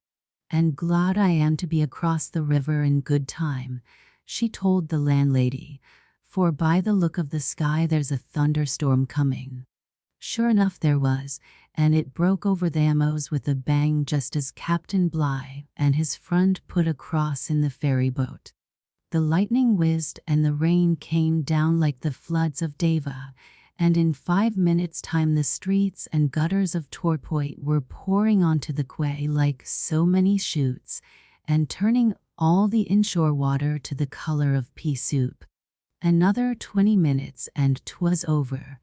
Blue sky above and the birds singing, and the roof and trees all a twinkle in the sun, and out steps Mrs. Polwell very gingerly in the landlady's cottons, to find the high flyer ready to start. The guard unlashing the tarpaulin that he'd drawn over the outside luggage, the horses steaming and anxious to be off, and on the box seat a couple of gentlemen wet to the skin, and one of them looking as ugly as a chained dog in a street fight. This was Bligh, of course. His friend, Mr. Charles, sat alongside, talking low and trying to coax him back to a good temper, but Mrs. Polwell missed taking notice of this. She hadn't seen the gentleman arrive, by reason that, being timid of thunder, at the very first peal she'd run upstairs and crawled under one of the bed ties, and there she bided until the chambermaid brought word that the sky was clear and the coach waiting. If ever you've had to do with timorsome folks, I dare say you've noted how talkative they get as soon as danger's over. Mrs. Polwell took a glance at the inside of the coach to make sure that her belongings were safe, and then, turning to the ladder that the boots was holding for her to mount, up she trips to her outside place behind the box seat, all in a fluff and commotion, and chattering so fast that the words hitched in each other like beer in a narrow-necked bottle. "Give you good morning, gentlemen," said Mrs. Polwell, "and I do hope and trust one haven't kept you waiting, but thunder makes me that nervous. 'Twas always the same with me from a girl, and law, what a storm while it lasted. I declare the first drops looked to me a'most so bad as crumb pieces. Most unfortunate it should come on when you were crossing, most unfortunate, I vow. There's nothing so unpleasant as sitting in damp clothes, especially if you're not accustomed to it. My husband, now, if he puts on a shirt that hasn't been double-aired, I always know what's going to happen. It'll be lumbago next day to a certainty. But maybe as travelers, you're not so susceptible. I find hotel keepers so careless with their damp sheets. May I ask, gentlemen, if you've come from far? You'll be bound for Falmouth, as I guess, and so am I. You'll find much on the way to admire. But perhaps this is not your first visit to Cornwall?" In this fashion she was rattling away, good soul, settling her wraps about her and scarcely drawing breath, when Bligh slewed himself around in his seat, and for answer treated her to a long stare. Now, Bligh wasn't a beauty at the best of times, and he carried a scar on his cheek that didn't improve matters by turning white when his face was red, and red when his face was white. They say the king stepped up to him at court once and asked him how he came by it and in what action. Bligh had to tell the truth, that he'd got it in the orchard at home. He and his father were trying to catch a horse there. The old man flung a hatchet to turn the horse and hit his boy in the face, marking him for life. Hastiness, you see, in the family. Well, the sight of his face, glowering back on her over his shoulder, was enough to dry up the speech in Mrs. Polwell or any woman. But Bligh, it seems, couldn't be content with this. After withering the poor soul for 10 seconds or so, he takes his eyes off her, turns to his friend again in a lazy, insolent way, and begins to talk loud to him in French. 'Twas a terrible unmannerly thing to do for a fellow supposed to be a gentleman. I've naught to say against modern languages, but when I see it on the newspaper nowadays that naval officers ought to give what's called increased attention to French and German, hope that they'll use it better than Bly, that's all. Why, sir, my eldest daughter threw up a situation as parlour maid in London because her master and mistress pitched to parleyvooing whenever they wanted to talk secrets at table. If you please, ma'am, she told the lady, you're mistaking me for the governess, and I never could abide compliments. She gave a month's warning then and there, and I commend the girl's spirit. But the awkward thing for Bly, as it turned out, was that Mrs. Polwell didn't understand his insolence. Being a woman that wouldn't hurt a fly if she could help it, and coming from a parish where every man, her husband included, took pleasure in treating her respectfully, she never dreamed that an affront was meant. From the moment she heard Bly's lingo, she firmly believed that here were two Frenchies on the coach, and first she went white to the lips and shivered all over, and then she caught at the seat to steady herself, and then she flung back a look at Jim the guard, to make sure he had his blunderbuss handy. She couldn't speak to Sammy Hosking, the coachman, or touch him by the arm without reaching across Bly, and by this time the horses were at the top of the hill and settling into a gallop. She thought of the many times she'd sat up in bed at home in a fright that the Frenchmen had landed and were marching up to burn Mannakin Vicarage, and how often she had warned her husband against abusing Boney from the pulpit. 'Twas dangerous, she always maintained, for a man living so nigh the seashore. The very shawl beside her was scarlet, same as the womenfolk wore about the fields in those days in hopes that the invaders, if any came, would mistake them for redcoats. And here she was, perched up behind two of her country's enemies, one of them as ugly as Old Neck or Boney himself, and bowling down towards her peaceful home at anything from 16 to 18 miles an hour. I dare say, too, the thunderstorm had given her nerves a shaking. At any rate, Jim the guard came crawling over the coach roof after a while, and, said he, "Why, Mrs. Polwell, whatever is the matter? I hot heard you speak 6 words since we started." And with that, just as he settled himself down for a comfortable chat with her, after his custom, the poor lady points to the two strangers, flings up both hands, and tumbles upon him in a fit of hysterics. "Stop the hosses," yells Jim, but already Sammy Hosking was pulling up for dear life at the sound of her screams. "What in thunder's wrong with the female?" asks Bly. "Female yourself," answers up Sammy in a pretty passion. "Mrs. Polwell's a lady, and I reckon your cussed rudeness upset her.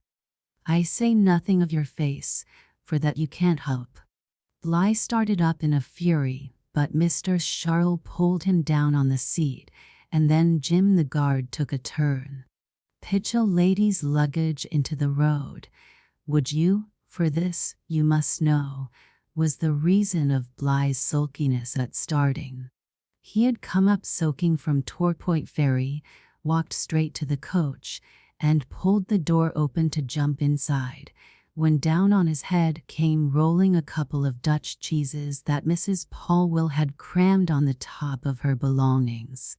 This raised his temper, and he began to drag parcel after parcel out and fling them in the mud, shouting that no passenger had a right to fill up the inside of a coach in that fashion.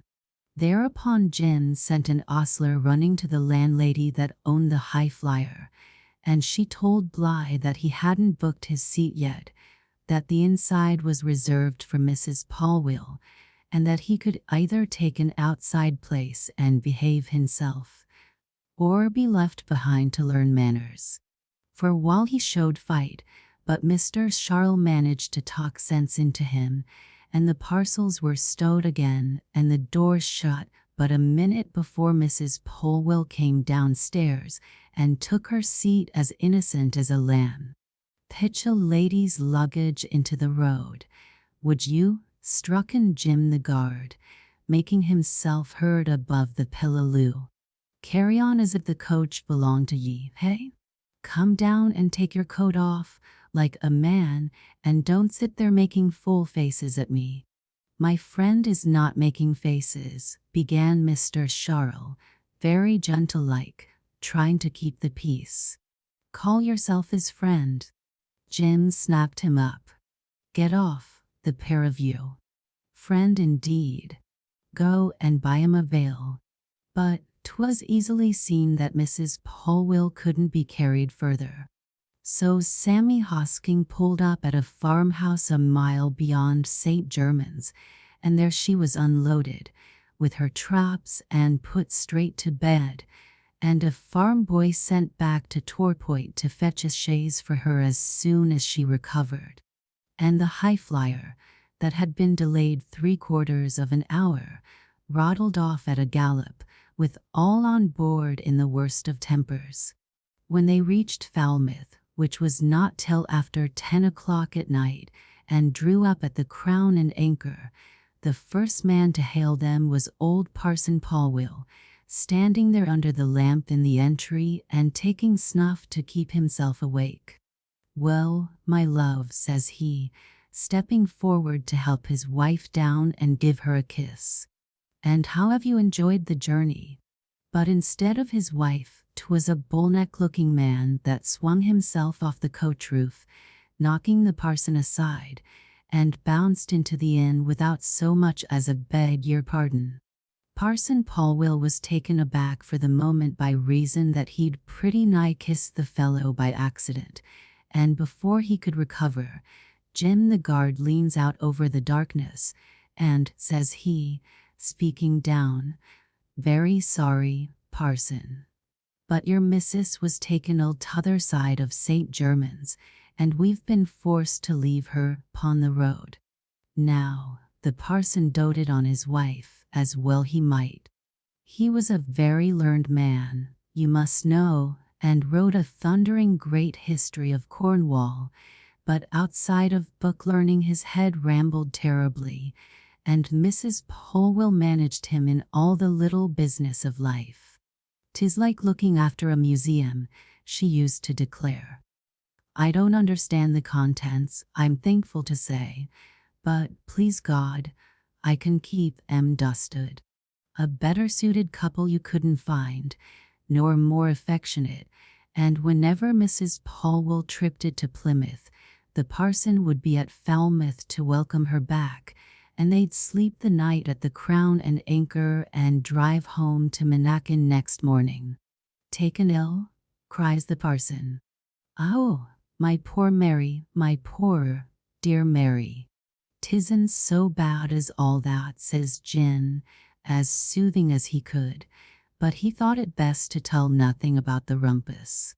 "If 'tis on the wings of an eagle, I must fly to her," cries the parson, and he hurried indoors and called out for a chaise and pair. He had some trouble in persuading a post-boy to turn out at such an hour, but before midnight the poor man was launched and rattling away eastward, chafing at the hills and singing out that he'd pay for speed, whatever it cost. And at Grampound in the grey of the morning he almost ran slap into a chaise and pair proceeding westward, and likewise as if its postilion wanted to break his neck. Parson Polwell stood up in his vehicle and looked out ahead. The two chaises had narrowly missed doubling each other into a cocked hat. In fact, the boys had pulled up within a dozen yards of smash, and there stood the horses face to face and steaming. Why, 'tis my Mary, cries the parson, and takes a leap out of the chaise. Oh, Richard, Richard, sobs Mrs. Polwheel. But you can't possibly come in here, my love, she went on, drying her eyes. Why not, my angel? Because of the parcels, dearest. And heaven only knows what's underneath me at this moment, but it feels like a flat iron. Besides, says she, like the prudent woman she was, we've paid for 2 chaises. But 'twas good of you to come in search of me, and I'll say what I've said 1,000 times, that I've the best husband in the world.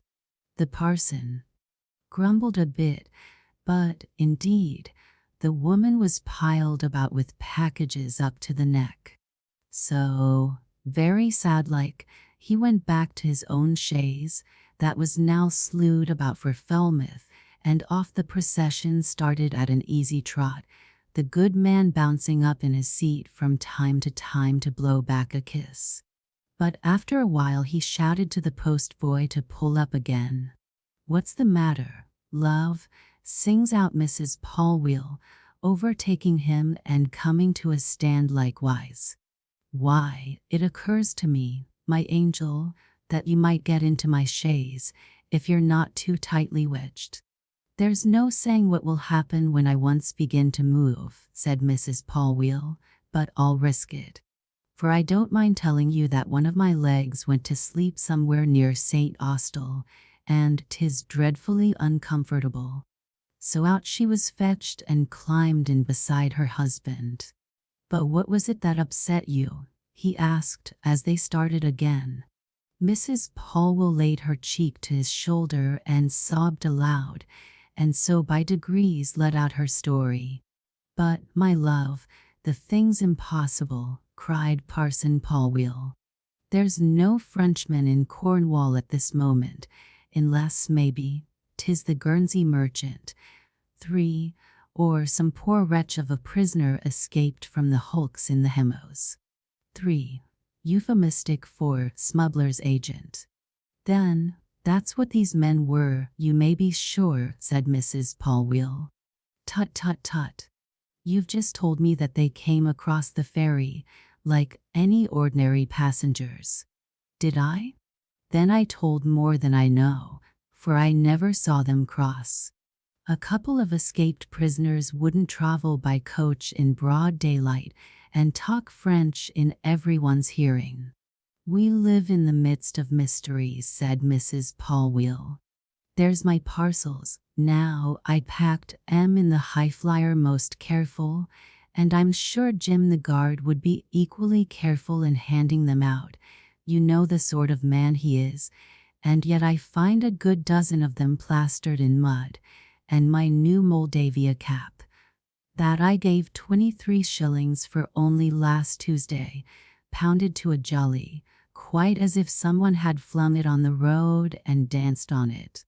The poor soul burst out into fresh tears, and there against her husband's shoulder cried herself fairly asleep, being tired out with traveling all night. By and by the parson, that wanted a nap just as badly, dozed off beside her, and in this fashion they were brought back through Falmouth streets and into the yard of the Crown and Anchor, where Mrs. Polwheel woke up with a scream, crying out, prisoners or no prisoners, those men were up to no good, and I'll say it if I live to be 100. That same afternoon they transhipped the parcels into a cart and drove ahead themselves in a light gig, and so came down, a little before sunset, to the passage in yonder. There, of course, they had to unload again and wait for the ferry to bring them across to their own parish. It surprised the parson a bit to find the ferry boat lying ready by the shore and my grandfather standing there head to head with old Archelaus Spry, that was constable of Monaghan parish. "Hullo, Calvin," the parson sings out. "This looks bad, Monaghan and Manachan putting their heads together. I hope there's nothing gone wrong since I've been away." "Ah, parson dear," says my grandfather, "I'm glad you've come, yeah. Glad sure enough. We've been enjoying a terrible time." "Then something has gone wrong," says the parson. "As for that," my grandfather answers, "I only wish I could say yes or no, for 'twould be a relief even to know the worst."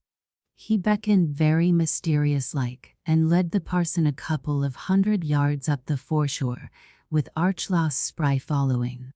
And there they came to a halt, all three, before a rock that someone had been daubing with whitewash. On the top of the cliff, right above, was planted a stick with a little white flag. "Now, sir, as a justice of the peace, what do ye think of it?" Parson Paul stared from the rock to the stick and couldn't say. So he turns to Archelaus Spry and asks, "Any person taken ill in your parish?" "No, sir." "You're sure Billy Johns hasn't been drinking again?" Billy Johns was the landlord of the Passage Inn, a very ordinary man by rule, but given to breaking loose among his own liquors. "He seemed all right yesterday when I hired the trap off him, but he does the most unaccountable things when he's taken bad. He never did anything so far out of nature as this here, and I can mind him in 6 outbreaks," answered my grandfather. "Besides, 'tis not Billy Johns nor anyone like him." "Then you know who did it?" "I do and I don't, sir. But take a look round, if you please." The parson looked up and down and across the river, and, sure enough, whichever way he turned, his eyes fell on splashes of whitewash and little flags fluttering. They seemed to stretch right away from Porth Novas down to the river's mouth, and though he couldn't see it from where he stood, even Monnin Church Tower had been given a lick of the brush. "But," said the parson, fairly puzzled, "all this can only have happened in broad daylight, and you must have caught the fellow at it, whoever he is." "I wouldn't go so far as to say I caught him," answered my grandfather, modest-like, "but I came upon him a little above Bozahan in the act of setting up one of his flags, and I asked him, in the king's name, what he meant by it." "And what did he answer?" My grandfather looked over his shoulder. "I couldn't, sir, not for a pocketful of crowns, and your good lady, so to speak, within hearing." "Nonsense, man. She's not within 100 yards. "Well, then, sir, he up and hoped the devil would fly away with me, and from that he went on to say," but here my grandfather came to a dead halt. "No, sir, I can't, and as a minister of the gospel, you'll never insist on it." He made such horrible statements that I had to go straight home and read over my old mother's marriage lines. It fairly dazed me to hear him talk so confident, and she in her grave, poor soul. "You ought to have demanded his name." "I did, sir. Naturally I did. And he told me to go to the naughty place for it." "Well, but what like is he?" "Oh, as to that, sir, a man of ordinary shape, like yourself, in a plain blue coat and a wig shorter than ordinary. Nothing about him to prepare you for the language he lets fly." "And," put in Archelaus Spry, "he's taken lodgings down to Durgan with the widow Polkenchorn, and eaten his dinner, a fowl and a jug of cider with it. After dinner he hired Robin's boat and went for a row. I thought it my duty, as he was pushing off, to sidle up in a friendly way. I said to him, 'The weather, sir, looks nice and settled.' That is what I said, neither more nor less, but using those very words. What do you think he answered? He said, 'That's capital, my man. Now go along and annoy somebody else.' Wasn't that a disconnected way of talking? If you ask my opinion, putting 2 and 2 together, I say he's most likely some poor wandering lunatic." The evening was dusking down by this time, and Parson Polwheel, though a good bit puzzled, called to mind that his wife would be getting anxious to cross the ferry and reach home before dark, so he determined that nothing could be done before morning, when he promised Archelaus Spry to look into the matter. My grandfather he took across in the boat with him, to look after the parcels and help them up to the vicarage, and on the way they talked about a grave that my grandfather had been digging, he being sexton and parish clerk, as well as constable and the parson's right-hand man, as you might call it, in all public matters. While they discoursed, Mrs. Polwheel was taking a look about her to make sure the country hadn't altered while she was away at Plymouth, and by she cries out, "Why, my love, whatever are these daubs o' white stuck up and down the foreshore?" The parson takes a look at my grandfather before answering, "My angel, to tell you the truth, that's more than we know." "Richard, you're concealing something from me," said Mrs. Polwheel. "If the French have landed and I'm going home to be burnt in my bed, it shall be with my eyes open."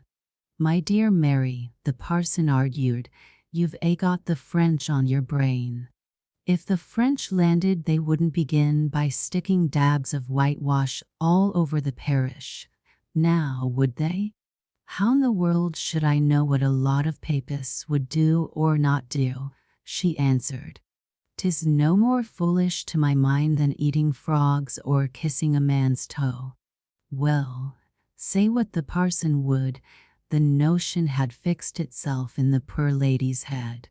3 times that night she woke in the bed with her curl papers crackling for very fright, and the 4th time 'twas at the sound of a real dido below stairs. Some person was down by the back door knocking and rattling upon it with all his might. The sun had been up for maybe an hour, the time of year, as I told you, being near about midsummer, and the parson, that never wanted for pluck, jumped out and into his breeches in a twinkling, while his wife pulled the counterpane over her head. Down along the passage he skipped to a little window opening over the back porch. "Who's there?" he called, and out from the porch stepped my grandfather, that had risen early and gone to the churchyard to finish digging the grave before breakfast. "Why, what on the earth is wrong with ye?" "I made sure the French had landed at the least." "Couldn't be much worse if they had," said my grandfather. "Some person stole my shovel, pick, and bittocks." "Nonsense," said the parson. "The corpse won't find it nonsense, sir, if I don't get 'em back in time. I left 'em lying all 3 at the bottom of the grave overnight. And now they're missing? Not a trace of 'em to be seen. Someone has been playing you a practical joke, Calvin." "Here, stop a moment." The parson ran back to his room, fetched a key, and flung it out into the yard. "That'll unlock the tool shed in the garden. Get what you want, and we'll talk about the theft after breakfast." "How soon will the grave be ready?" "I can't say sooner than 10 o'clock after what has happened." "Say 10 o'clock, then. This is Saturday, and I've my sermon to prepare after breakfast. At 10 o'clock I'll join you in the churchyard." 2. My grandfather went off to unlock the tool shed, and the parson back to comfort Mrs. Polwheel, which was no easy matter. "There's something wrong with the parish since I've been away, and that you can't deny," she declared. "It don't feel like home any longer, and my poor flesh is shivering like a jelly, and my hand almost too hot to make the butter." She kept up this lid and all through breakfast, and the meal was no sooner cleared away than she slipped on a shawl and stepped across to the churchyard to discuss the robbery. The parson drew a chair to the window, lit his pipe, and pulled out his pocket Bible to choose a text for his next day's sermon. But he couldn't fix his thoughts. Try how he would, They kept harking back to his travels in the post-chaise, and his wife's story, and those unaccountable flags and splashes of whitewash.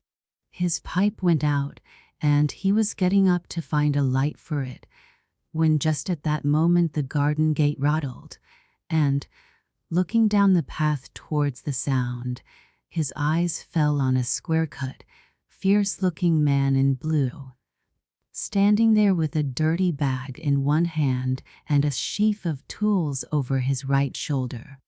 The man caught sight of the parson at the window and set down his tools inside the gate, shovel and pick and bittocks. "Good mornin'. I may come inside, I suppose," says he, in a gruff tone of voice. He came up the path, and the parson unlatched the window, which was one of the long sort reaching down to the ground.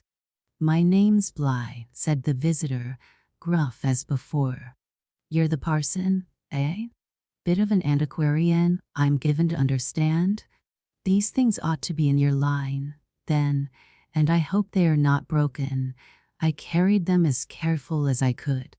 He opened the bag and emptied it out upon the table, an old earthenware pot, a rusted iron ring, 4 or 5 burnt bones, and a handful or so of ashes. "Human, you see," said he, picking up one of the bones and holding it under the parson's nose. "One of your ancient Romans, no doubt." "Ancient Romans?" "Ancient Romans," stammered Parson Polwheel. "Pray, sir, where did you get these articles?" "By digging for them, sir, in a mound just outside that old Roman camp of yours." "Roman camp?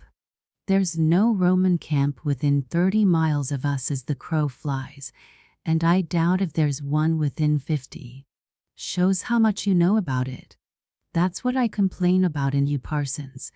Never glimpse of thing that's under your noses. Now I come along, making no pretense to be an antiquarian, and the first thing I see out on your headland yonder is a Roman camp, with a great mound beside it." "No such thing, sir," the parson couldn't help interrupting. Bly stared at him for a moment, like a man hurt in his feelings, but keeping hold on his Christian compassion.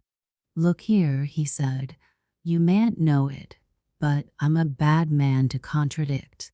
This here Roman camp, as I was sayin'. If you mean little Dinny's camp, sir, 'tis as round as my hat. Dan, if you interrupt again. But I will. Here, in my own parlor, I tell you that little Dinny's is as round as my hat. All right, don't lose your temper, shouting out what I never denied. Round or square, it don't matter a ha'porth to me. This here round Roman camp. But I tell you once more, there's no such thing," cried the parson, stamping his foot. "The Romans never made a round camp in their lives. Little Dinny's is British, the encampment's British, the mound, as you call it, is a British barrow, and as for you—" "As for me," thunders Bly, "I'm British too, and don't you forget it." "Confound you, sir.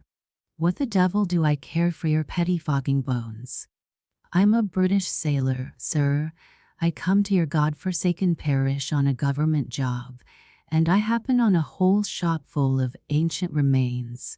In pure kindness, mark you, I interrupt my work to dig 'em up, and this is all the thanks I get."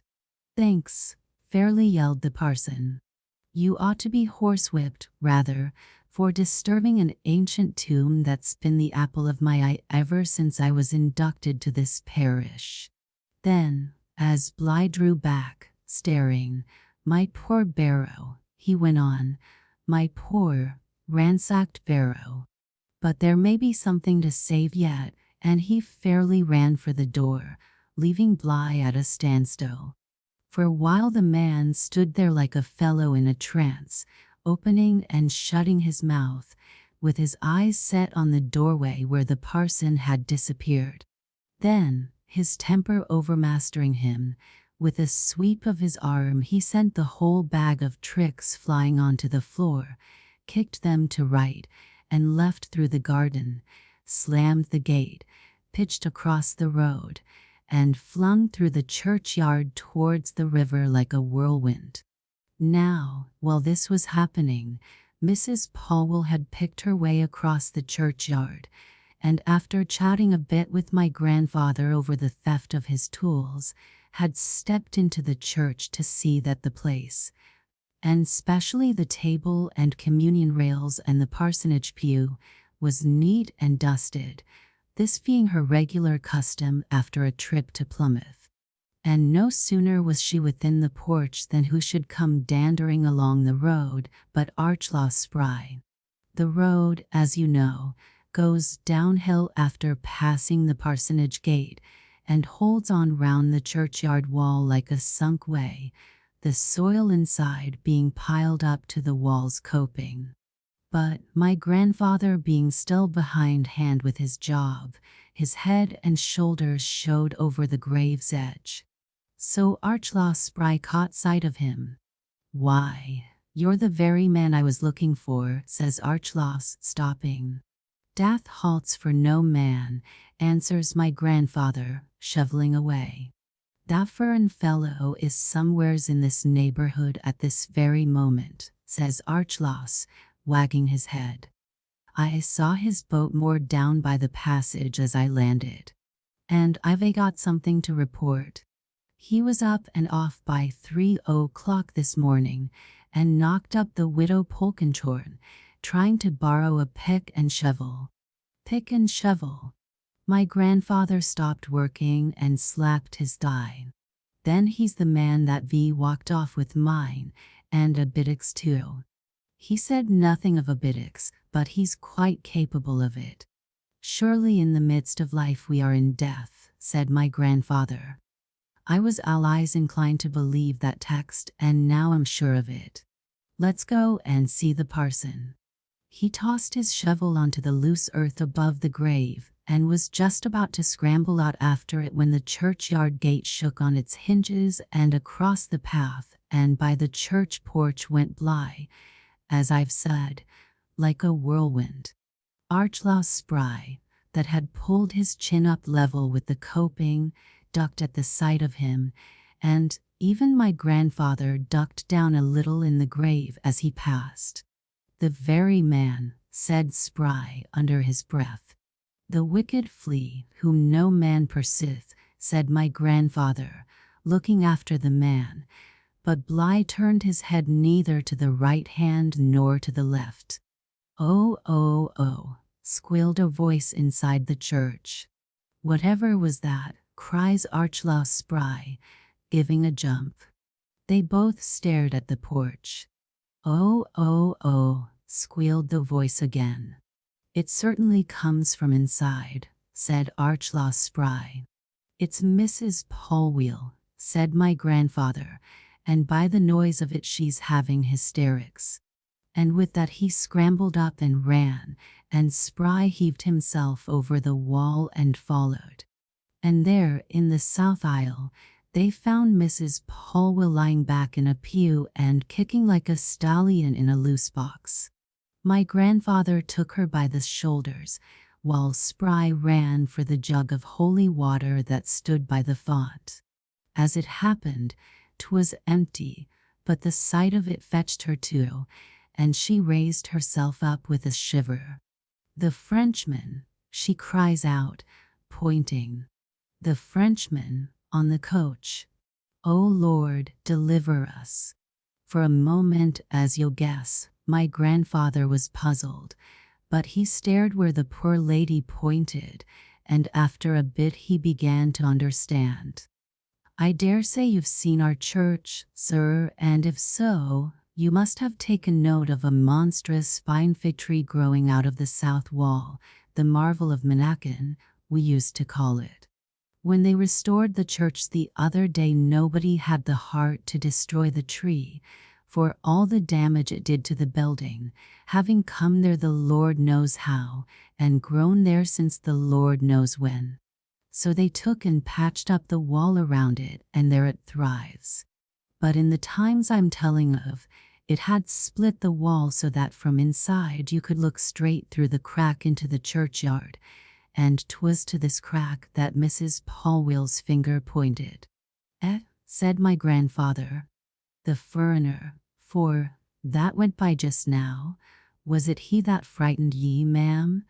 For in Cornwall a foreigner is anyone from east of the Tamar. Mrs. Polwell nodded. But what put it into your head that he's a Frenchman? Because French is his language. With these very years I heard him talk it. He joined the coach at Torpoint, and when I spoke him fair and honest English, not a word could he answer me. Oh, Calvin, Calvin, what have I done, a poor weak woman, to be mixed up in these plots and invasions? But my grandfather couldn't stop to answer that question, for a terrible light was breaking in upon him. A Frenchman, he called out. And for these 24 hours he's been marking out the river and taking soundings. He glared at Archelaus Spry, and Archelaus dropped the brazen ewer upon the pavement and smote his forehead. The devil, says he, is among us, having great wrath. And for aught we know, says my grandfather, speaking in a slow and fearsome whisper, the French ships may be hanging off the coast while we am talking here. You don't mean to tell us, cried Mrs. Polwell, sitting up stiff in the pew, that this man has been mapping out the river under your very noses? He has, ma'am. Oh, I see it all. What likelier place could they choose on the whole coast? And from here to Falmouth, what is it but a step? Let them that be in Judea flee to the mountains, said Archelaus Spry solemnly. And me just home from Plymouth with a fine new roasting jack, chimed in Mrs. Polwell. As though the day of wrath weren't bad enough without that waste o' money. Run, Calvin, run, and tell the vicar this instant, no, no, don't leave me behind. Take me home, that's a good man, else I shall faint at my own shadow. Well, they hurried off to the vicarage, but, of course, there was no parson to be found, for by this time he was halfway towards Little Denny's, and running like a madman under the hot sun to see what damage had befallen his dearly loved camp. The servants hadn't seen him leave the house. Ne'er a word could they tell of him except that Martha, the cook, when she cleared away the breakfast things, had left him seated in his chair and smoking. But what's the meaning of this? Cried out Mrs. Polwell, pointing to the tablecloth that Bligh had pulled all awry in his temper. And the window open too. And, hello, says my grandfather, staring across the patch of turf outside. Surely here's signs of a violent struggle. Human, by the look of it, says he, picking up a thigh bone and holding it out towards Mrs. Polwell. She began to shake like a leaf. Oh, Calvin, she gasps out. Oh, Calvin, not in this short time, it couldn't be. Charred, too, says my grandfather, inspecting it, and with that they turned at a cry from Martha the cook, that was down on hands and knees upon the carpet. Ashes. See here, mistress, ashes all over your best carpet. The two women stared at the fireplace, but, of course, that told them nothing, being empty, as usual at the time of year, with only a few shavings stuck about it by way of ornament. Martha, the first to pick up her wits, dashed out into the front hall. Gone without his hat, too, she fairly screamed, running her eye along the row of pegs. Mrs. Polwell clasped her hands. In the midst of life we are in death, said Archelaus Spry. That's my opinion if you ask it. Gone. Gone without his hat, like the snuff of a candle. Mrs. Polwell dropped into a chair and rocked herself and moaned. My grandfather banged his fist on the table. He never could abide the sight of a woman in trouble.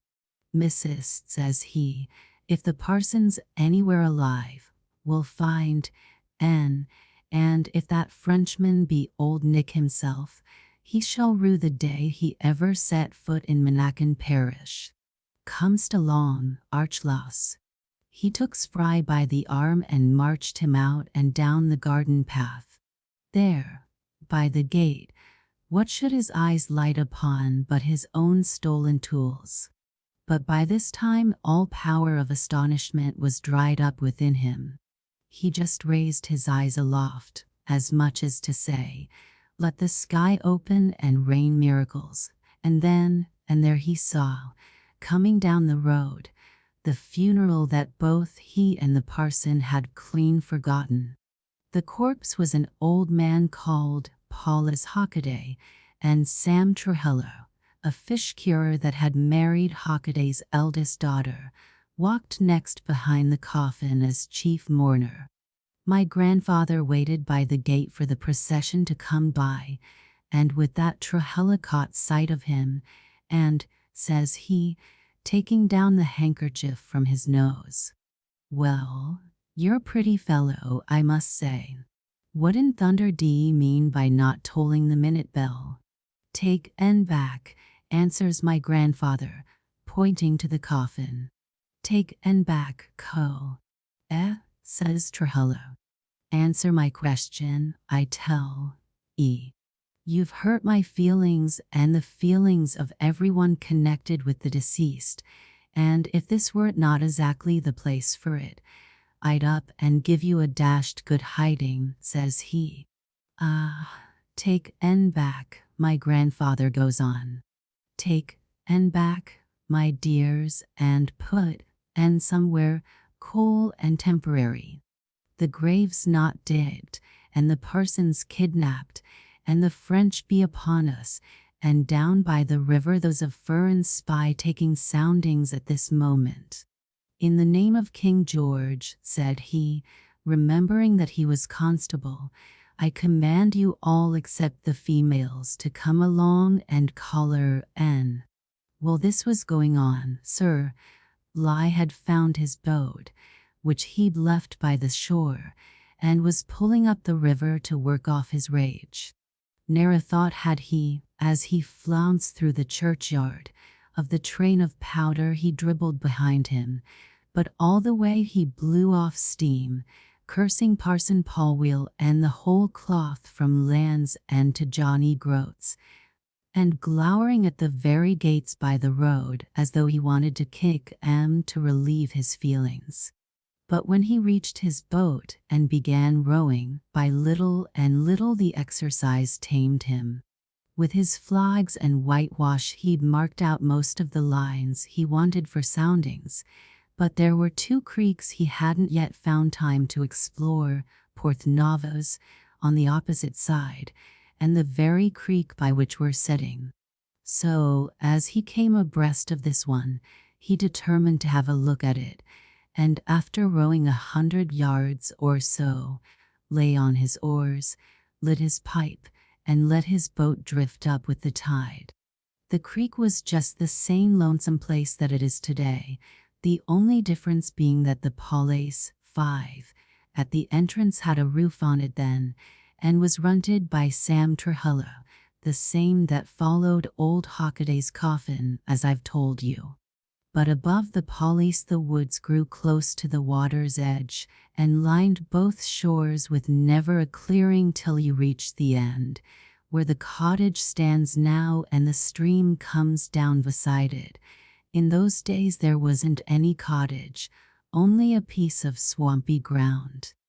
I don't know that Bligh saw much in the scenery, but it may have helped to soothe his mind, for by and by he settled himself on the bottom boards, lit another pipe, pulled his hat over his nose, and lay there blinking at the sky, while the boat drifted up, hitching sometimes in a bow and sometimes floating broadside on to the current, until she reached the spit of marsh and took the mud very gently. 5. Fish store.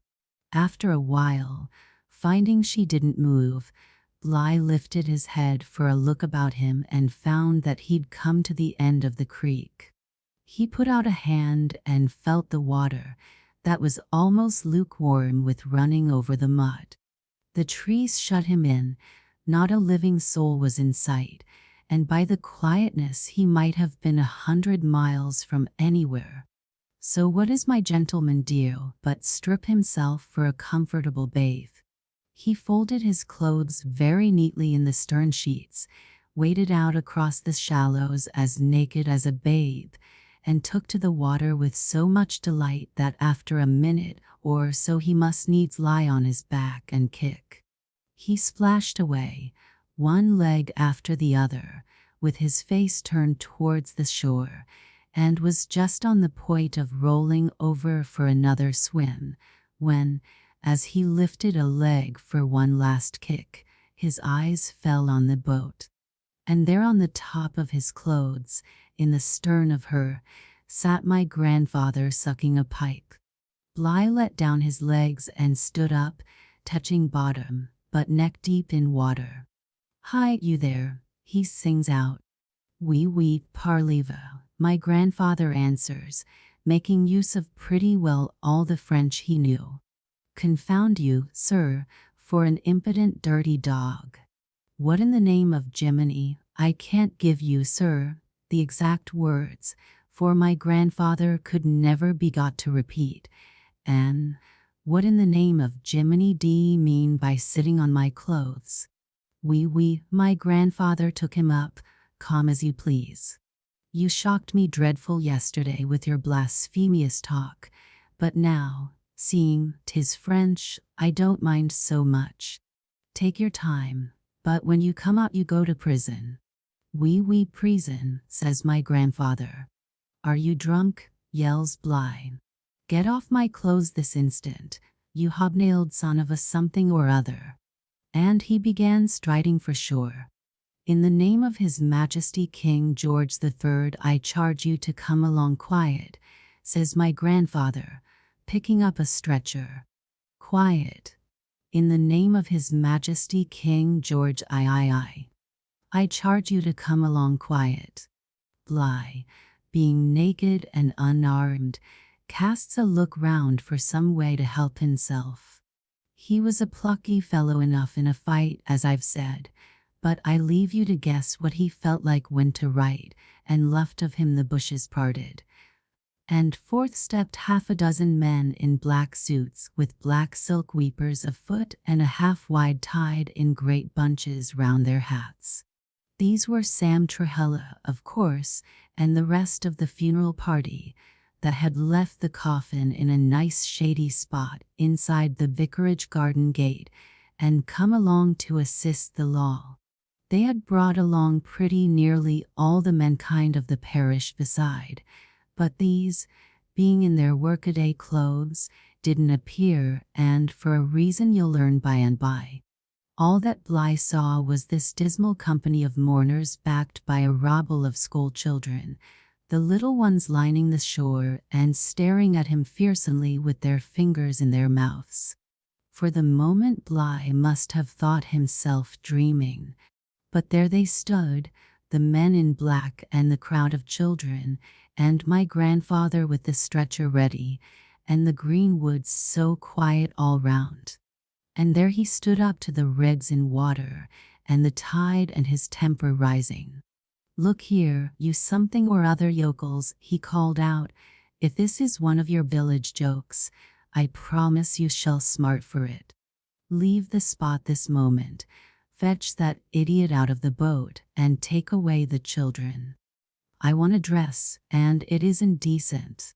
"Monsieur," answers my grandfather, "I dare say you've done it for your country, but we've caught you, and now you must go to prison." We, to prison," he says, lisping it in a Frenchified way so as to make himself understood. Bly began to foam. "The longer you keep up this farce, my fine fellows, the worse you'll smart for it. There's a magistrate in this parish, as I happen to know. There was, said my grandfather, but we've strong reasons to believe he's been made away with. The only thing we could find of N, put in Archlaw Spry, was a shin bone and a pint of ashes. I don't know if the others noticed it, but to my notion there was a sniff of brimstone about the premises, and I've always been remarkable for my sense of smell. You won't deny, my grandfather went on, that you've been making a map of this here river, for here it is in your tailcoat pocket. You insolent ruffian, put that down at once. I tell you that I'm a British officer and a gentleman. And a papist, went on my grandfather, holding up a ribbon with a bullet threaded to it. 'Twas the bullet Bligh used to weigh out allowances with on his voyage in the open boat, after the mutineers had turned him adrift from the Bounty, and he wore it ever after. See here, friends, did you ever know an honest Protestant to wear such a thing about him inside his clothes? Whether you're a joker or a numbskull is more than I can fathom, says Bligh, but for the last time I warn you I'm a British officer, and you'll go to jail for this as sure as Eds. The question is, will you surrender and come along quiet? No, I won't, says Bligh, sulky as a bear. Not if I stay here all night. With that my grandfather gave a wink to Sam Trehella, and Sam Trehella gave a whistle, and round the point came Trehella's Sean-boat that the village lads had fetched out and launched from his store at the mouth of the creek. For men pulled her with all their might. In the stern stood Trehella's foreman, Jim Bunt, with his 200-fathom net, and along the shore came running the rest of the lads to see the fun. Heava, heava, yelled Sam Trehella, waving his hat with the black streamers. The Sean-boat swooped up to Bligh with a rush, and then, just as he faced upon it with his fists up, to die fighting, it swerved off on a curve round him, and Jim Bunt began shooting the Sean hand over hand like lightning. Then the poor man understood, and having no mind to be rolled up and afterwards tucked in a Sean net, he let out an oath, ducked his head, and broke for the shore like a bull. But 'twas no manner of use. As soon as he touched land a dozen jumped for him and pulled him down. They handled him as gentle as they could, for he fought with fists, legs, and teeth, and his language was awful. But my grandfather in his foresight had brought along a couple of wing ropes, and within 10 minutes they had my gentleman trussed, heaved him into the boat, covered him over, and were rowing him off and down the creek to land him at Hulford Quay. By this 'twas past noon, and at 1 o'clock or a little before, Parson Polwell come striding along home from Little Dinny's. He had tied a handkerchief about his head to keep off the sun, his hands and knees were coated with earth, and he sweated like a furze bush in a mist, for the footpath led through cornfields and the heat was something terrible. Moreover, he had just called the funeral to mind, and this and the damage he'd left at Little Dinny's fairly hurried him into a fever. But worse was in store.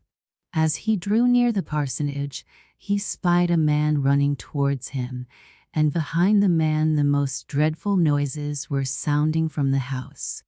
The parson came to a halt and swayed where he stood.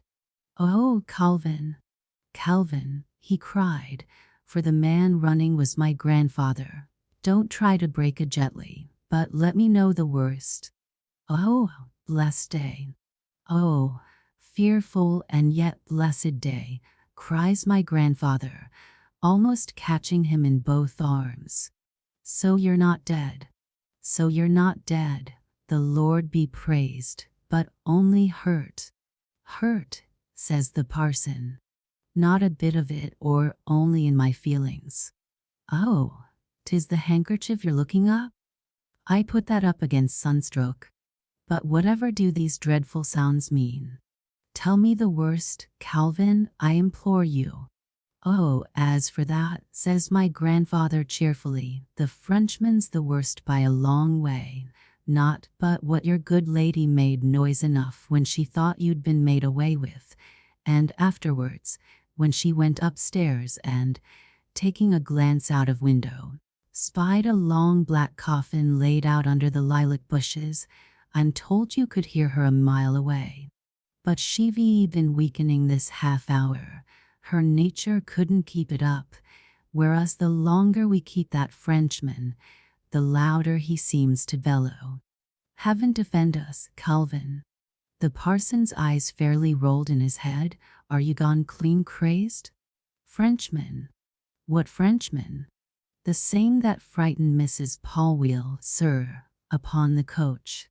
We caught him drawing maps of the river, and very nigh tucked him in Sam Trehulla's shon, and now he's in your tool shed right and tight, and here's the key, sir, making so bold that you gave me this morning. But I didn't like to take him into the house, with your good lady tumbling out of one fit into another. Hark to Anne, now. Would you ever believe one man could make such a noise? Fits.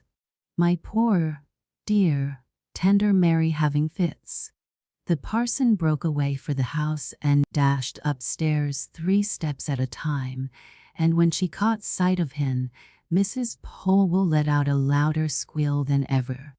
But the next moment she was hanging round his neck, and laughing and sobbing by turns. And how long they'd have clung to one another there's no knowing, if it hadn't been for the language pouring from the tool shed. My dear, said the parson, holding himself up and listening, I don't think that can possibly be a Frenchman. He's too fluent. Mrs. Polwheel listened too, but after a while she was forced to cover her face with both hands. Oh, Richard, I've often heard described as gay, but they can't surely be so gay as all that. The parson eased her into an armchair and went downstairs to the courtyard, and there, as you may suppose, he found the parish gathered. Stand back, all of you, he ordered. I've a notion that some mistake has been committed, but you had best hold yourselves ready in case the prisoner tries to escape. But, parson dear, you're never going to unlock that door, cried my grandfather. If you'll stand by me, Calvin, says the parson, plucky as ginger, and up he steps to the very door, all the parish holding its breath. He tapped once, no answer, twice, and no more answer than before. There was a small trap open in the roof, and through this the language kept pouring with never a stop, only now and then a roar like a bull's. But at the third knock it died down to a sort of rumbling, and presently came a shout, "Who's there?" "A clergyman and justice of the peace," answers the parson. "I'll have your skin for this. But you'll excuse me. I'll have your skin for this, and your blood in a bottle.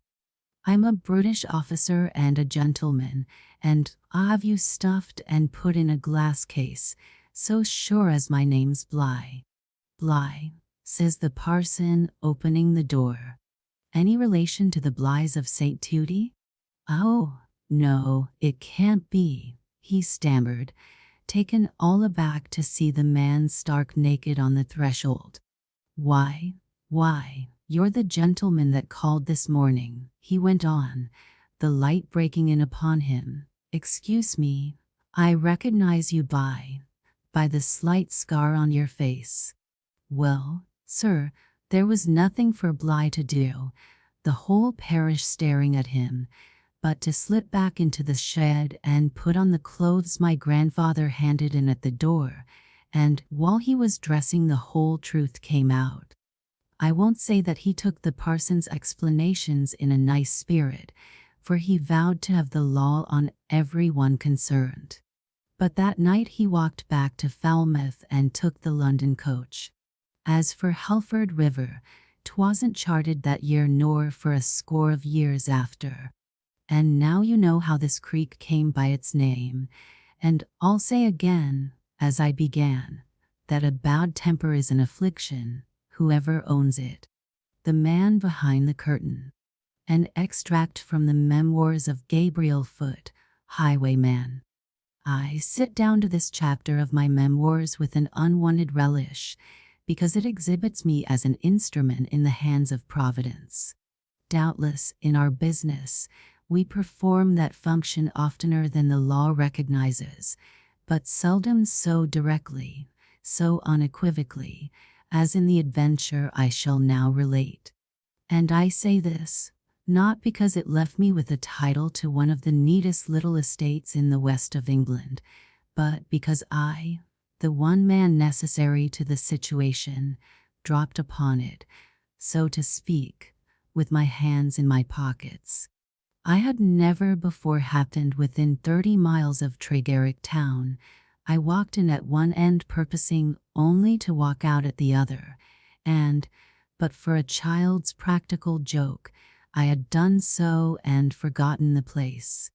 It was touch and go, in short, the sort of thing to set you speculating on the possible extent of man's missed opportunities. I had stepped ashore, after a voyage from Hull, undertaken from expedience and not for health, upon the market strand at Falmouth, with 1 shilling and 4 pence in my pocket. I have been in lower water, but never with such a job before me, and I started to tramp it back to London with little more than a dog's determination to get there somehow. The third afternoon found me in Tregarrick, wet through, sullen and moderately hungry.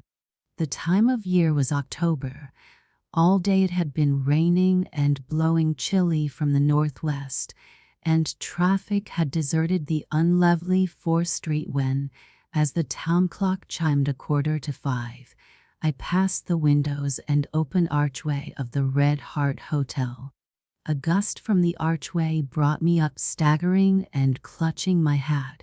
I faced round to it, and, in so doing, caught a momentary glimpse, above the wire blind in a lower window, of a bald-headed man within standing with his back to the street, and at the same instant heard a coin drop on the pavement behind me.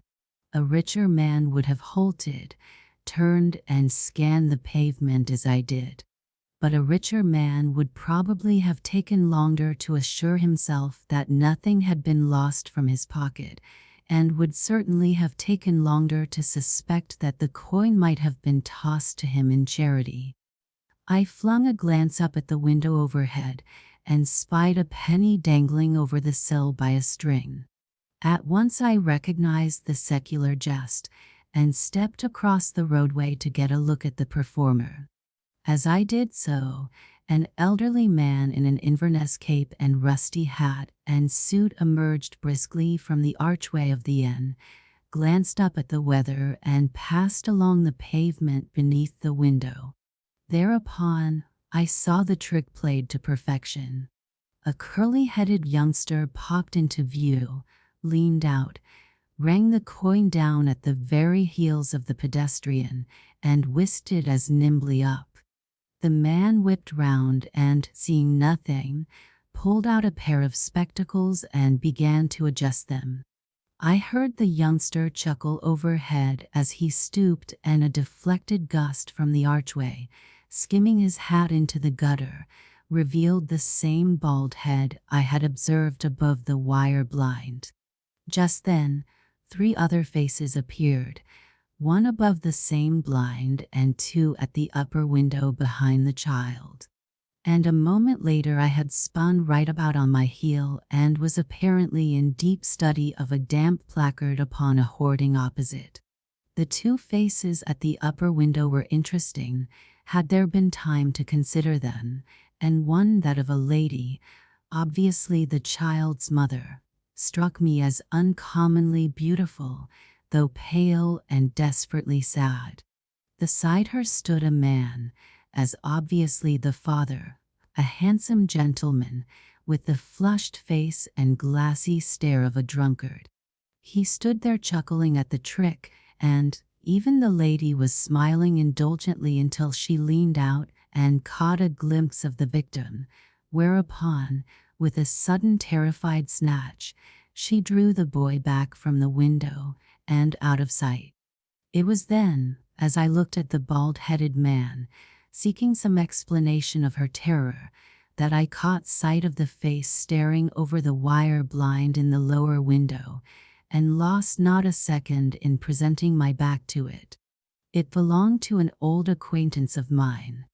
Acquaintance, I say, because Robert Legat and I had never been able to stomach each other. There was perhaps a trifle too much of the gentleman about both of us, enough, at any rate, to suggest rivalry, though we hunted different game.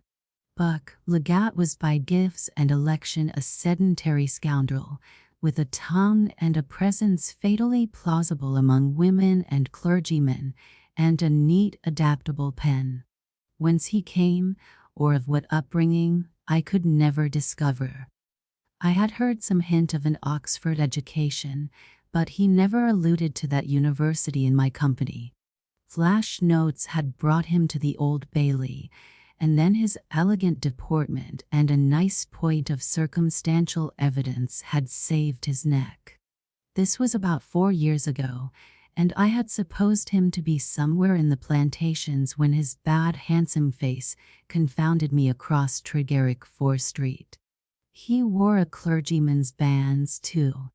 By good luck he had not recognized me, but was occupied with the bald-headed man who still groped on the pavement.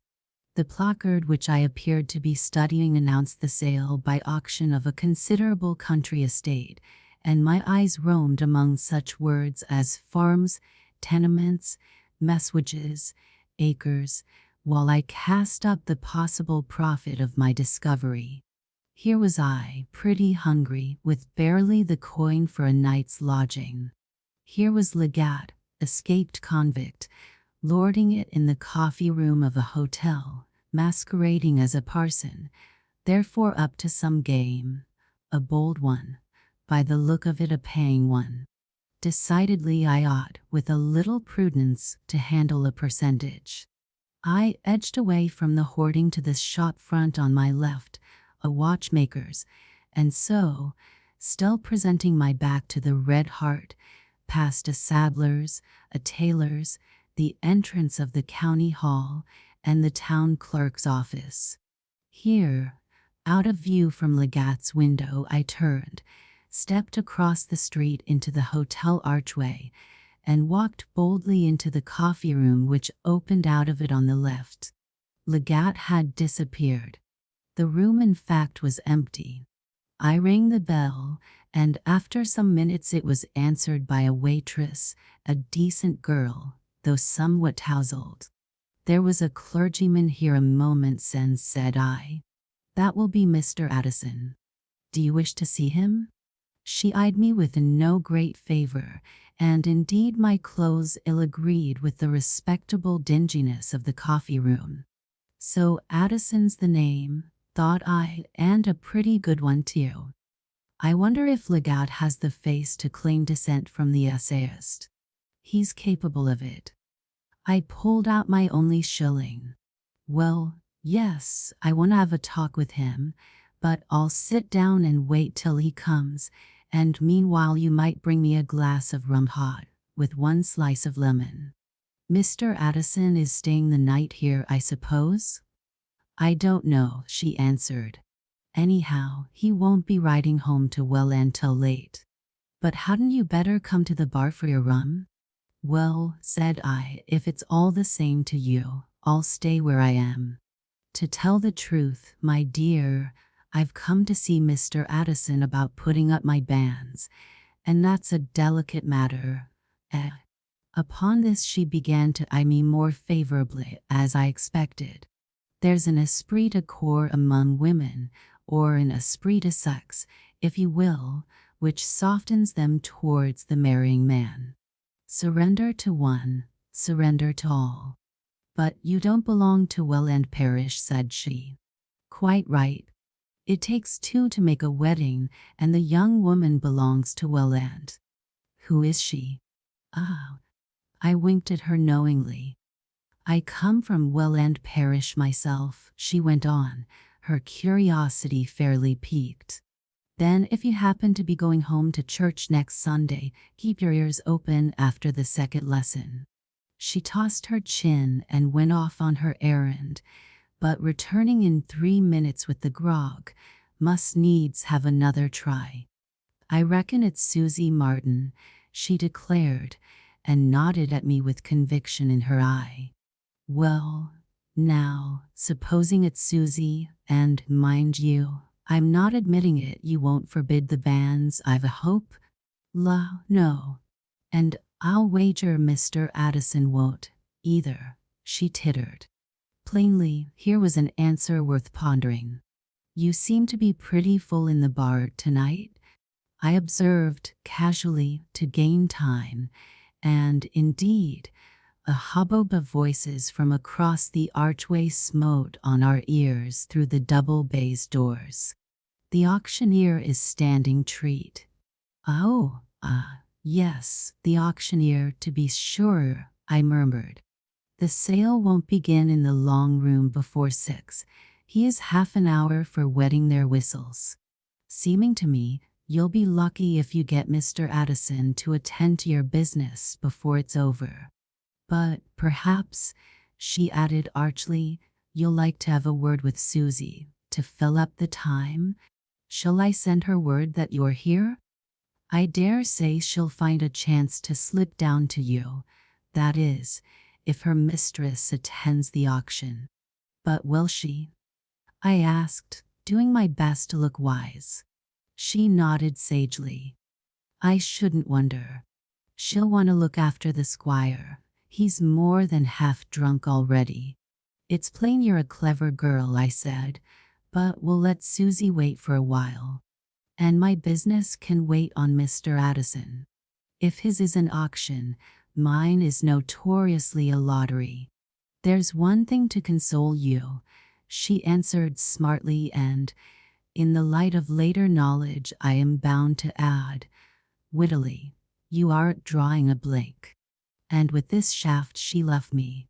Now the girl's talk was nothing short of heathen Greek to me, as doubtless it is to the reader, and I sat for 10 minutes at least digesting it with the aid of my grog.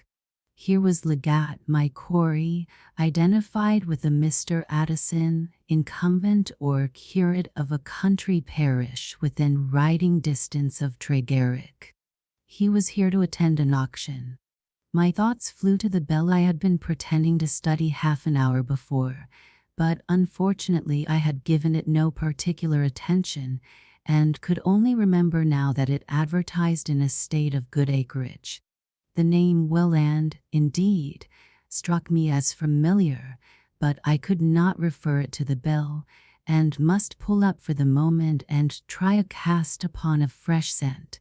Susie Martin. Mr. Addison, alias Legat, is not likely to forbid her banns, whoever she may be. In other words, won't be sorry to see her married.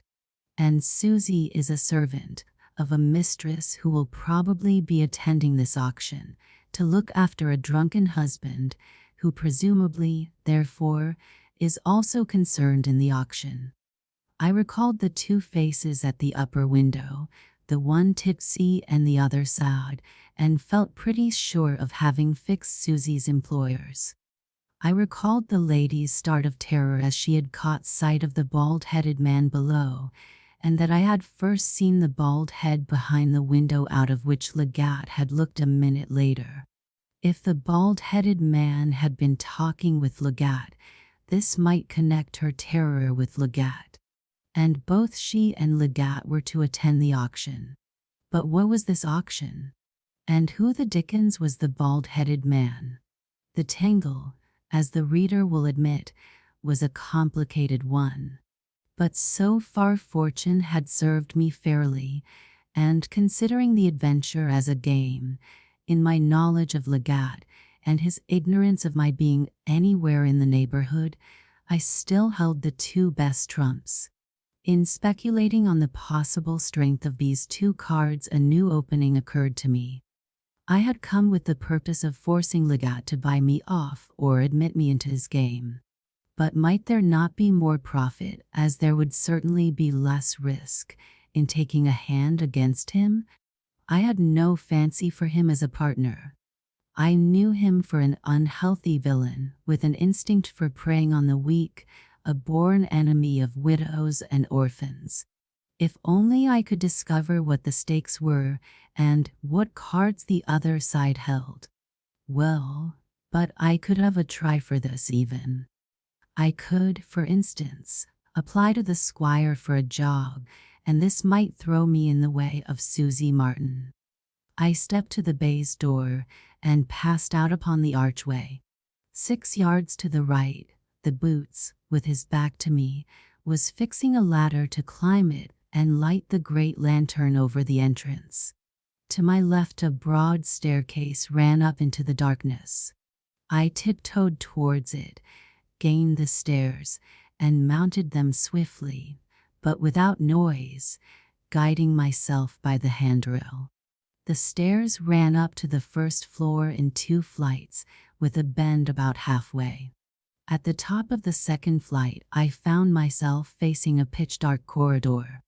The rooms facing the street must, I knew, be on my right, but as I groped along, my palm found the recess of a doorway on my left, and pressed open the door, which stood just ajar.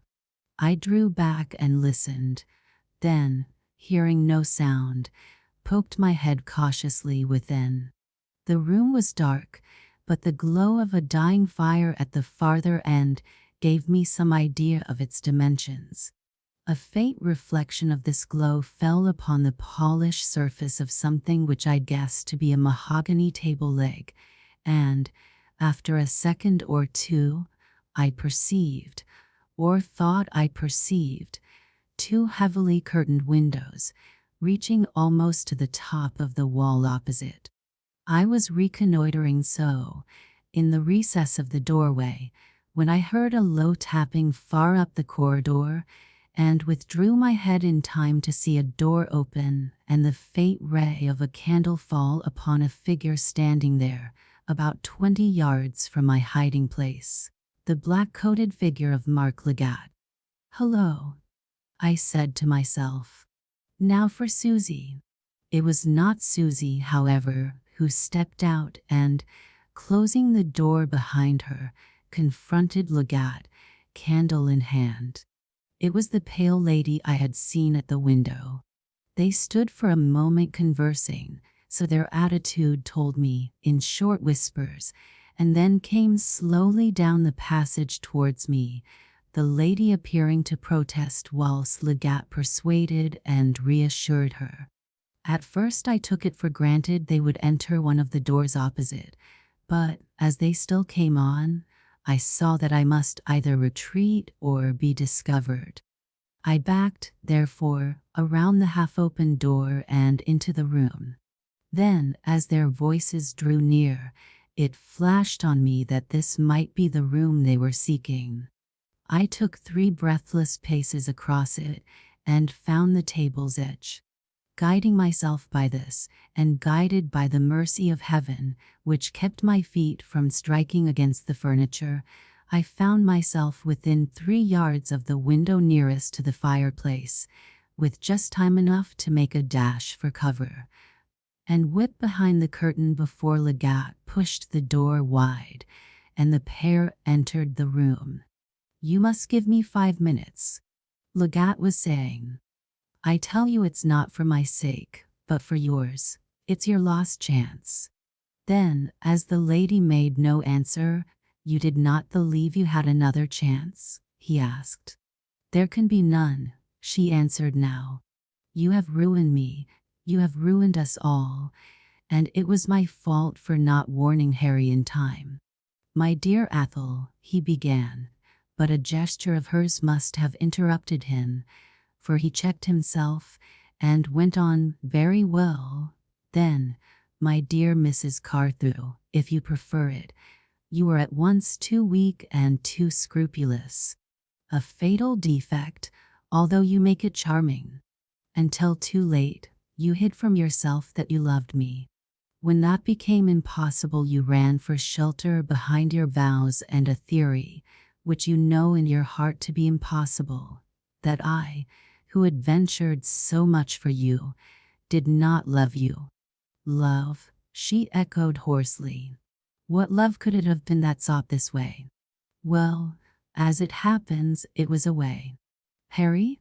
Tut tut, with Harry I was merely the handiest excuse for going to the devil. Suppose you had never set eyes on me. You know well enough he was bound to gamble away well in sooner or later, just as he will sooner or later drink himself dead. I am sorry for the child, but look you, I am going to be frank. It was just through the child I hoped to get you. To save Welland for him, I believed you would follow your heart and take my help with my love. You wouldn't.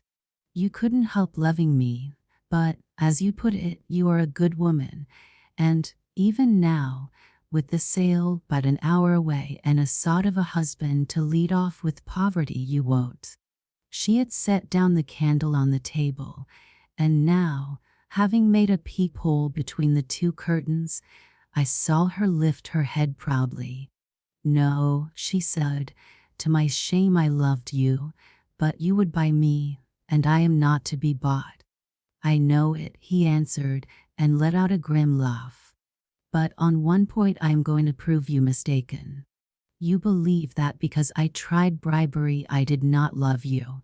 You win by that error, but it is an error nevertheless, as I am going to prove. While her eyes questioned him, he drew a roll of notes from his pocket. Your fond brother-in-law intends to buy Welland, said he. James? To be sure, he nodded while he ran through the notes with finger and thumb. As the eldest brother, James Carthew wants Welland to add it to the entailed estates. He has always wanted it, but these 8 months, since that infant was born to him, he has wanted it 10 times more. Tonight he bids for it, and for decency's sake he bids through me, which is precisely where he comes to grief. I don't understand. Legat went on silently counting the notes. 3,500, he answered, the deposit money and a trifle over, in case of accidents. James Carthew is a rich man. I should reckon him up at 120,000 and be within the mark. But why should he employ you? In the first place, I suppose, because I've played the game for him throughout, and played it pretty successfully. You? He nodded. You don't suppose Harry was playing against me all this while? My dear lady, you cannot ruin a man at the cards without some capital of your own. That is, supposing you play straight, as I beg to observe that I did. No, no, I had a backer, and that backer was your amiable brother-in-law. But why? Simply because a steady-going man like James, however much he inherits by entail, resents the choicest portion of the property, which does not happen to be entailed, being willed away to a loose dog of a younger brother. And when that younger brother marries and has a son, whereas he has married a childless woman, he resents it yet more bitterly. He cannot digest the grievance that, when he dies, the whole must go to the son of the brother who sits and drinks the wine in Naboth's vineyard. But, as it happens, his childless wife dies, and presto, he marries again. At a decent interval a child is born, and now is his time to play a tit-for-tat. He always hated us, I know, she murmured. But you. But I, he answered gaily, am about to spoil that pretty game, and for your sake. Yes, and although you don't know how, and will never know how, I am going to risk my neck for it. He tossed the bundle of notes across the table towards her. She put out a hand as it rolled off the table's edge and dropped at her feet. Count them, because I have to use them tonight to buy Welland back for you. And now there was a real thrill in his voice. Count them, he insisted. They are only the first fruits, and after tonight you may never see me again. They are only the deposit on the price, and after the auction I shall ride away, not back to Welland Vicarage. But I have a word to leave, or to send, for Master James Carthew, and if these notes do not buy Welland back for you I am mistaken. I am what I am, and from what we are such poor devils as I cannot escape. But at least I have loved you, and in the end you shall be sure of it. Count them. He wheeled about on the words as the door was flung open. On the threshold stood Squire Harry Carthew. He was white in the face and more than half drunk. Under one arm he carried a leather-covered case and a pair of foils. His gaze wandered from his wife to Legat, then back again to his wife. I want, said he, addressing her with husky solemnity, a word with Mr. Addison in private. She bent her head and moved from the room, and he bowed as she passed, but somewhat spoiled the effect by shutting the door upon her train. I think, he said, closing the door a second time and locking it upon her, and his tone grew suddenly sharp, though he remained none the less drunk, I think, Mr. Addison, we need waste no time. My wife's maid, Susie, has told me all that is necessary. You will choose one of those pistols, and we can settle the matter here and now. No, for Legat had begun to edge towards the packet of notes lying on the floor. You are not to stir, please, until we understand one another. He laid the foils on the table and held out the case. Legat took the pistol next to his hand. You are drunk, Carthew. Am I? Well, that is likely enough, and as a sportsman you won't object to allow for it in our arrangements.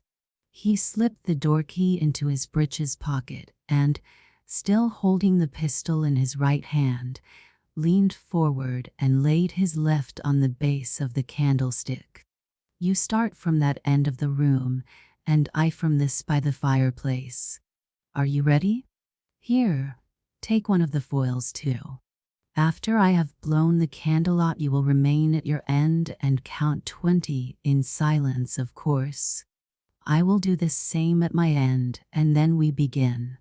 Don't be a fool, man. This is no duel, it is murder, and foolish murder.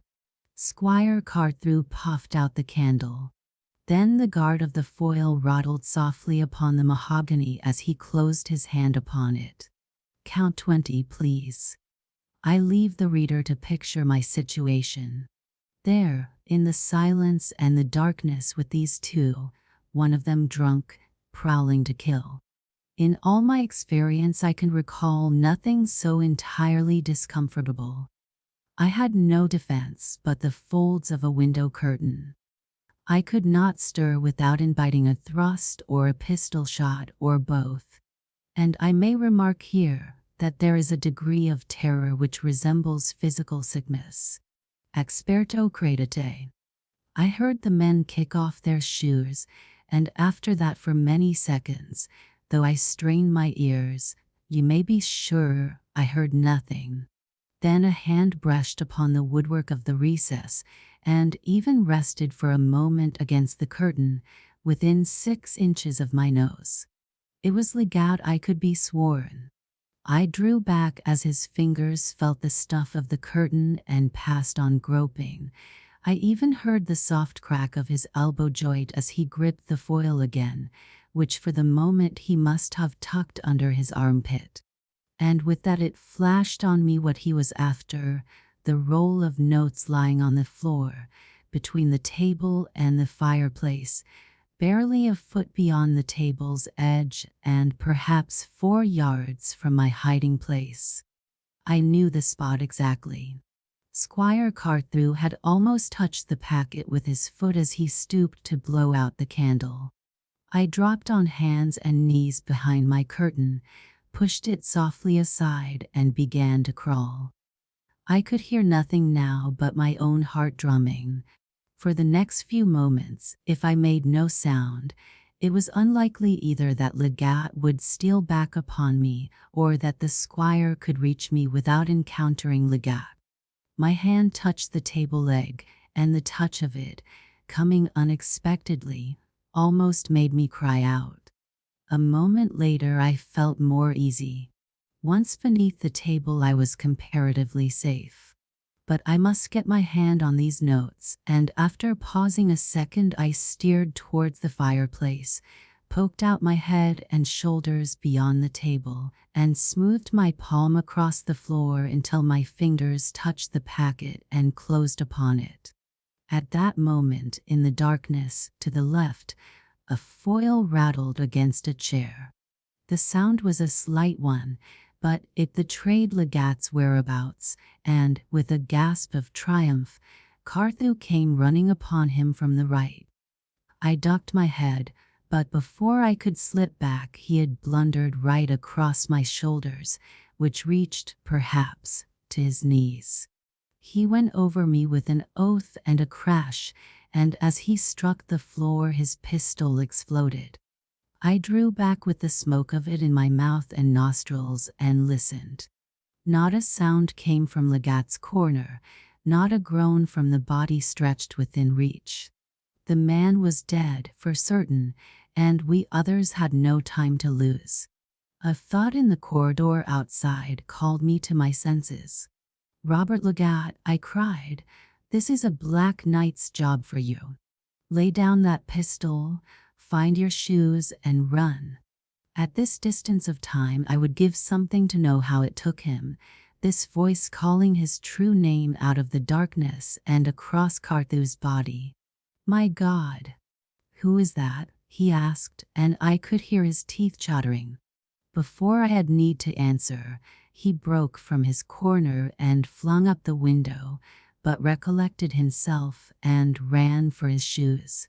He had scarcely found them when there came that rush upon the stairs for which I had been listening, and a woman's voice screamed, "The mistress!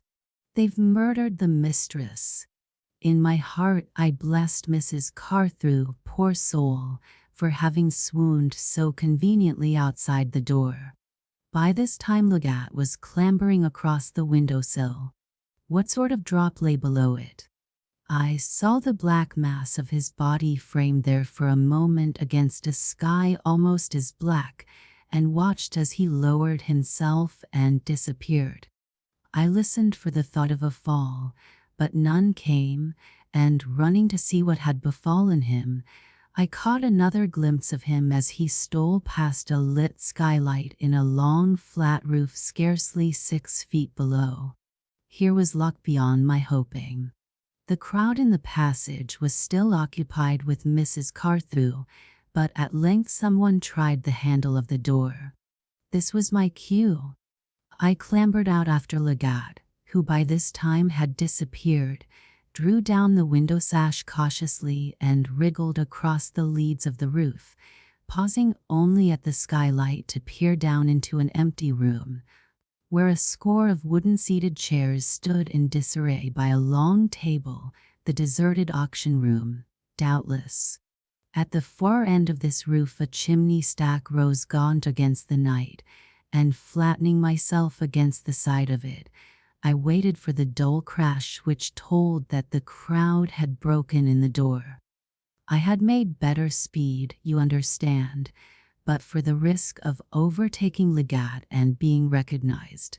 As it was, I had set the worst of all terrors barking at his heels, and by, it may have been after 3 minutes' wait, I chuckled at the sound of a horse's hoofs in the stable yard below me.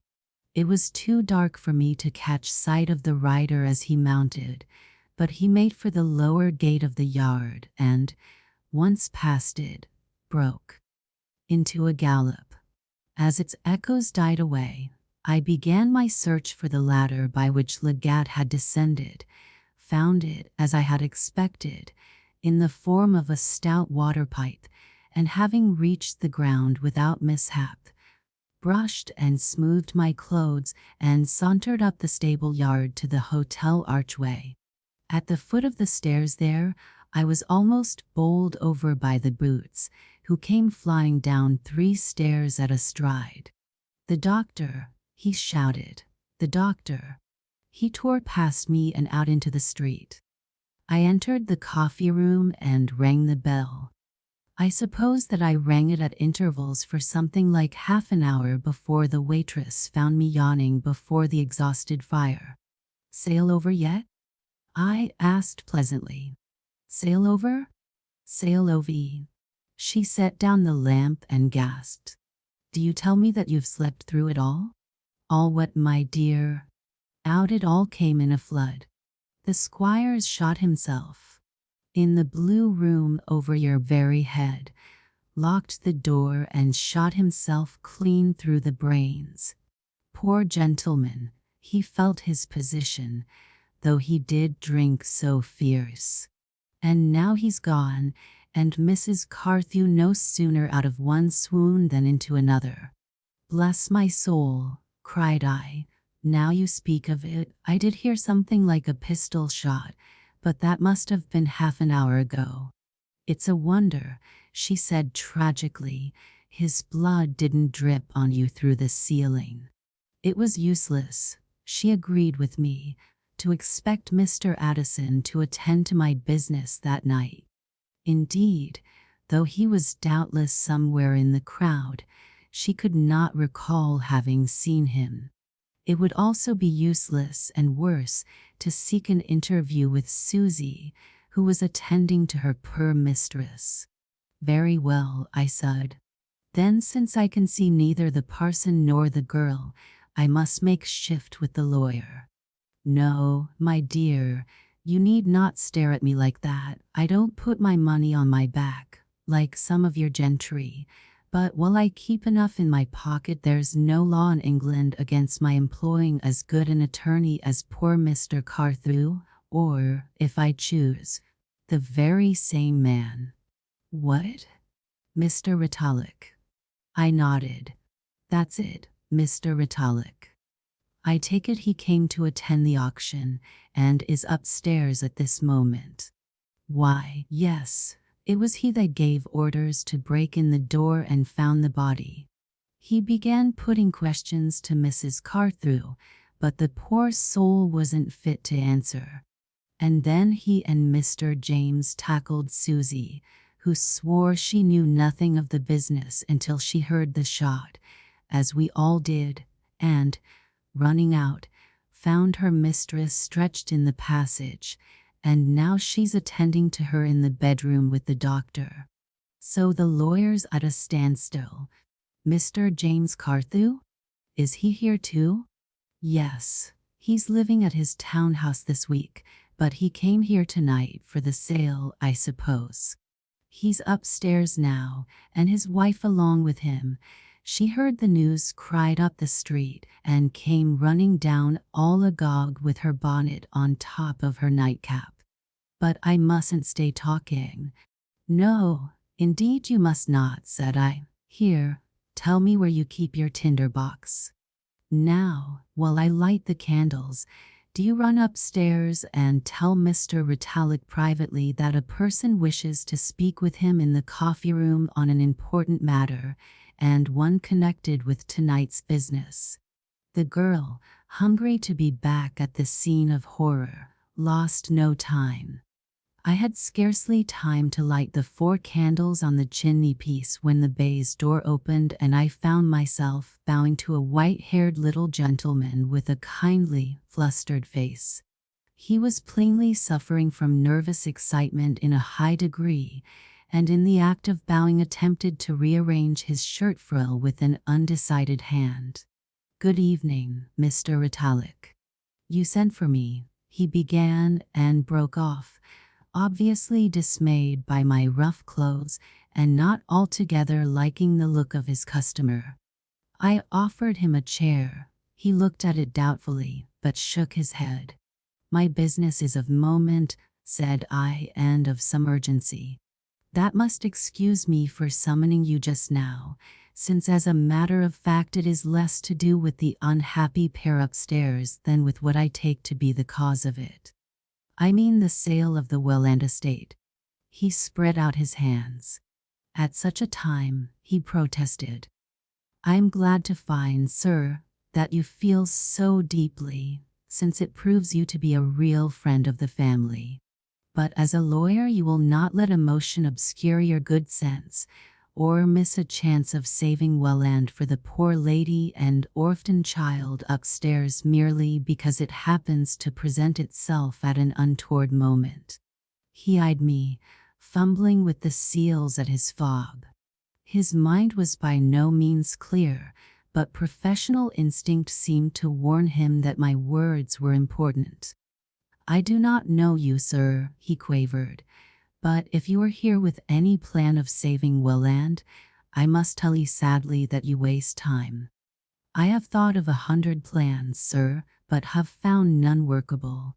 It has destroyed my rest for months, for, with all his failings, I was sincerely attached to young Mr. Carthew, and no less sincerely to his unhappy lady.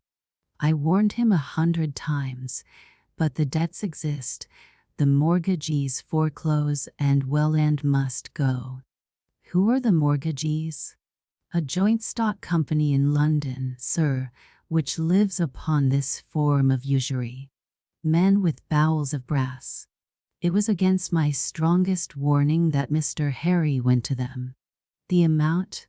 £34,000. Will the estate sell for that figure? Scarcely at a forced sale, unless some purchaser took a special fancy to it or had some special reason for acquiring it. Suppose, now, that I offer £34,000 to buy the estate by private contract. Would such an offer be accepted? Indubitably. The mortgagees could offer no objection, even if they wished, for they would be paid, but, in fact, they scarcely hope for so much. You will excuse me, however. In a moment, Mr. Ritalik. Still, supposing that I offer £34,000, a deposit on the purchase money would be required. Can you name the sum? Unless the purchaser were well known in this neighborhood, 10% would be asked, or £3,400. Leaving me 100, I said musingly, I beg your pardon? Nothing. A bad habit I have of talking to myself. Will you pardon a question of some abruptness? You are acquainted, no doubt, with the present Mrs. James Carthew. Slightly. He looked at me in some puzzlement. She was Mr. James's housekeeper. So I have heard. Is she a woman of strong mind? With an influence upon her husband? Mr. Ritalik positively smiled. You may be sure he would never have married her without it. Oh, there's no doubt about the strength of her mind. Middle-aged, I believe? With one child, and not likely to have another. It astonished us all when this one was born. Indeed, people do say, but I mustn't repeat twaddle. No, indeed. But a man like James Carthew, with a large entail at stake, might be forgiven. I did not finish my sentence, but stepped to the bell and rang it. Excuse me, sir, said Mr. Ritalik. You began by promising, at least by holding out some hope, that Welland might be preserved for Mrs. Harry Carthew and her son. But so far you have told me nothing except that you wish to purchase it yourself. I think, rather, that you must have jumped to that conclusion. My dear sir, do I look like a man able to purchase Welland? No, no, I am merely the agent of a friend who is unhappily prevented from treating in person. My dear, I turned to the waitress who entered at this moment. Would you mind running upstairs and telling Mr. and Mrs. James Carthew that Mr. Addison has ridden home, leaving a packet of notes behind him, and that the person in possession of that packet wishes to see them both, be particular to say, both in private. Sir, sir, exclaimed Mr. Italic as the maid shut the door. I turned to find him eyeing me between suspicion and alarm. Either you have not been frank with me, or you must be ignorant that James Carthew has been no brotherly brother of poor Harry. He is the last man before whom I should care to discuss the purchase of Welland. I have, indeed, more than once suspected him of being in collusion with the Mr. Addison you mention, and, in part, responsible for the disaster into which, as I maintain, that reverend gentleman has hurried my poor friend. If there be any question of James Carthew's purchasing Welland, and I will confess the fear of this has been troubling me, I must decline to listen to it until fate compels me. Tonight, with Harry Carthew lying dead in the room above, I will not hear it so much as suggested. Then, my excellent Mr. Italic, do not start suggesting it. Ah, here they are, said I, pleasantly, as the door opened, and, as I expected, my bald-headed man appeared on the threshold, and was followed by a grim-looking female in a fearsome headdress confounded of bonnet and nightcap. Sir, I began, addressing James Carthew with much affability, it is through our common friend, Mr. Addison, that I venture to commend myself to you and to your good lady. And who may you be? Mrs. James demanded, with sufficient bluntness.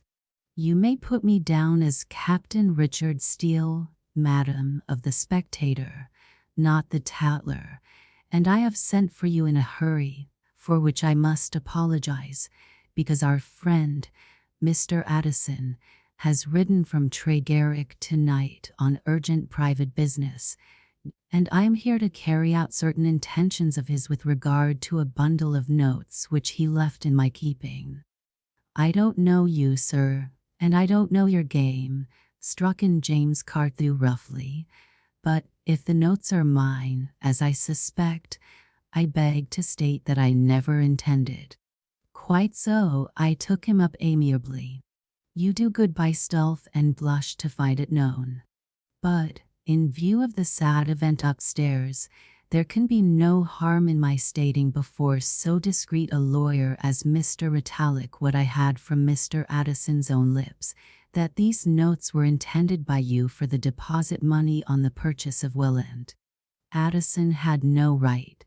Of course, if I misread his directions, you can refer to him to correct me when he returns. As it is, I heard it from him most plainly that, thanks to you, Welland was to be rescued and preserved for Mr. Harry Carthew's child. Mr. Italic tells me that £34,000 is the sum needed, and that, of this, 10%, or 3,400, will be accepted as deposit money. It happens that I have but a short time to spend in Tregarrick, and therefore I have ventured to summon you and madam to bear witness that I hand the sum over to the person competent to receive it. And with this I took the notes from my breast pocket and began to count them out carefully upon the table. This fellow is drunk, said Mr. James Carthew, addressing the lawyer. The notes are mine, as I can prove. They were entrusted by me to Mr. Addison, who, it appears, has surrendered them, said Mr. Italic drily. Did Mr. Addison give you a receipt? They are mine, and were entrusted to him for a private purpose. This fellow can have come by them in no honest way. Impound them if you will. I can wait for Addison's testimony.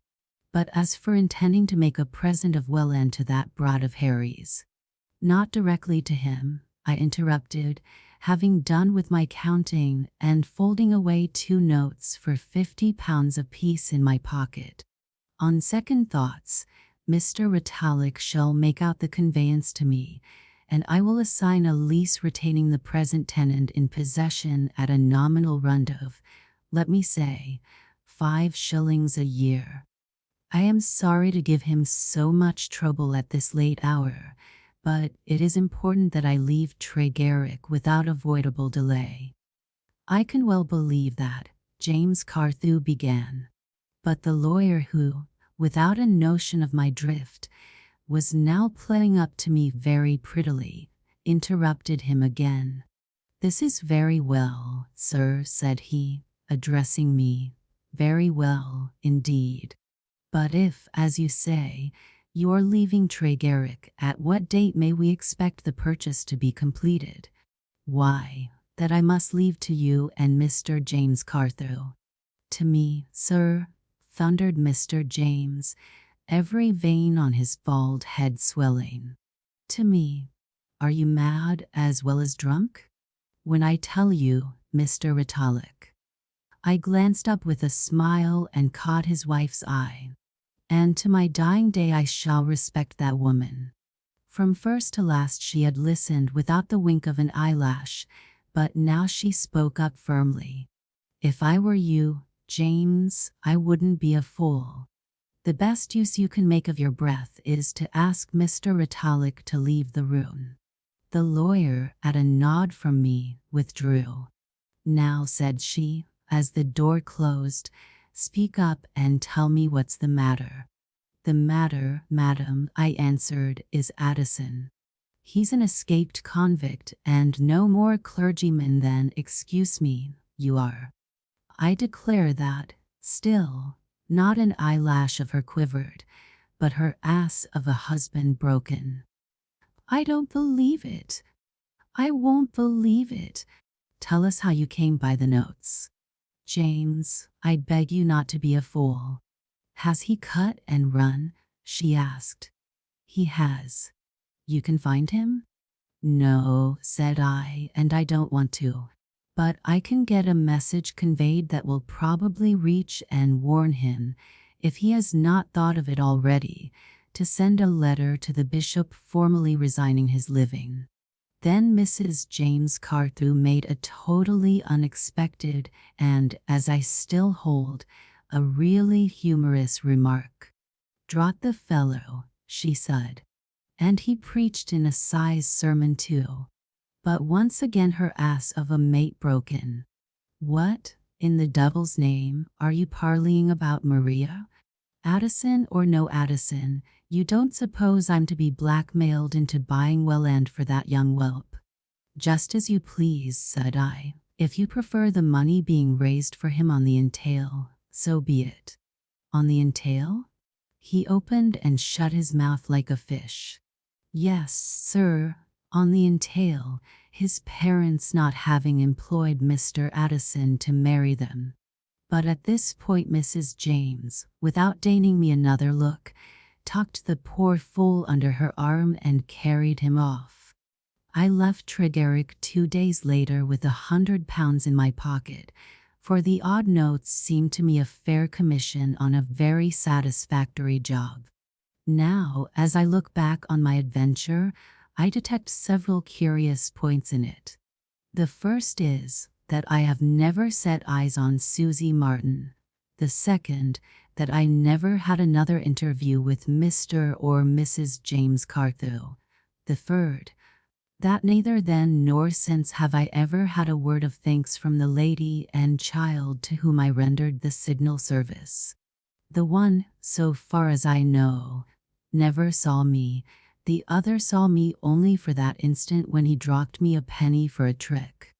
To both I am known only as Captain Richard Steele, and whoever inhabits Welland pays 5 shillings out of one pocket into another for his tenancy, and will continue to do so. But perhaps what the reader will most wonder at is that I, Gabriel Foote, having my hand on £3,500 and a clear run for it, should have yielded up all but 100 for a widow and orphan who never heard of my existing. Well, perhaps the secret is that Legad intended to yield it, and I pride myself on being a better man than Legad. In short, I have, within limits, a conscience. Reign of Dollars. 1. At 9 o'clock or thereabouts in the morning of January 5th, 1809, 5 regiments of British infantry and a troop of horse artillery with 6 guns were winding their way down the eastern slope of a ravine beyond Nogales, in the fastnesses of Galicia. They formed the reserve of Sir John Moore's army, retreating upon Corunna, and as they slid or skidded down the frozen road in the teeth of a snowstorm, the men of the 28th and 95th Rifles, who made up the rear guard, for the cavalry had been sent forward as being useless for protection in this difficult country, were forced to turn from time to time and silence the fire of the French, close upon their heels and galling them. A dirty brown trail, trodden and churned by the main army and again frozen hard, gave them the course of the road as it zigzagged into the ravine, but even had the snow obliterated the track, the regiments could have found their way by the dead bodies strewing it. Bodies of men, of horses, even of women and children, some heaped by the wind's eddies with thick coverlets of white, so that their forms could only be guessed, others half sunk, with a glazing of thin ice over upturned faces and wide open eyes, others again flung in stiff contortions across the very road, here a man with his fists clenched to his ribs, there a horse on its back with all 4 legs in air, crooked and rigid as poles. The most of these horses had belonged to the dragoons, who, after leading them to the last, had been forced to slaughter them, for the poor brutes cast their shoes on the rough track, and the forage carts with the cavalry contained neither spare shoes nor nails. The women and children, with sick stragglers and plunderers, had made up that horrible, shameful tailpipe which every retreating army drags in its wake, a crowd to which the reserve had for weeks acted as whippers in, herding them through Bembibre, Calcabellos, Villafranca, Nogales, driving them out of wine shops, shaking, pricking, clubbing them from drunken stupor into panic, pushing them forward through the snow until they collapsed in it to stagger up no more. Strewn between the corpses along the wayside lay broken carts and cart wheels, bundles, knapsacks, muskets, shakos, split boots, kettles, empty wine flasks, whatever the weaker had dropped and the stronger had found not worth the gleaning. The regiments lurched by sullenly, savagely.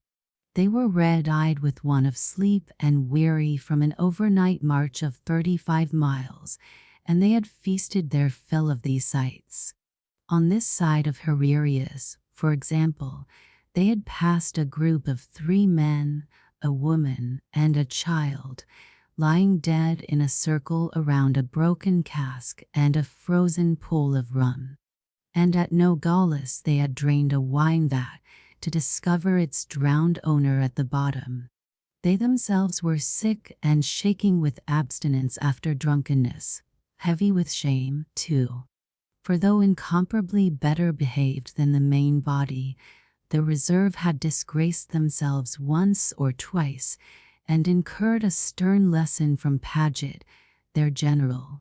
On a low hill before Cacabellos he had halted them, formed them in a hollow square with faces inwards, set up his triangles, and flogged the drunkards collected during the night by the patrols. Then, turning to 2 culprits taken in the act of robbing a peaceful Spaniard, he had them brought forward with ropes around their necks and hoisted, under a tree, upon the shoulders of the provost marshal's men. While the ropes were being knotted to the branches overhead, an officer rode up at a gallop to report that the French were driving in our piquets on the other side of the hill. "I am sorry for it, sir," answered Paget, "but though that angle of the square should be attacked, I shall hang these villains in this one." After a minute's silence, he asked his men, "If I spare these two, will you promise me to reform?" There was no answer. "If I spare these men, shall I have your word of honor as soldiers that you will reform?" Still the men kept silence, until a few officers whispered them to say, "Yes," and at once a shout of "Yes" broke from every corner of the square. This had been their lesson, and from Calcabello's onward the division had striven to keep its word. But a sullen flame burned in their sick bodies, and when they fought viciously, as men with a score to wipe off and a memory to drown. A few hours ago they had resembled scarecrows rather than British soldiers. Now, having ransacked at Nogales a train of carts full of Spanish boots and clothing, which had been sent thither by mistake and lay abandoned, without mules, muleteers, or guards, they showed a medley of costumes. Some wore gray breeches, others blue, some black boots, others white, others again black and white together, while not a few carried several pairs slung round their necks. Some had wrapped themselves in ponchos, others had replaced the regulation greatcoat with a simple blanket. But, wild crew as they seemed, they swung down the road in good order, kept steady by discipline and the fighting spirit and a present sense of the enemy close at hand.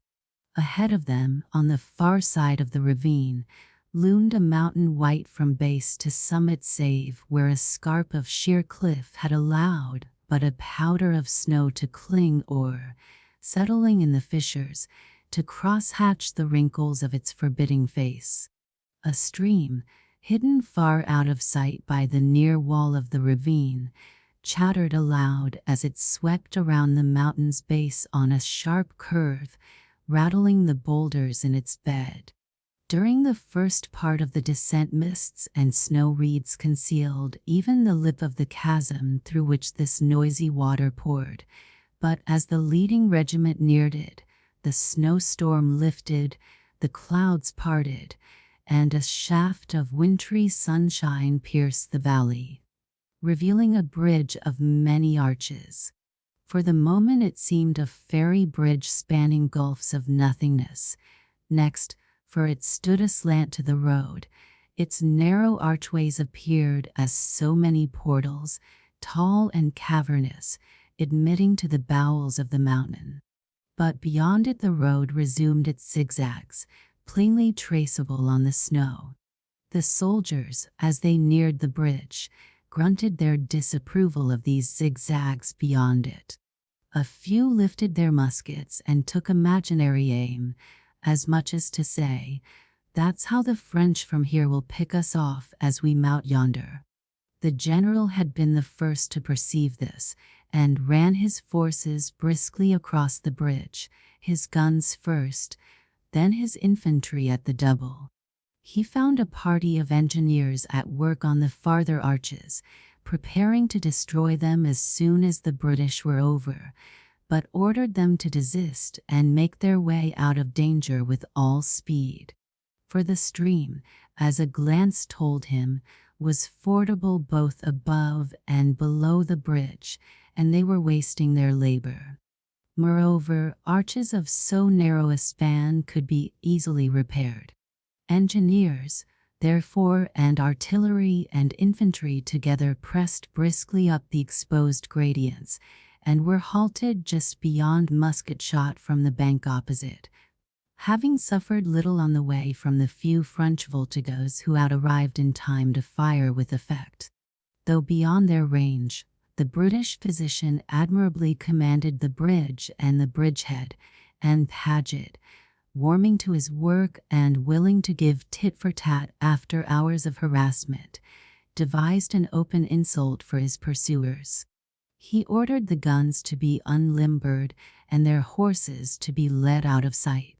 Then, regiment by regiment, he sent his division onward, 20th, 52nd, 91st, and Rifles, pausing only at his trusted 28th, whom he proceeded to post with careful inconspicuousness. The light company behind a low fence in flank of the guns and commanding the bridge, the grenadiers about 100 yards behind them, and the battalion companies yet a little further to the rear. While the 28th thus disposed themselves, the rest of the division moved off, leaving the guns to all appearance abandoned. The general spread his greatcoat, and seating himself on the slope behind the light company, cheerfully helped himself to snuff from the pocket of his buff leather waistcoat. Meanwhile the sky had been clearing steadily, and the sunshine, at first so feeble, fell on the slope with almost summer warmth. The 28th, under the lee of the mountain cliffs, looked up and saw white clouds chasing each other across deep gulfs of blue, looked down and saw the noon rays glinting on their enemies' accoutrements beyond the bridgehead. The French were gathering fast, but could not yet make up their minds to assault. "Our friends," said the general, pouring himself a drink from his pocket flask, "don't seem in a hurry to add to their artillery." The men of the light company, standing near him, laughed as they munched their rations. For 3 days they had plodded through snow and sleet with hot hearts, nursing their commander-in-chief's reproof at Cacabelos. "You, 28th, are not the men you used to be. You are no longer the regiment who to a man fought by my side in Egypt." So Moore had spoken, and ridden off contemptuously, leaving the words to sting. They not only stung, but rankled, for to the war cry of "Remember Egypt," the 28th always went into action, and they had been rebuked in the presence of Paget, now their general of division, but once their colonel, and the very man under whom they had won their Protest title, the Backlates. It was Paget who, when once in Egypt the regiment had to meet 2 simultaneous attacks, in front and rear, had faced his rear rank about and gloriously repulsed both charges. At the moment of Moore's reproof Paget had said nothing, and he made no allusion to it now. But the 28th understood. They knew why he had posted them alone here, and why he remained to watch. He was giving them a splendid chance, if a forlorn one. In the recovered sunshine their hearts warmed to him. Unhappily, the French did not seem disposed to walk into the trap. Their fire slackened. From the first it had not been serious, and they loitered by the bridge end awaiting reinforcements. Yet from time to time they pushed small parties across the fords above and below the bridge, and at length Paget sent a young subaltern up to the crest of the ridge on his flank, to see how many had collected thus on the near side of the stream. The subaltern reported 200 or 300. By this time the 28th had been posted for an hour or more, time enough to give the main body of the reserve a start of 4 miles. General Paget consulted his watch, returned it to his fob, and ordered the guns to be horsed again. As the artillerymen led their horses forward, he turned to the infantry, eyed their chapfallen faces, and composedly took snuff. 28th, if you don't get fighting enough, it's not my fault. This was all he said, but it went to the men's hearts. "You'll give us another chance, sir," answered 1 or 2. He had given them back already some of their old self-esteem, and if they were disappointed of a scrimmage, so was he. But it would never do, since the French shirked a direct attack, to linger and be turned in flank by the numbers crossing the fords. So, having horsed his guns and sent them forward to overtake the reserve, Paget ordered the 28th to quit their position and resume the march. No sooner were they in motion than the enemy's leading column began to pour across the bridge, its light companies, falling in with the scattered troops from the fords, pressed down upon the British rear. And the 28th took up once more the Parthian game in which they were growing expert. For 3 miles along the climbing road they marched, faced about for a skirmish, drove back their pursuers, and marched forward again, always in good order, the enemy being encumbered by its cavalry, which, useless from the first in this rough and wavering track, at length became an impediment and a serious peril. It was by fairly stampeding a troop back upon the foot soldiers following that the British in the end checked the immediate danger, and, hurrying forward unmolested for a couple of miles, gained a new position in which they could not easily be assailed. The road here wound between a line of cliffs and a precipice giving a sheer drop into the ravine, and here, without need of flankers or, indeed, possibility of using them, the rearmost, light company halted for a while and faced about. This brought their right shoulders round to the precipice, at the foot of which, and close upon 300 feet below, a narrow plateau, or so it seemed, curved around the rock face. The French, held at check and once more declining a frontal attack, detached a body of cavalry and voltigeurs to follow this path in the hope of turning one flank. But a weak snow had smoothed over the true contour of the valley, and this apparent plateau proved to be but a gorge piled to its brim with drifts, in which men and horses plunged and sank until, repenting, they had much ado to extricate themselves. On the ledge over their heads a young subaltern of the 28th, the same that Paget had sent to count the numbers crossing the fords, was looking down and laughing, when a pompous voice at his elbow inquired, "Pray, sir, where is General Paget?" The subaltern, glancing up quickly, saw, planted on horseback before him, with legs astraddle, a podgy, red-faced man in a blue uniform buttoned to the chin.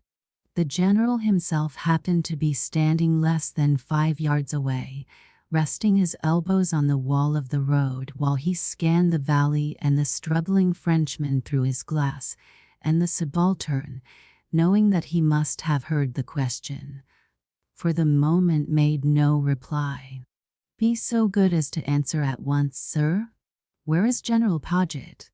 The general closed his glass leisurely and came forward. "I am General Paget, sir, at your commands." "Oh, I beg pardon," said the little blue-coated man, slewing about in his saddle. "I am Paymaster General, and, the fact is—" "Paymaster General," echoed Paget in a soft and musing tone, as if deliberately searching his memory. "Assistant," the little man corrected. "Get down from your horse, sir." "I beg pardon." "Get down from your horse." "Down." "Get down from your horse, sir." The assistant paymaster clambered off. His vanity was wounded, and he showed it. The models on his face deepened to crimson. "Beg pardon, ceremony, hardly an occasion, treasure of the army in danger." Paget eyed him calmly, but with a darkening at the corner of the eye, a sign which the watching subaltern knew to be ominous. "Be a little more explicit, if you please." "The treasure, sir, for which I am responsible." "Yes? How much?" "I am not sure that I ought." "How much?" "If you press the question, sir, it might be £25,000. "I should not have mentioned it in the hearing of your men." He hesitated. The general concluded his sentence for him. "Had not your foresight placed it in safety and out of their reach, that's understood." "Well, sir, what then?" "But, on the contrary, General, it is in imminent peril. The carts conveying it have stuck fast, not a mile ahead. The bullocks are foundered and cannot proceed, and I have ridden back to request that you supply me with fresh animals. Look at me, sir, and then pray look about you. I beg your pardon. You ought to. Am I a bullock driver, sir, or a muleteer? And in this country, with a sharp wave of his hand, can I breed full-grown mules or bullocks at a moment's notice to repair your DD incompetence? Or, knowing me, have you the assurance to tell me coolly that you have lost, yes, lost, the treasure committed to you, to confess that you, who ought to be a day's march ahead of the main body, are hanging back upon the rearmost company of the rear guard, and come to me whining when that company is actually engaged with the enemy?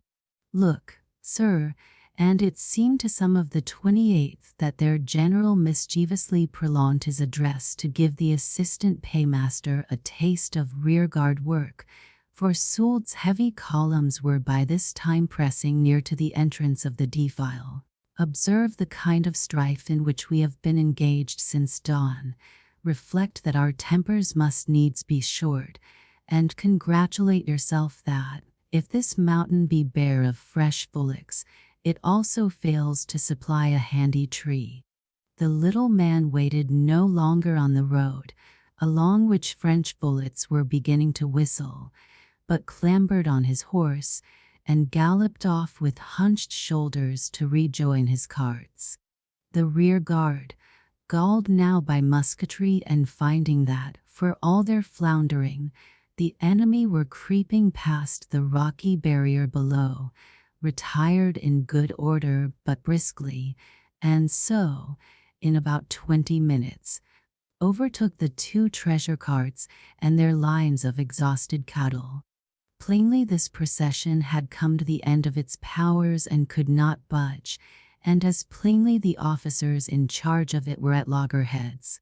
Paget surveyed the scene, his brow darkening thunderously, for, of the guns he had sent forward to overtake the reserve, 2 stood planted to protect the carts, and the artillery captain in charge of them was being harangued by the fuming assistant paymaster, while the actual guard of the treasure, a subaltern's party of the 4th, King's Own, stood watching the altercation in surly contempt. Now the 28th and the King's Own were old friends, having been brigade together through the early days of the campaign.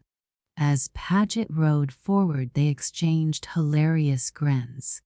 "Pray, sir," he addressed the artilleryman, "why are you loitering here when ordered to overtake the main body with all speed? And what are you discussing with this person?" "The colonel, sir, detached me at this officer's request." "Hey?"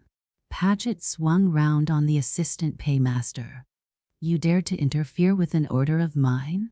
And, having done so, you forbore to tell me, just now, the extent of your impudence." But the bullocks can go no farther," stammered the poor man. "And if so, who is responsible? Are you, sir?" Paget demanded suddenly of the subaltern. "No, General," the young man answered, saluting. "I beg to say that as far back as Nogales I pointed out the condition of these beasts, and also where in that place fresh animals were to be found, but I was bidden to hold my tongue. Do you admit this?" Paget swung round again upon the assistant paymaster. "Upon my word, sir," the poor man tried to bluster, "I am not to be cross-examined in this fashion. I do not belong to the reserve, and I take my orders." "Then what the devil are you doing here? And how is it I catch you ordering my reserve about?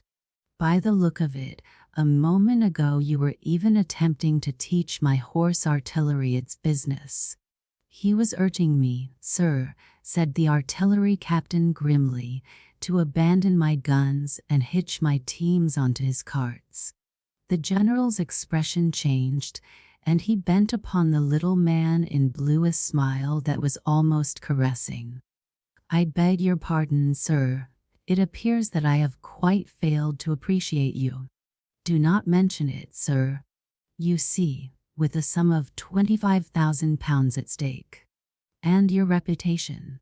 To be sure, and my reputation, though that I assure you was less in my thoughts.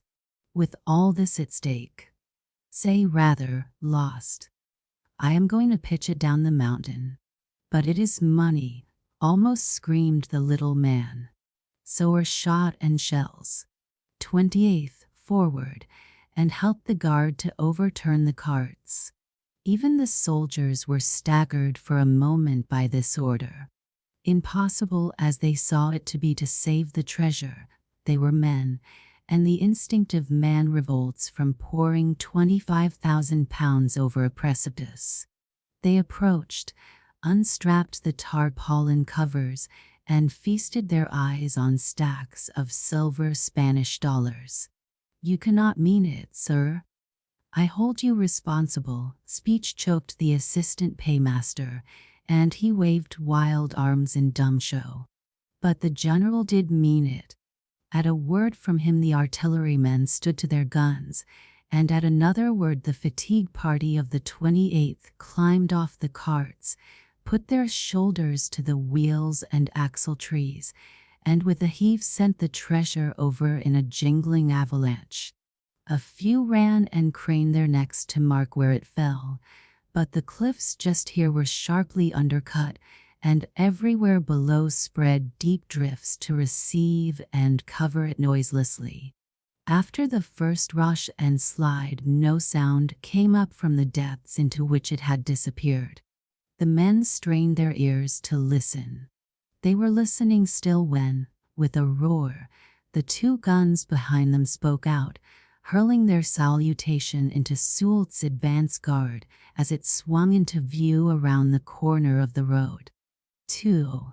In a mud-walled hut perched over the brink of the ravine and sheltered there by a shelving rock, an old Galligan peasant sat huddled over a fire and face to face with starvation. The fire, banked in the center of the earthen floor, filled all the cabin with smoke, which escaped only by a gap in the thatch and a window hole overlooking the ravine. An iron crock on a chain furred with soot hung from the rafters, where sooty cobwebs, a foot and more in length, waved noiselessly in the draught. It was empty, but he had no strength to lift it off its hook, and at the risk of cracking it he had piled up the logs on the hearth, for the cold searched his old bones. The window hole showed a patch of fading day, wintry and sullen, but no beam of it penetrated within, where the firelight flickered murkily on 3 beds of dirty straw, a table like a butcher's block, and, at the back of the hut, an alcove occupied by 3 sooty dolls beneath a crucifix, the Virgin, St. Joseph, and St. James. The alcove was just a recess scooped out of the adobe wall, and the old man himself could not have told why his house had been built of unbaked mud when so much loose stone lay strewn about the mountainside ready to hand. Possibly even his ancestors who had built it could not have told. They had come from the plain land near Zamora and built in the only fashion they knew, a fashion which their ancestors had learned from the Moors, but time and the mountain's bad habit of dropping stones had taught them to add a stout roof. For generations they had clung to this perch and held body and soul together by the swineherding. They pastured their pigs 3 miles below, where the ravine opened upon a valley moderately fertile and wooded with oak and chestnut, and in midwinter drove them back to the hill and stayed them in a large pen beside the hut, in which, if the pen were crowded, they made room for the residue. The family now consisted of the old man, Gil Calico, a widower and past work, his son Gil the younger, with a wife, Juana, their only daughter, Mercedes, her young husband, Sebastian May, and their 2-year-old boy. The two women worked with the men in herding the swine and were given sole charge of them annually, when Gil the younger and Sebastian tramped it down to the plains and hired themselves out for the harvest. But this year Sebastian, instead of harvesting, had departed for Corunna to join the insurrectionary bands and carry a gun in defense of his country. To Gil the elder this was a piece of youthful folly. How could it matter, in this valley of theirs, what king reigned in faraway Madrid? And would a Spaniard any more than a Corsican make good the lost harvest money? The rest of the family had joined him in raising objections, for in this den of poverty the three elders thought of money morning, noon, and night, and of nothing but money, and Mercedes was young and in love with her husband, and sorely unwilling to lend him to the wars. Sebastian, however, had smiled and kissed her and gone his way, and at the end of his soldiery had found himself, poor lad, in hospital in Leon, one of the many hundreds abandoned by the Marquis of Romana to the French.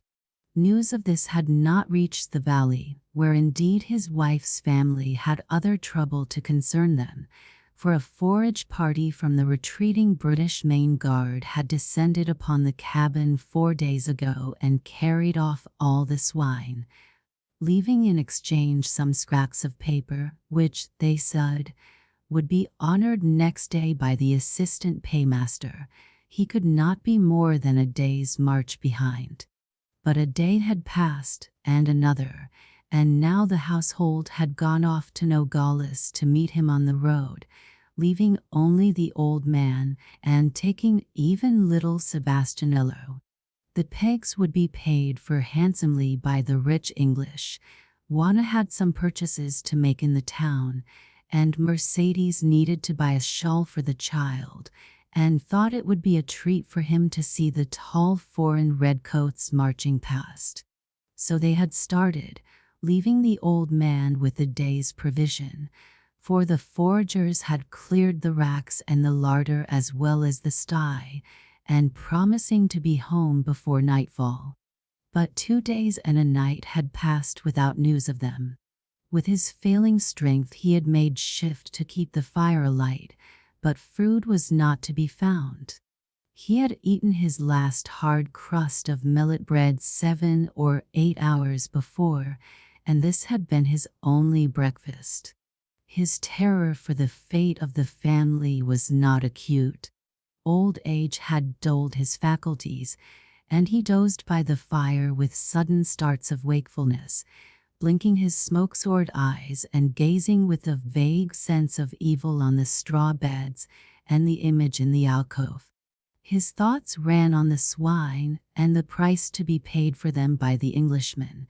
They faded into dreams wherein the family saints stepped down from their shrine and chaffered with the foreign paymaster, dreams in which he found himself grasping silver dollars with both hands.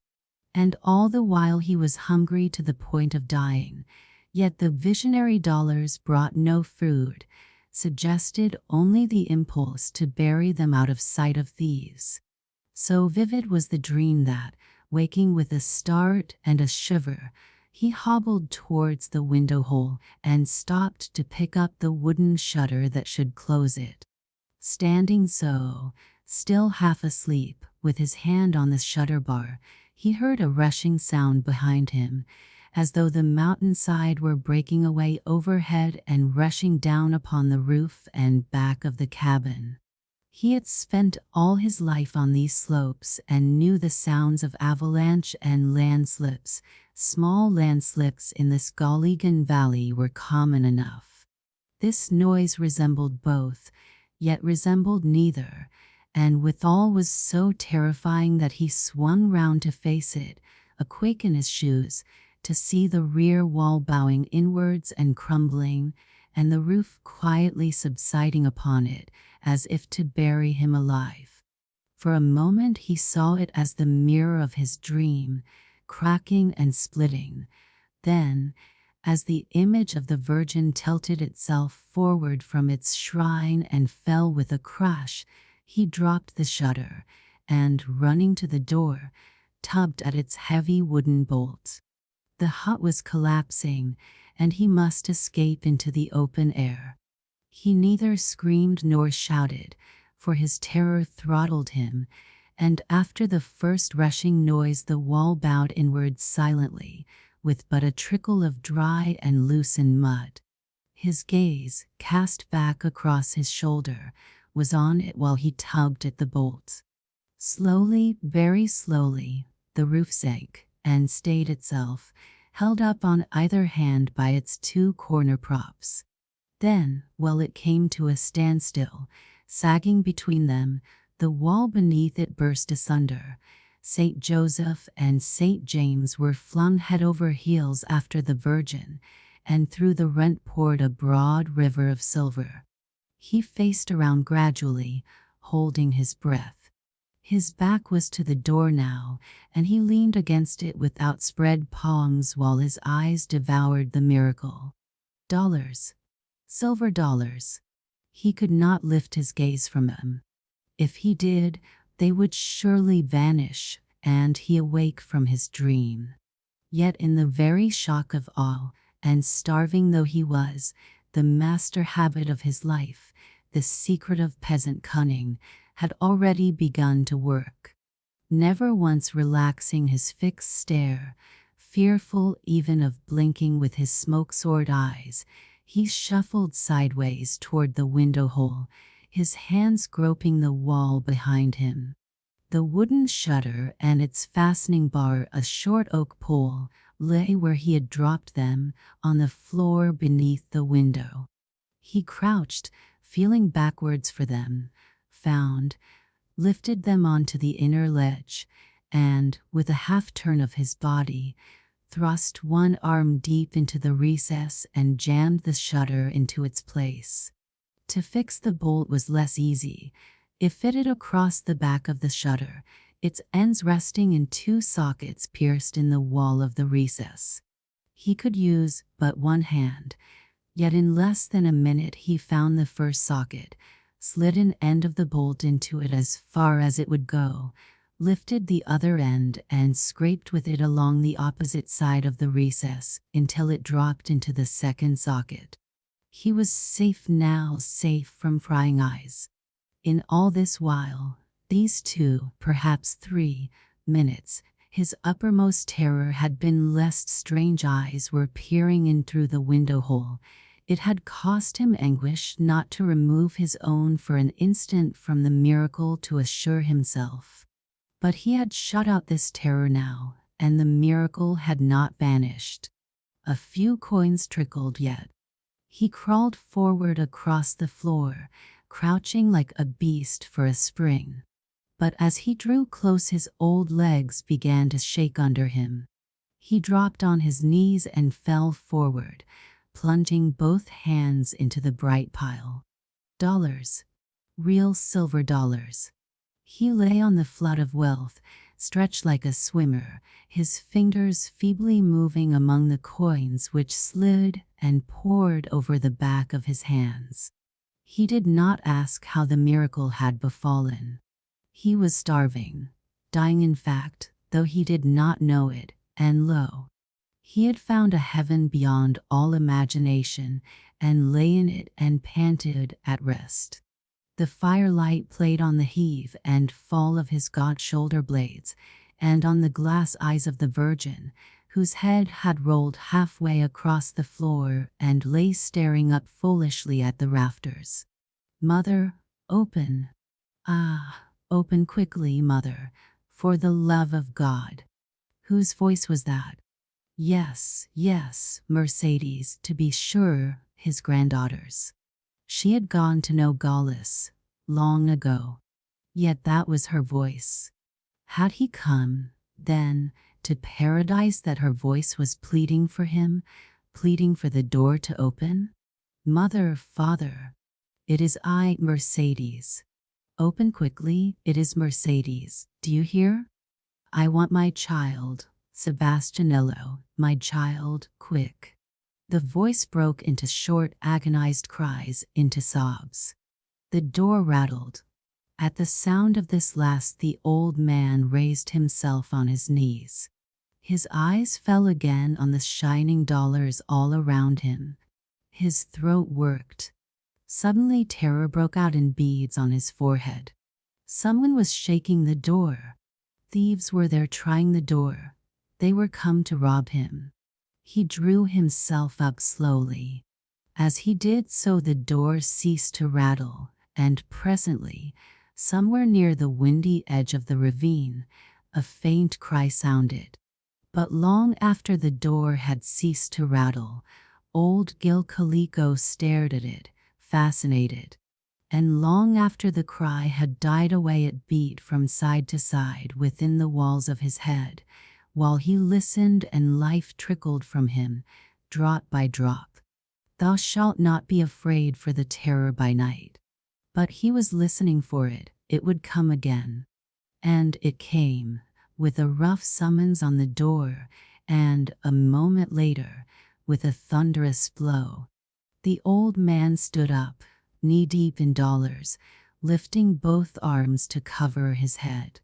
As the door fell, he seemed to bow himself toward it, toppled, and slid forward, still with his arms crooked, amid a rush of silver. 3. Although crushed in the rear and broken inwards there, the hut showed its ordinary face to the path as Mercedes reached it in the failing daylight. She ran like a madwoman, and with short, distraught cries as she neared her home. Her eyes were wild as a hunted creature's, her coarse black hair streamed over her shoulders, her bare feet bled where the rocks and ice had cut them. But one thing she did not doubt, would not allow herself to doubt, that at home she would find her child. For 2 days she had been parted from him, and in those 2 days, God had been good to her, very good, but she could not thank God yet, not until she clutched Sebastianello in her arms, held his small, wriggling body, felt his feet kick against her breast. The great sty beside the cabin was empty, of course, and the cabin itself looked strange to her and desolate and unfriendly.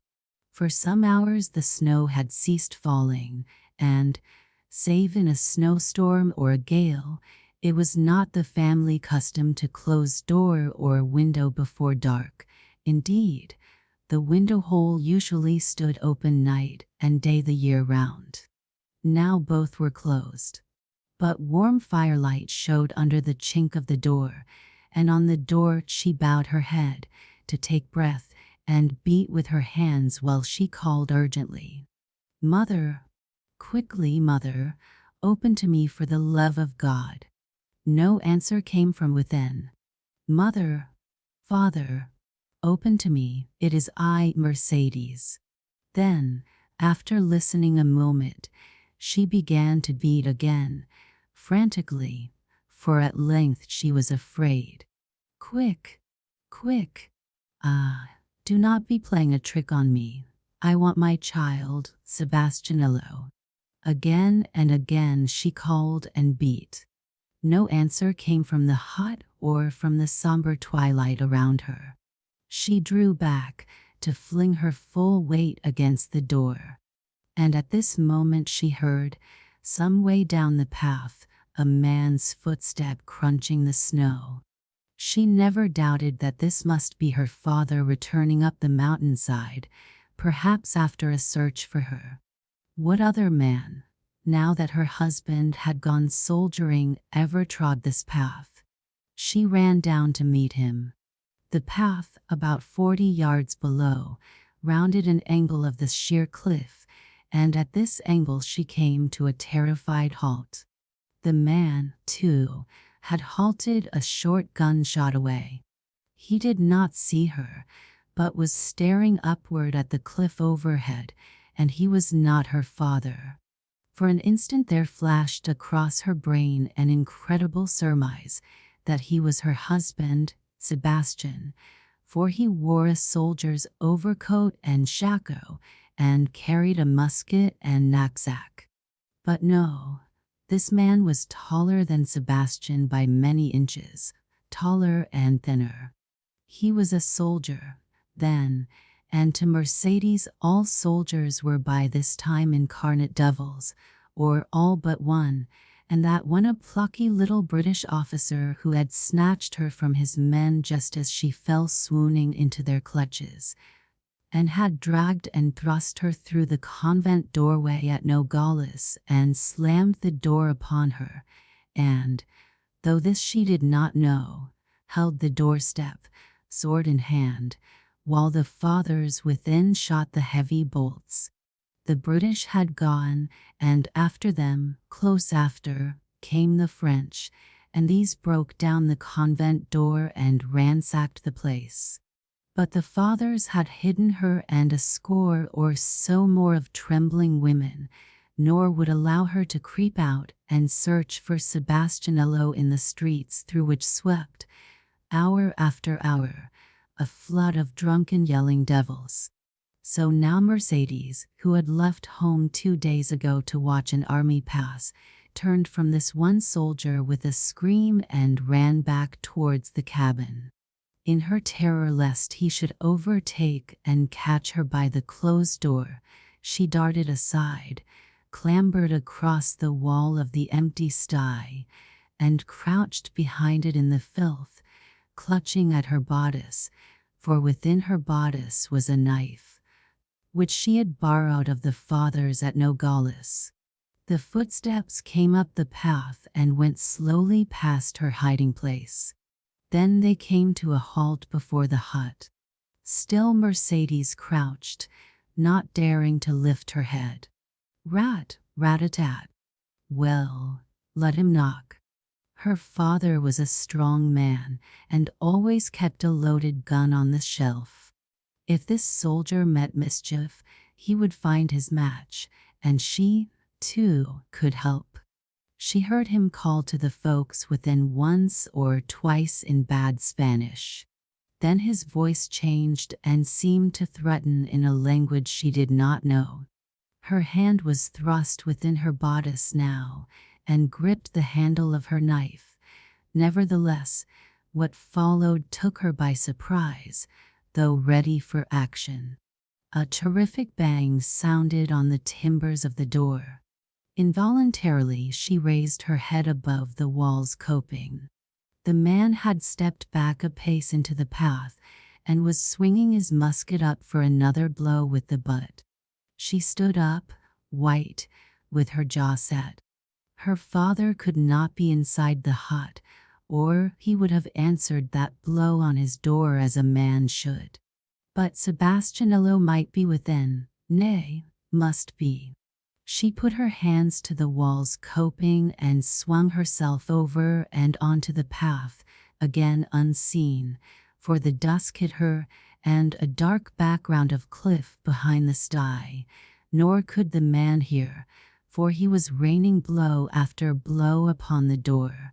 At length, having shaken it loose from its hasp, he stepped back and made a run at it, using the butt of his musket for a ram, and finishing up the charge with the full weight of one shoulder.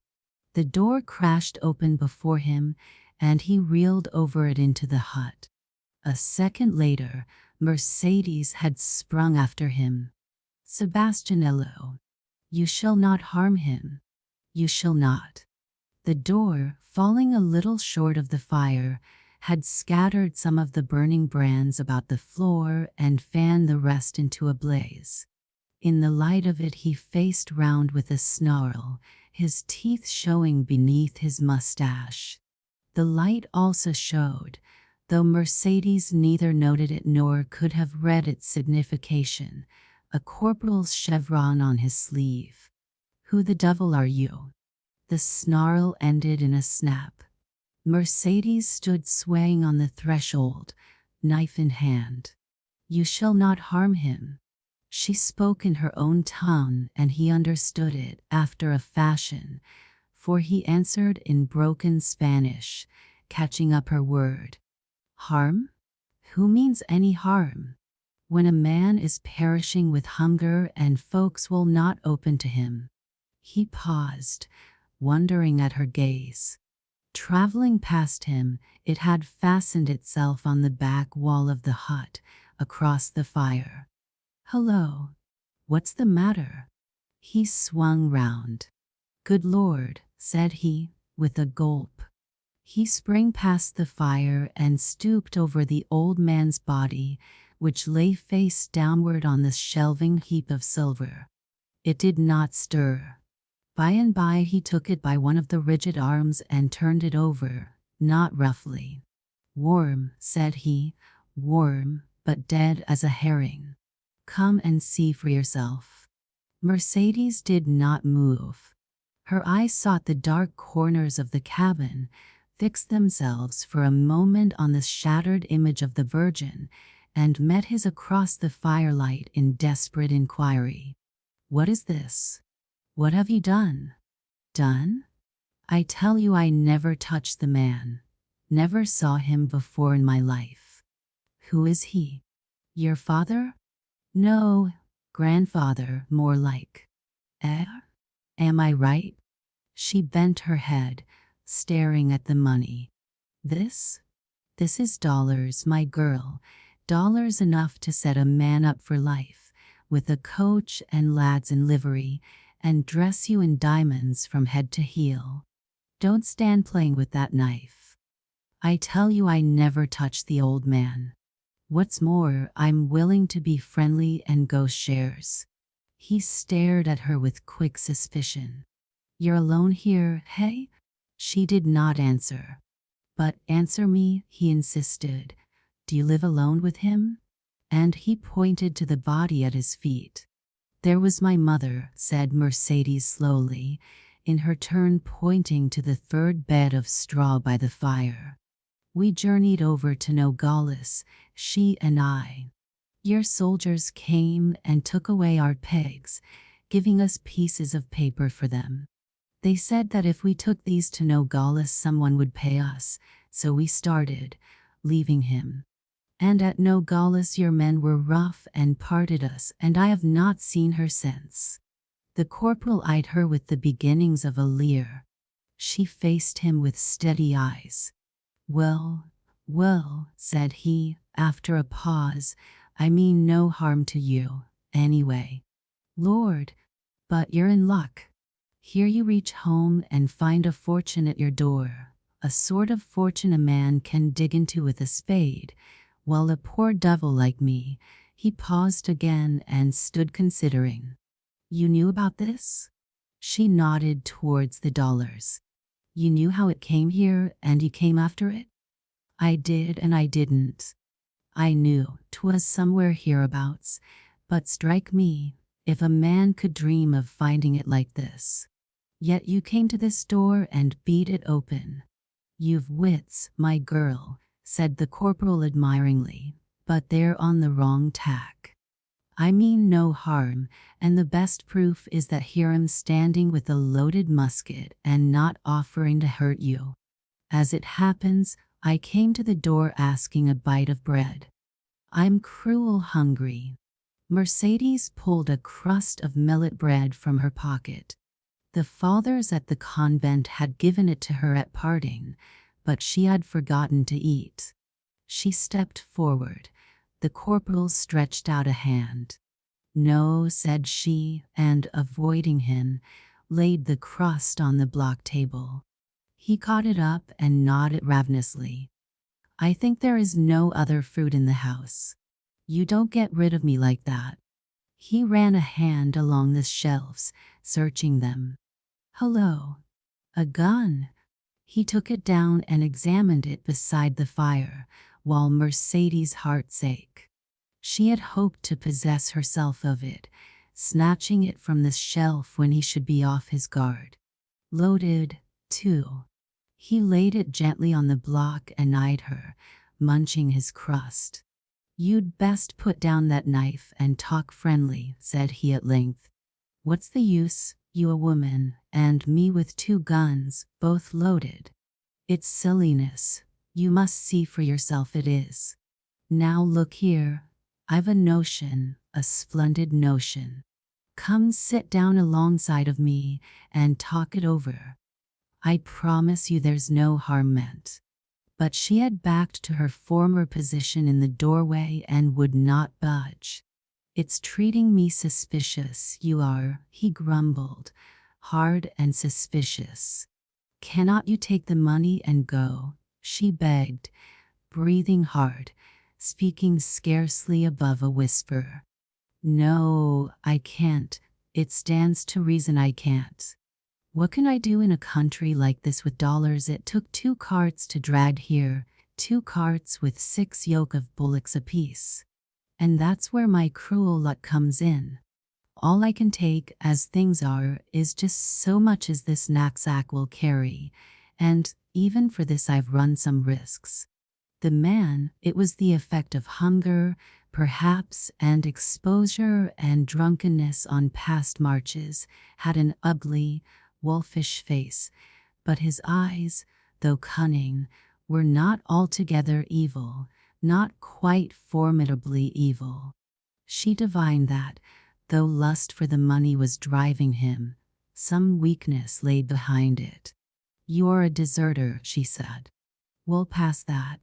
He seated himself, flinging a leg over the block and laying the 2 guns side by side on his knees. I can win back, maybe. As things go, between stragglers and deserters it's hard to choose in these times, and I'll get the benefit of the doubt. I've taken some risks, he repeated, glancing from the guns on his knees to the pile of silver and back. Pretty bad risks, and only to fill my knapsack. But now it strikes me, can't you come closer? But she held her ground and waited. It strikes me, why couldn't we collar the whole of this, we two? We're alone. No one knows. I've but to lift one of these, he tapped the guns, and where would you be? But I don't do it. I don't want to do it. You hear me? You don't do it, said Mercedes slowly, because without me you can't get away with more than a handful of this money. And you want the whole of it. You're a clever girl. Yes, I want the whole of it. Who wouldn't? And you can help. Can't you see how? No. He sat swinging his legs. Well, that's where my notion comes in. I wish you'd drop that knife and be friendly. It's a fortune I'm offering you. Now my notion is that we 2 ought to marry. He stood up. Mercedes lifted the knife with its point turned inward against her breast. If you take another step? Oh, but look here. Look at it every way. I like you. You're a fine build of a woman, with plenty of spirit, the very woman to help a man. We should get along famously. One country's as good as another to me. I'm tired of soldiering, and there's no woman at home. Help me.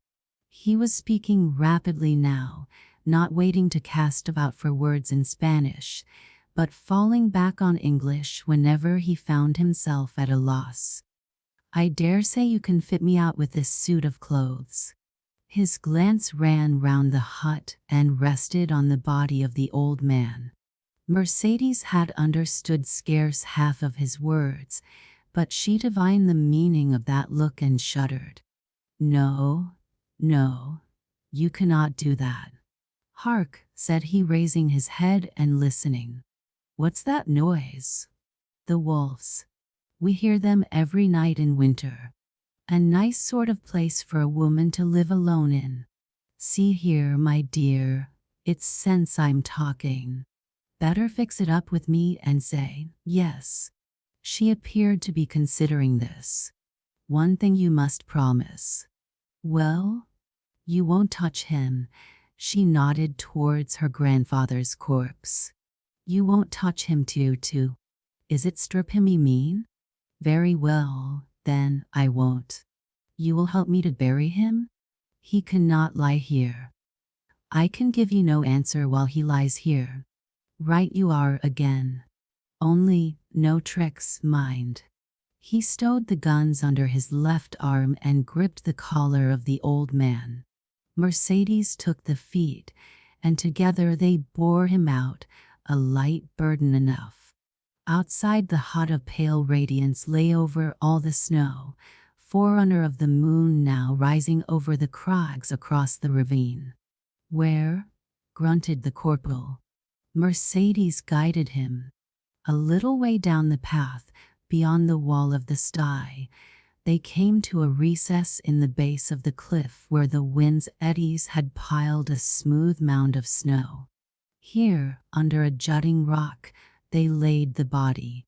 "Cover him as best you can," the corporal ordered. "My hands are full." He stood, clasping his guns, and watched Mercedes while she knelt and shoveled the snow with both hands. Yet always her eyes were alert and she kept her knife ready. From their mount they looked down upon the ravine in front and over the wall of the sty towards the cabin. Behind them rose the black cliff.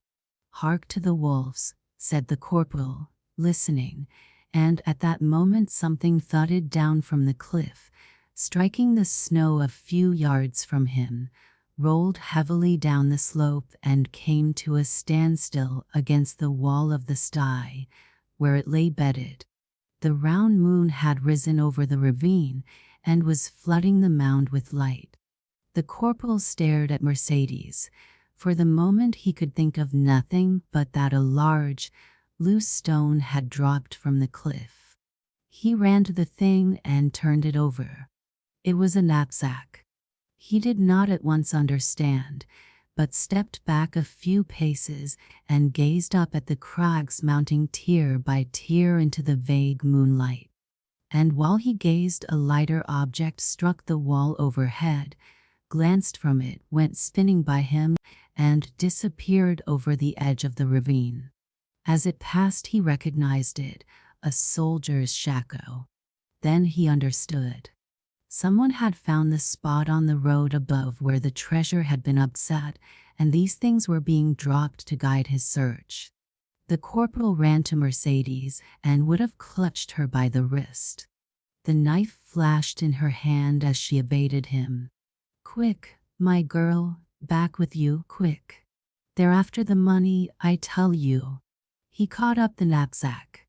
They ran back together and flung themselves into the cabin. The corporal bolted the door.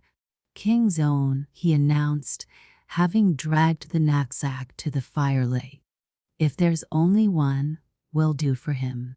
He stepped to the window hole, pulled open the shutter, laid the two guns on the ledge, and waited, straining his ears. "Got such a thing as a shovel or a mattock?" he asked after a while. "I reckon you could make shift to cover up the dollars. There's a deal of loose earth come down with them." It took her some time to guess what he wanted, for he spoke in a hoarse whisper. He listened again for a while, then pointed to the treasure. "Cover it up. If there's more than one, we'll have trouble." She produced a mattock from a corner of the cabin and began, through the broken wall, to rake down mud and earth and cover the coins. For an hour and more she worked, the corporal still keeping watch. Once or twice he growled at her to make less noise. He did not stand the suspense well, but after the first hour grew visibly uneasy. "I've a mind to give this over," he grumbled, and fell to unstrapping his knapsack. "Here." He tossed it to her. "Packet, full as you can. Half a loaf may turn out better than no bread." She laid the knapsack open on the floor and set to work, cramming it with dollars. "Talking of bread," he went on by and by, "that's going to be a question. My stomach's feeling at this moment like as if it had 2 rows of teeth inside." "Hist." Mercedes rose, finger to lip. He turned again to the window hole and peered out, gun in hand, his shoulder blocking the recess. A man's footsteps were coming up the path, coming cautiously. Their crunch upon the snow was just audible and no more. Mercedes stole towards the window and crept close behind the corporal's back, stood there, holding her breath. The man on the path halted for a moment and came on again, still cautiously. There was a jet of flame, a roar, and the corporal, after the kick of his musket, strained himself forward on the window ledge to see if his shot had told. "Settled him," he announced, drawing back and turning to face her with a triumphant grin. But Mercedes confronted him with her father's fowling piece in hand. She had slipped it off the window ledge from under his elbow as he leaned forward. "Unbar the door," she commanded. "Look here, no nonsense. Unbar the door." She believed him to be a coward, and he was. "You just wait a bit, my lady," he threatened, but drew the bolt. Nevertheless, when he turned, the muzzle of the fowling piece still covered him. She nodded toward the knapsack. "Pick up that, if you will. Now turn your back to me, if you please, and go." He hesitated, rebellious, but there was no help for it. "Go," she repeated, and he went. Above the cabin the path ended almost at once in a cul-de-sac, a wall of frowning cliff. There was no way for him, whether he wished to descend or climb the mountain, but that which led him past the body of the man he had just murdered. He went past it tottering, fumbling with the straps of his knapsack, and Mercedes stood in the moonlit doorway and watched him out of sight.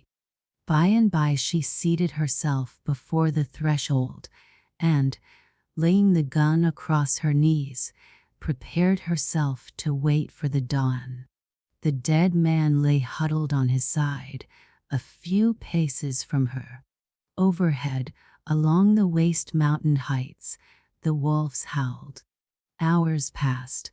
Still the wolves howled, and once from the upper darkness Mercedes heard, or fancied that she heard, a scream.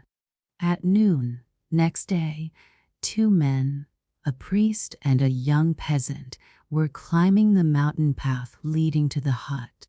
The young man carried on his shoulder a 2-year-old child, and, because the sun shone and the crisp air put a spirit of life into all things untroubled by thought, the child crowed and tugged gleefully at his father's ferret. But his father paid no heed and strode forward at a pace which forced the priest, who was stout, now and again into a run. "She will not be there," he kept repeating, steeling himself against the worst. "She cannot be there. When she missed her child, she is waiting on her grandfather, the like," urged the priest. "They left him with 1 day's food, so she told the brothers. And they, like fools, let her go with just sufficient for her own needs. Yet I ought not to blame them for losing their heads in so small a matter. They saved many women." He told again how he, the parish priest of Nogales, had found Gil the younger and his wife dead and drunken, with their heads in a gutter and the child wailing in the mud beside them. "Your wife had given her mother the child to guard, but a minute before she fell in with the soldiers. A young officer saved her," the brothers said. "Mercedes will have sought her child first," persisted Sebastian, and rounding the corner of the cliff, they came in sight of the hut and of her whom they sought. She sat in the path before it, still with the fowling piece across her knees. But to reach her they had to pass the body of a soldier lying with clenched hands in a crimson patch of snow. The child, who had passed by many horrors on the road, and all with gay unconcern, stretched out his arms across this one, recognizing his mother at once, and kicking in his father's clasp. She raised her eyes dully. She was too weak even to move. "I knew you would come," she said in a whisper, and with that her eyes shifted and settled on the body in the path. "Take him away." I did not kill him." Her husband set down the child. "Run indoors, little one. You shall kiss Mama presently." He bent over her and, unstringing a small wineskin from his belt, held the mouth of it to her lips. The priest stooped over the dead man, on whose collar the figures 28 twinkled in the sunlight. The child, for a moment rebellious, toddled towards the doorway of the hut. Mercedes' eyelids had closed, but some of the wine found its way down her throat, and as it revived her, they flickered again. "Sebastian," she whispered, "be at rest, dear wife. It is I, Sebastian. I did not kill him. I hear you did not kill him. The child, he is safe, safe and sound," he assured her, and called Sebastianello. For a moment there was no answer, but as he lifted Mercedes and carried her into the hut, on its threshold the boy met them, his both hands dropping silver dollars. The lamp and the guitar. From the memoirs of Manuel, or Manus, MacNeill, and agent in the Secret Service of Great Britain during the Peninsular Campaigns of 1808 to 13. I have not the precise date in 1811 when Fuentes and I set out for Salamanca, but it must have been either in the 3rd or 4th week of July. In Portugal just then Lord Wellington was fencing, so to speak, with the points of 3 French armies at once. On the south he had Soult, on the north Dorsen, and between them Marmont's troops were scattered along the valley of the Tagus, with Madrid as their far base. Being solidly concentrated, by short and rapid movements he could keep these 3 armies impotent for offense, but en revanche he could make no overmastering attack upon any one of them. If he advanced far against Soult or against Dorsen, he must bring Marmont down on his flank, left or right, while, if he reached out and struck for the Tagus Valley, Marmont could borrow from right and left without absolutely crippling his colleagues, and roll up 70,000 men to bar the road on Madrid. In short, the opposing army stood at a deadlock, and there were rumors that Napoleon, who was pouring troops into Spain from the north, meant to follow and take the war into his own hands. Now, the strength and the weakness of the whole position lay with Marmont, while the key of it, curiously enough, was Ciudad Rodrigo, garrisoned by Dorsen, as in due time appeared.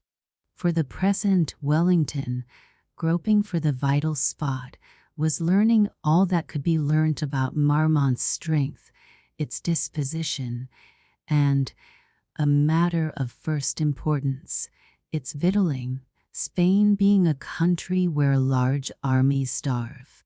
How many men were being drafted down from the north? How was Marmont scattering his cantonments to feed them? What was the state of the harvest? What provisions did Salamanca contain? And what stores were accumulating at Madrid, Valladolid, Burgos? I had just arrived at Lisbon in a chassemerie of San Sebastian, bringing a report of the French troops, which for a month past had been pouring across the Bridge of Iron, and how I had learnt this is worth telling. There was a cobbler, Martinez by name, a little man with a green shade over his eyes, who plied his trade in a wooden hutch at the end of the famous bridge. While he worked he counted every man, horse, standard, wagon, or gun that passed, and forwarded the numbers without help of speech or writing, for he could not even write his own name. He managed it all with his hammer, tapping out a code known to our fellows who roamed the shore below on the pretense of hunting for shellfish, but were prevented by the French cordon from getting within sight of the bridge. As for Martinez, the French generals themselves gossiped around his hutch while he cobbled industriously at the soldiers' shoes. I had presented my report to Lord Wellington, who happened to be in Lisbon quarreling with the Portuguese government and re-embarking, apparently for Cadiz, a battering train of guns and mortars which had just arrived from England. And after 2 days' holiday, I was spending an idle morning in a wine shop by the quay, where the proprietor, a fervid politician, kept on file his copies of the government newspaper, the Lisbon Gazette. A week at sea had sharpened my appetite for news, and I was wrapped in study of the Gazette when an orderly arrived from headquarters with word that Lord Wellington requested my attendance there at once.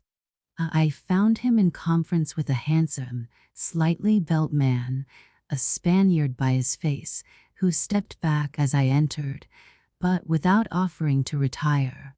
Instead, he took up his stand with his back to one of the 3 windows overlooking the street, and so continued to observe me, all the while keeping his own face in shade.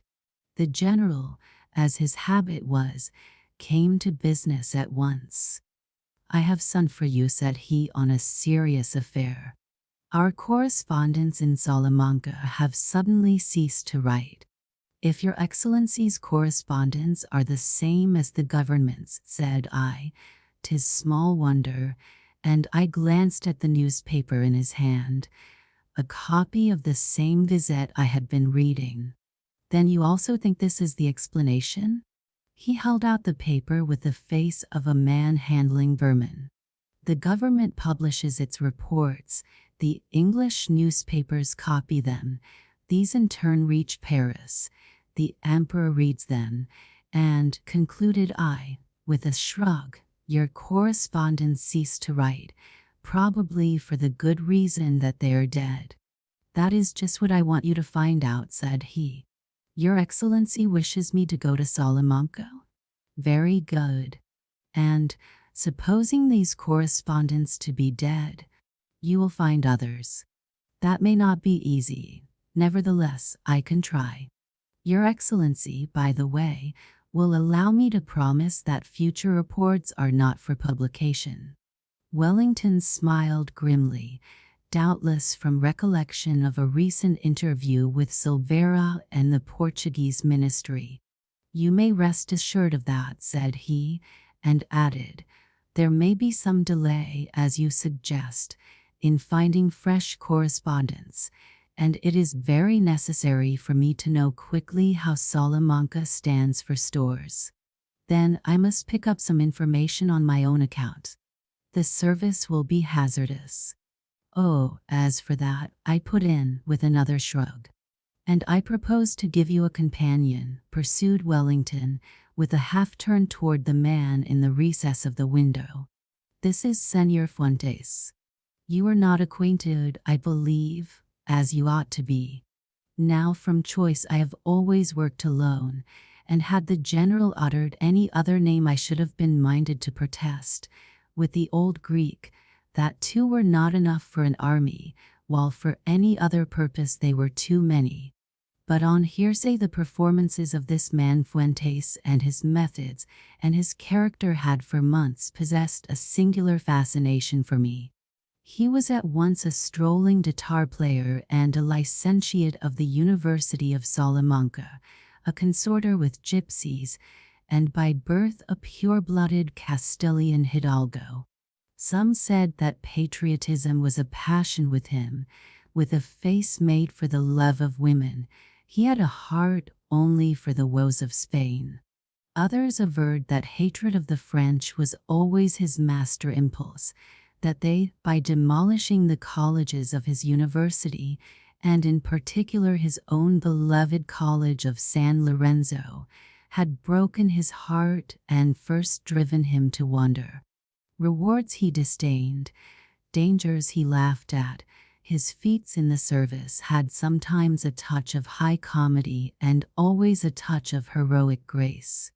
In short, I believe that if Spain had held a poet in those days, Fuentes would have passed into song and lived as one of his country's demigods. He came forward now with a winning smile and saluted me cordially, not omitting a handsome compliment on my work. You could see that the man had not an ounce of meanness in his nature. "We shall be friends," said he, turning to the commander-in-chief. "And that will be to the credit of both, since Senor McNeil has an objection to comrades." "I never said so." "Excuse me, but I have studied your methods." "Well, then," I replied, "I had the strongest objection, but you have made me forget it, as you have forgotten your repugnance to visit Salamanca." For although Fuentes flitted up and down and across Spain like a will-o'-the-wisp, I had heard that he ever avoided the city where he had lived and studied. His fine eyes clouded, and he muttered some Latin words as it were with a voice indrawn. "I beg your pardon?" put in Wellington sharply. Cecedit Salmantica illa fortis," Fuentes repeated. Cecedit, ah. I see, a quotation. Yes, they're knocking the place about. As many as 15 or 16 colleges razed to the ground. He opened the newspaper again and ran his eyes down the report. "You'll excuse me. In England we have our own way of pronouncing Latin, and for the moment I didn't quite catch. Yes, 16 colleges, a clean sweep. But before long, Senor Fuentes will return the compliment upon their fortifications." "That must be my consolation, Your Excellency," Fuentes made answer with a smile which scarcely hid its irony. The general began to discuss our route, our precautions he left to us. He was well aware of the extreme risk we ran, and once again made allusion to it as he dismissed us. "If that were all Your Excellency demanded." Fuentes' gaiety returned as we found ourselves in the street. "We shall get on together like a pair of schoolboys," he assured me. "We understand each other, you and I. But, oh, those islanders!" We left Lisbon that same evening on muleback, taking the road for Abrantes. So universally were the French hated that the odds were we might have dispensed with precautions at this stage, and indeed for the greater part of the journey. The frontier once passed, we should be traveling in our native country, Fuentes as a gypsy and I as an Asturian, moving from one harvest job to another. We carried no compromising papers, and if the French wanted to arrest folks on mere suspicion, they had the entire population to practice on. Nevertheless, having ridden northeast for some leagues beyond Abrantes, on the direct road leading past Ciudad Rodrigo to Salamanca, we halted at Amendoa, bartered one of our mules for a couple of skins of wine and 10 days' provisions, and, having made our new toilet in a chestnut grove outside the town, headed back for the road leading east through Villa Velha into the Tagus Valley. Beyond the frontier we were among Marmot's cantonments, but these lay scattered, and we avoided them easily. Keeping to the hill tracks on the northern bank of the river, and giving a wide berth to the French posts in front of Alcantara, we struck away boldly for the north through the Sierras, reached the Alagon, and, following up its gorges, crossed the mountains in the rear of Béjar, where a French force guarded the military pass. So far we had traveled unmolested, if toilsomely, and a pleasanter comrade than Fuentes no man could ask for. His gaiety never failed him, yet it was ever gentle, and I suspected that it covered either a native melancholy or some subtle sorrow for his country, the like, but there were depths he never allowed me to sound. He did everything well, from singing a love song to tickling a trout and cooking it for our supper. And it was after such a supper, as we lay and smoked on a heathery slope beyond Behar, that he unfolded his further plans. "My friend," said he, "there were once two brothers, students of Salamanca, and not far removed in age. Of these the elder was given to love-making and playing on the guitar, while the other stuck to his books, which was all the more creditable because his eyes were weak." I hope you are enjoying this story. It begins to be interesting. Yet these two brothers, they were nearly of one height, by the way, obtained their bachelor's degrees, and in time their licentiates, though as rewards for different degrees of learning. They were from Villa Castin, beyond Ovila in Old Castile, but their father, a hidalgo of small estates there, possessed also a farm and the remains of a castle across the frontier in the kingdom of Leon, a league to the west of Salvatierra on the Tormes. It had come to him as security for a loan which was never paid, and, dying, he left this property to his younger son Andrea. Now when the French set a Corsican upon the throne of our kingdoms, these two brothers withdrew from Salamanca, but while Andrea took up his abode on his small heritage and gave security for his good behavior, Eugenio, the elder, turned his back on the paternal home, which the French had ravaged, and became a rebel, a nameless, landless man and a wanderer, with his guitar for company. You follow me? I follow you, Señor Don Eugenio. Not de Fuentes, he put in with a smile. The real name he shall read upon certain papers and parchments of which I hope to possess myself tonight. In short, my friend, since we are on the way to Salamanca, why should I not apply there for my doctor's degree? It requires a thesis, I have always understood. That is written. May I ask upon what subject? The fiend take me if I know yet. But it is written, safe enough. Ah, I see. We go to Salvatierra? Yes, yes, but what of me, who knows scarcely any Latin beyond my credo? Why, that is where I feel a certain delicacy. Having respect to your rank, caballero, I do not like to propose that you should become my servant. I am your servant already, and for a week past I have been an Asturian. It will be promotion. He sprang up gaily. What a comrade is mine, he cried, flinging away the end of his cigarette. To Salvatierra, then, Santiago and close Spain. Darkness overtook us as we climbed down the slopes, but we pushed on, Fuentes leading the way boldly. Evidently he had come to familiar ground. But it was midnight before he brought me, by an abominable road, to a farmstead the walls of which showed themselves ruinous even in the starlight, for moon there was none. At an angle of the building, which once upon a time had been whitewashed, rose a solid tower, with a doorway and an iron-studded door, and a narrow window overlooking it. In spite of the hour, Fuentes advanced nonchalantly and began to bang the door, making noise enough to wake the dead. The window above was presently opened. One could hear, with a shaking hand. "Who is there?" asked a man's voice no less tremulous. "Who are you, for the love of God?" "Gente de paz, my dear brother, not your friends the French. I hope, by the way, you are entertaining none. I have been in bed these 4 hours or 5. Peace, say you? I wish you would take your own risks and leave me in peace. What is it you want this time? 'Tis a good 6 weeks, brother, since my last visit, and, as you know, I never call without need. Well, what is it you need?"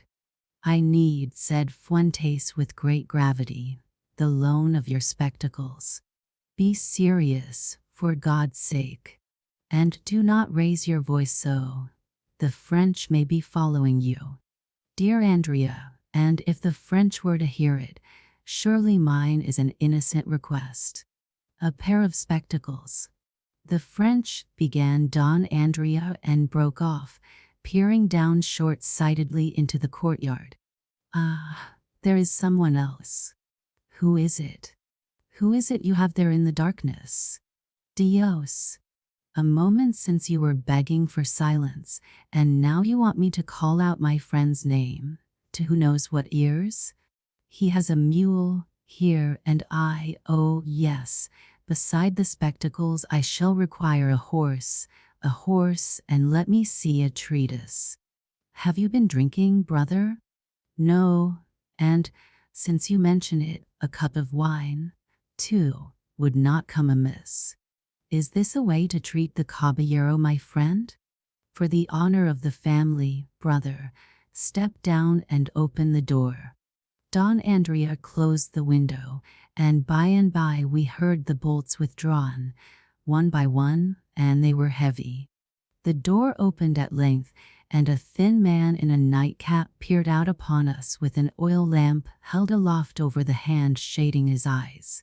You had best call one, said his brother easily, and bid him stable the mule. For the remainder of the night we are your guests, and, to ensure our sleeping well, you shall fetch out the choicest of the theses you have composed for your doctorate and read us a portion over our wine. We lay that night, after a repast of thin wine and chestnuts, in a spare chamber and on beds across the feet of which the rats scud. I did not see Don Andrea again, but his brother, who had risen betimes, awakened me from uneasy slumber and showed me a spoil. Sure enough, it included a pair of spectacles and a bulky roll of manuscript, a leathern jerkin, a white shirt, and a pair of velvet fustian breeches, tawny yellow in hue and something the worse for wear. Below stairs, in the courtyard, we found a white-haired retainer waiting, with his grip on the bridles of my mule and a raw-boned gray mare. The caballero will bring them back when he is done with them, said this old man as I mounted. The request puzzled me for a moment until I met his eyes and found them fastened wistfully on my breeches. Assuredly Fuentes was an artist. Besides the spectacles, which in themselves transformed him, he had borrowed a broad-brimmed hat and a rusty black sleeveless mancha, which, by the way he contrived it to hang, gave his frame an extraordinary lankiness. But his final and really triumphant touch was simply a lengthening of the stirrups, so that his legs dangled beneath the mare's belly like a couple of ropes with shoes attached. If Don Andrea watched us out of sight from his tower, as I doubt not he did, his emotions as he recognized his portrait must have been lively. In this guise we ambled steadily all day along the old Roman road leading to Salamanca, and came within sight of the city as the sun was sinking. It stood on the eastern bank of the river, fronting the level rays, its walls rising tier upon tier, its towers and cupolas of cream-colored stone bathed in gold, with recesses of shadowy purple. A bridge of 25 or 6 arches spanned the cool river beds, and towards this we descended between cornfields, of which the light swept the topmost ears while the stalks stood already in twilight. Truly it was a noble city yet, and so I cried aloud to Fuentes. But his eyes, I believe, saw only what the French had marred or demolished. A group of their soldiery idled by the bridge end, waiting for the guard to be relieved, and lolled against the parapet watching the bathers, whose shouts came up to me from the chasm below. But instead of riding up and presenting our passes, Fuentes, a furlong from the bridge, turned his mare's head to the left and reined up at the door of a small riverside tavern. The innkeeper, a brisk, athletic man, with the air of a retired servant, appeared at the door as we dismounted. He scanned Fuentes narrowly while giving him affable welcome.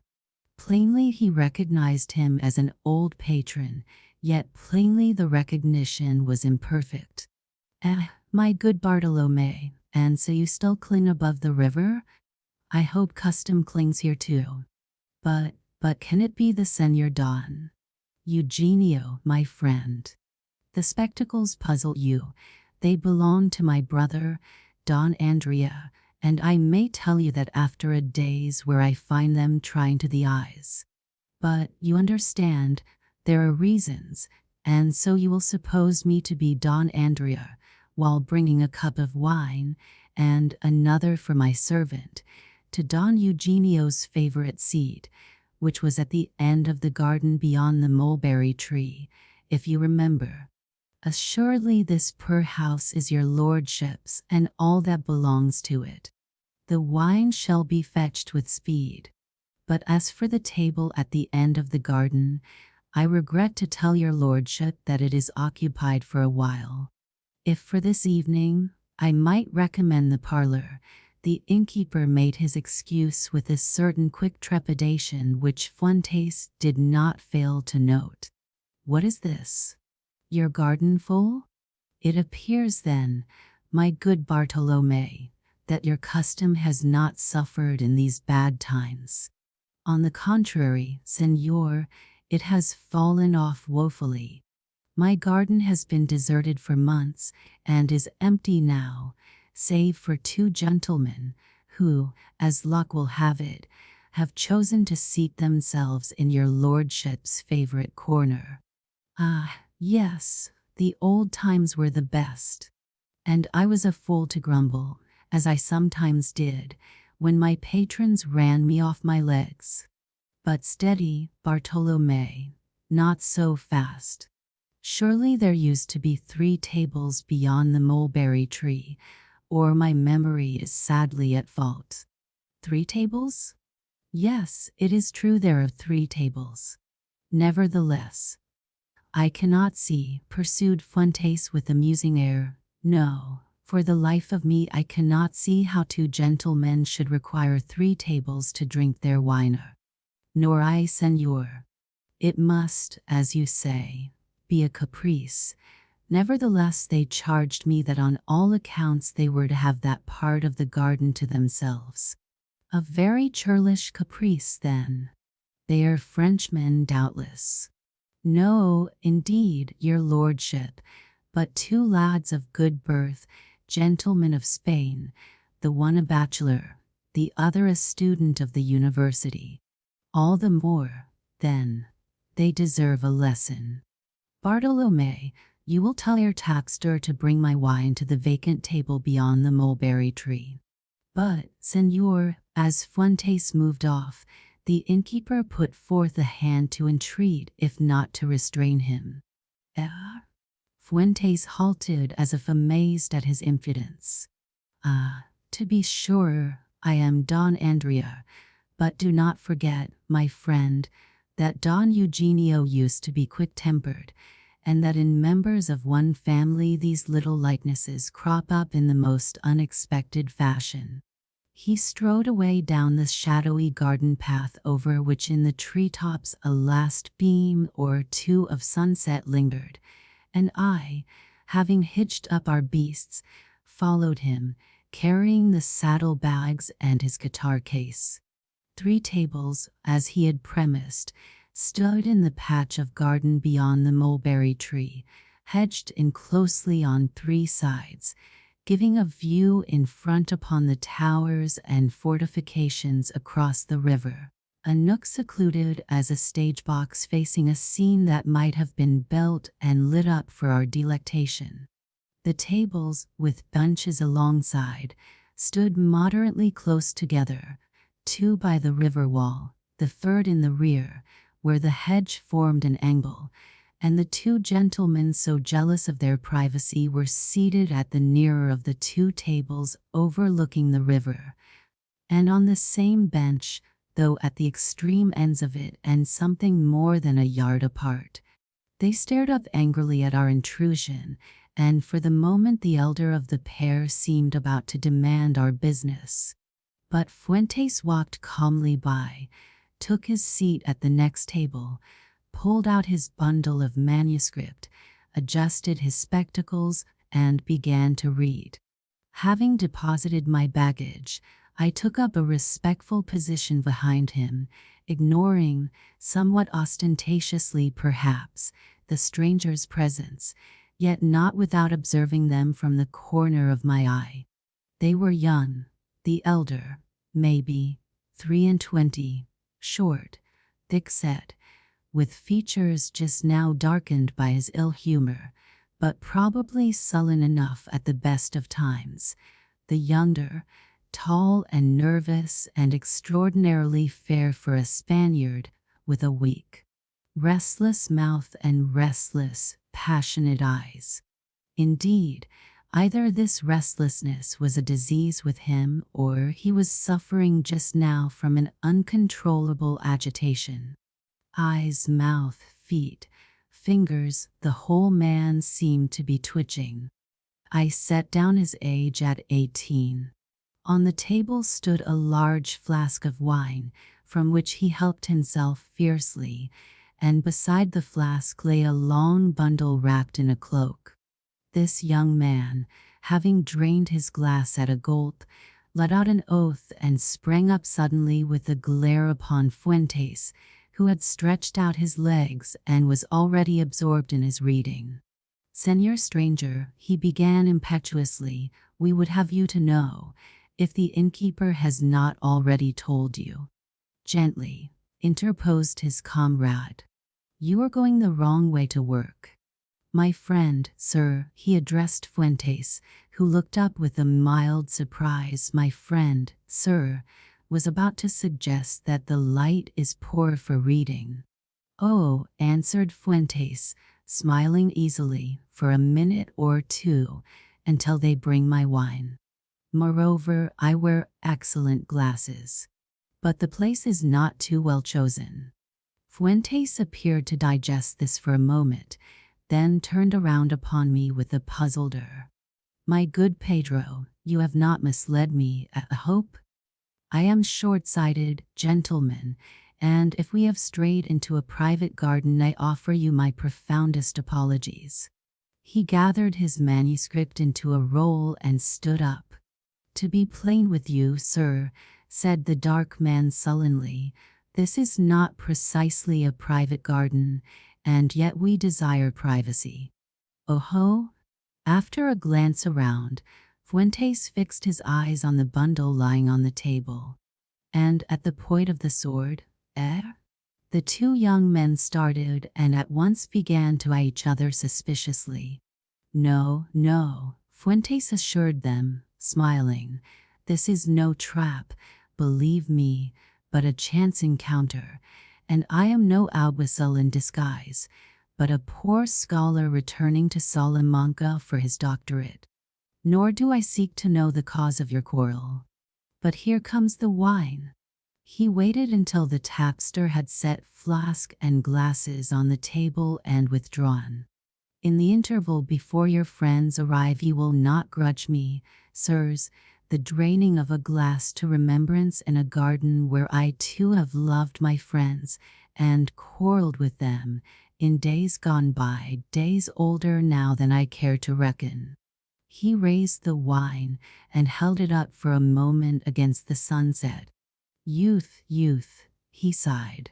"You are welcome, sir," said the younger man a trifle more graciously, "but we expect no seconds, and, believe me, we shall presently be pressed for time." Fuentes raised his eyebrows. "You surprise and shock me, sirs. In the days to which I drank just now, it was not customary for gentlemen of the University of Salamanca to fight without witnesses. We left that to porters and grooms." "And pray," sneered the darker young man, "may we know the name of him who from the height of his years and experience presumes to intrude this lecture on us? You may address me, if you will, as Don Andrea Galaza de Villacastin, a licentiate of your university." To my astonishment, the younger man stopped him with a short offensive laugh. "You may spare us the rest, sir. Don Andrea Galazza is known to us and to all honest patriots by repute. We can supply the rest of his titles for ourselves, beginning with Renegado." "Hist!" interposed his comrade, at the same time catching up the swords from the table. "Don't be a fool, Sebastian. Speak lower, for God's sake. The very soldiers at the bridge will hear you." "Aye, sir," chimed in Fuentes gravely. "Listen to your friend's advice, and do not increase the peril of your remarks by the foolishness of shouting them." But the youngster, flushed with wine and overstrung, had lost for the moment all self-control. "I accept that risk," cried he, "for the pleasure of telling Don Andrea Galazza what kind of man he passes for among honorable folk. He, the brother of Don Eugenio, of our hero, the noble Fuentes. He, that signed his peace while that noble heart preferred to break." He spat in furious contempt. Fuentes turned to me quietly. "Behold one of the enthusiasts we came to seek," he murmured, "and one who will not fear risks. But these testimonials are embarrassing, and this fame of mine swells to a nuisance." He faced his accuser. "Nevertheless," answered he aloud, "you make a noise that must disconcert your friend, who is in two minds about assassinating me. Why spoil his game by arousing the neighborhood? Señor Don Andrea, you know too much, thanks to my friend here," said the dark man slowly. "But we are not assassins," put in the youngster. "Renegade though you be, Don Andrea, I give ye your chance."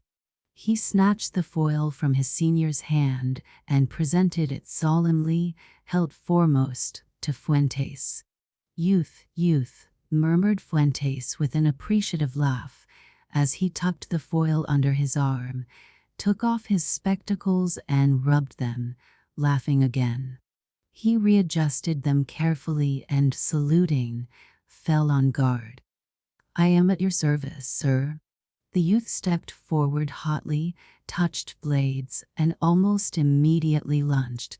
An instant later his sword, as though it had been a bird released from his hand, flew over his shoulder into the twilight behind. "That was ill luck for you, señor," said Fuentes, lowering his point. "But who can be sure of himself in this confounded twilight?" He swung half about towards the river wall, with a glance across at the city, where already a few lights began to twinkle in the dusk. And, so turning, he seemed on a sudden to catch his breath. And almost on that instant the youngster, who had fallen back disconcerted, sprang forward in a fresh fury and gripped his comrade by the arm, pointing excitedly towards a group of houses above the fortifications, whence from a high upper story, deeply recessed between flanking walls, a light redder than the rest twinkled across to us. "The proof," cried he. "She knew you would be here, and that is the proof. You at least I will kill before I leave this garden, as I came to kill you tonight." In his new gust of fury he seemed to have forgotten his discomfiture, to have forgotten even the existence of Fuentes, who now faced them both with a smile which, unless the dusk distorted it, had some bitterness in its raillery. "If I mistake not, sirs, the light you were discussing signals to us from an upper chamber in the lesser street of the Virgins. It can only be seen from this garden and from the far end of it where we now stand. I will not ask you who lights it now, but she who lit it in former days was named Louisa. Oh, yes, she was circumspect, a good maid then, and no doubt a good maid now.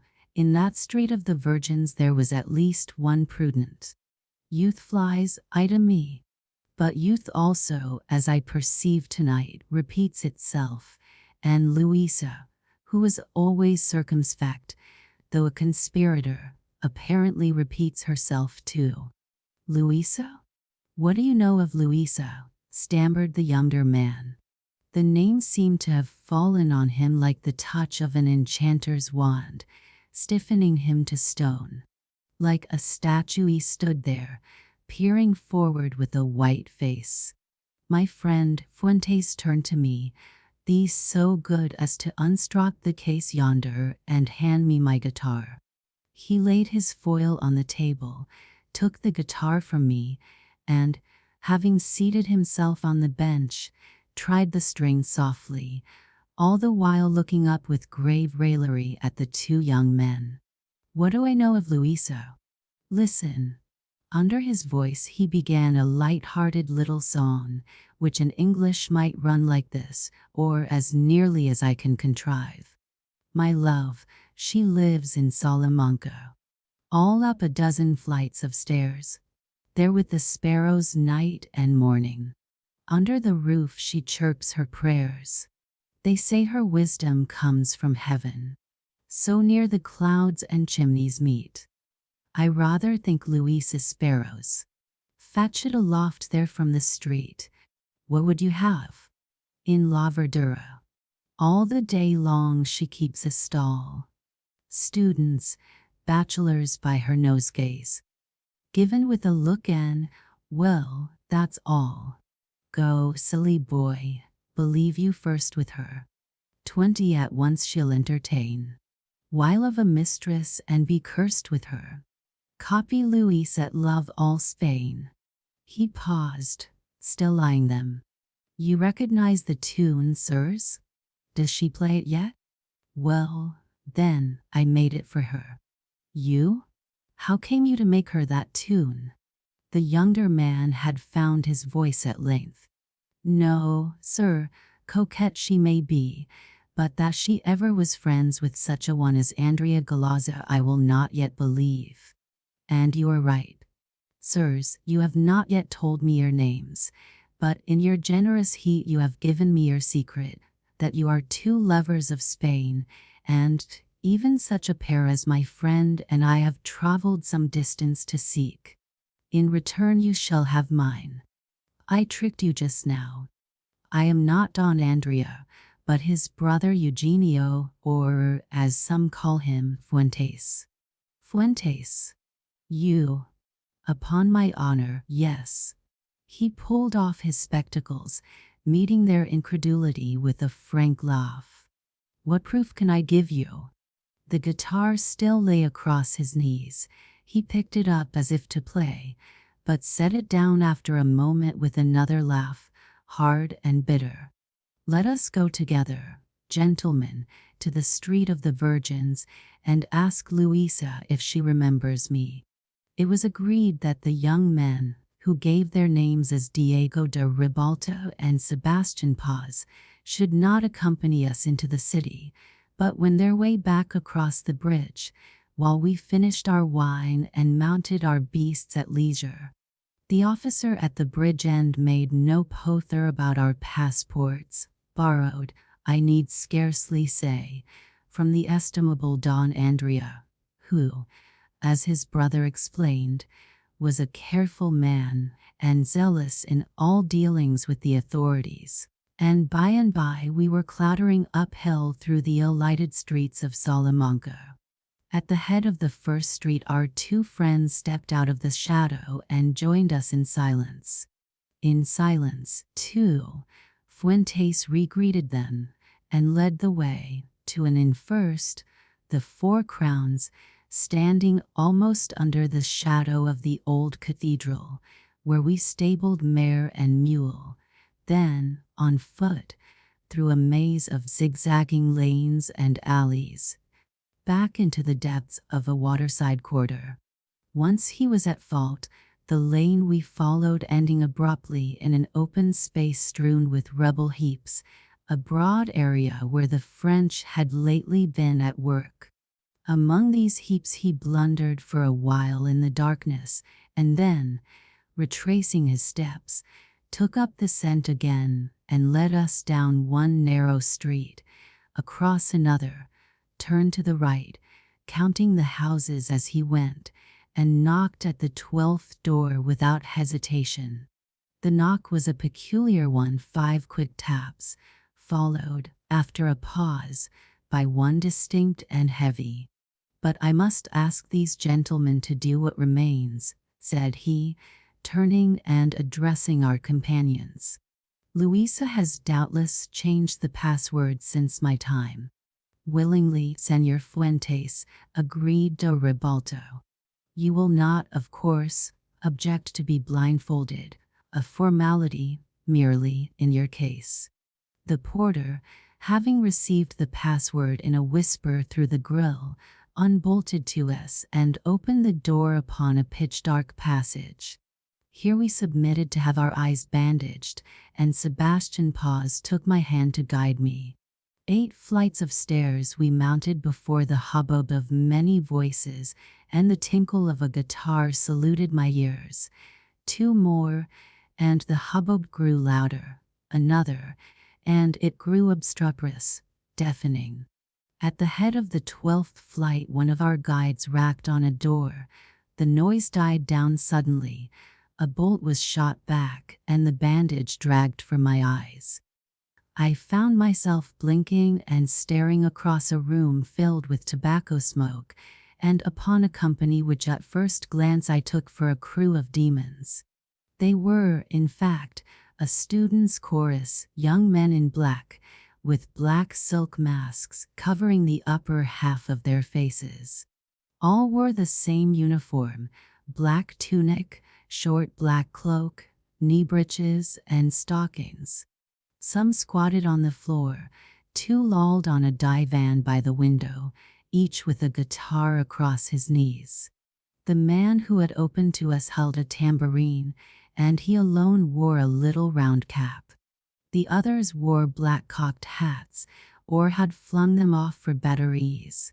In a deep armchair beside the fireplace sat a stiff-backed, middle-aged woman in black, a duenna evidently, who regarded us with eyes like large black beads, but did not interrupt her knitting. In the corner behind the door stood a bed, with a crucifix above it, and on the bed, between 2 crates, the one of them heaped with flowers, sat a young woman dangling a pretty pair of feet and smoking a cigarette while she made up a posy. In spite of their masks, one could tell that all the men were young mere lads indeed. And if this were Louisa, Fuentes had slandered her sorely. She seemed scarcely 18, and we had taken her, too, at unawares, when a woman forgets for a moment her endless vigilant parry against time. She tossed her posy into the half-filled basket, clapped her hands, and sprang off the bed. 2 new recruits. Bravo, Sebastianello. With that, as she stepped gaily forward, her eyes fell on Fuentes, and she swayed and fell back a pace, catching at the foot of the bed. "Don Eugenio." "Your servant, señorito." He bowed elaborately and coldly. "You keep the lamp burning, and I accepted its invitation. Your cheeks, too, señorita, keep the old color. I congratulate you, and you, Dona Isabel." He bowed to the old lady. "To live with youth, that is the way to live, always young." She had moved forward again, as if to take him by both hands, but faltered. "Yes, we have kept the lamp burning, Don Eugenio," she answered with a voice curiously strained. "My friends," she turned to the young men, "rise and salute our guest of guests, Don Eugenio Fuentes." "Fuentes? What are you telling us, Louisa? The Fuentes? But it is impossible. Impossible. Fuentes comes no more to Salamanca." Nevertheless, all had sprung to their feet, and Fuentes comprehended them all in an ironical bow. "That is the name by which I call myself, sirs, since leaving the university." Louisa made a dumb signal, and one of the youths handed him a guitar. He struck, but one chord to assure himself of its tune. There's one that lives in Salamanca, all up a dozen flights of stairs, there with the sparrows, night and morning. Under the roof she chirps her prayers. They say her wisdom comes from heaven. Will you not take a guitar, señorita, and help me with the old psalm? So near the clouds and chimneys meet. I rather think Louisa's sparrows.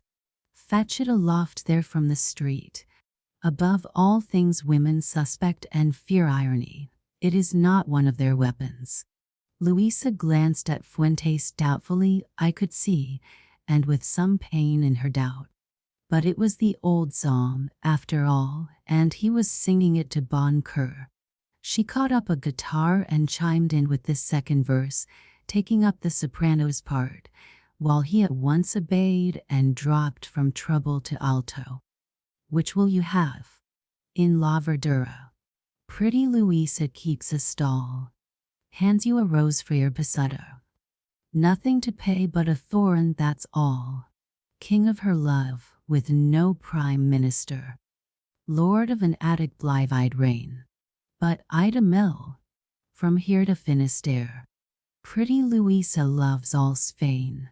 His eyes, as he sang, were fastened on young Sebastian Paz, and she, noting them, played the verse to its ringing close, turned abruptly, and laid the guitar on the bed between the flower baskets. Guitar. She caught up a guitar and chimed in. But I think it is business brings you here, Don Eugenio. He had stepped to the open lattice, and with an upward glance at the lamp, burning steadily in the windless air, leaned on the sill and looked out over the city. Somewhere below by the waterside a dull noise sounded, the thud of a falling bean. The French down there were working by lantern light, clearing away the houses from their fortifications. Yes, I come on business and from Lord Wellington. The good citizens in Salamanca have ceased to write. And small blame to them, one of the young men answered. Small blame to them, I agree. And yet they must send news, this time to Lord Wellington, who knows better than to print it. His eyes interrogated Louisa, who raised hers at length to meet them. That will not be easy, said she, with a pucker of her pretty forehead. They are scared and afraid for their heads.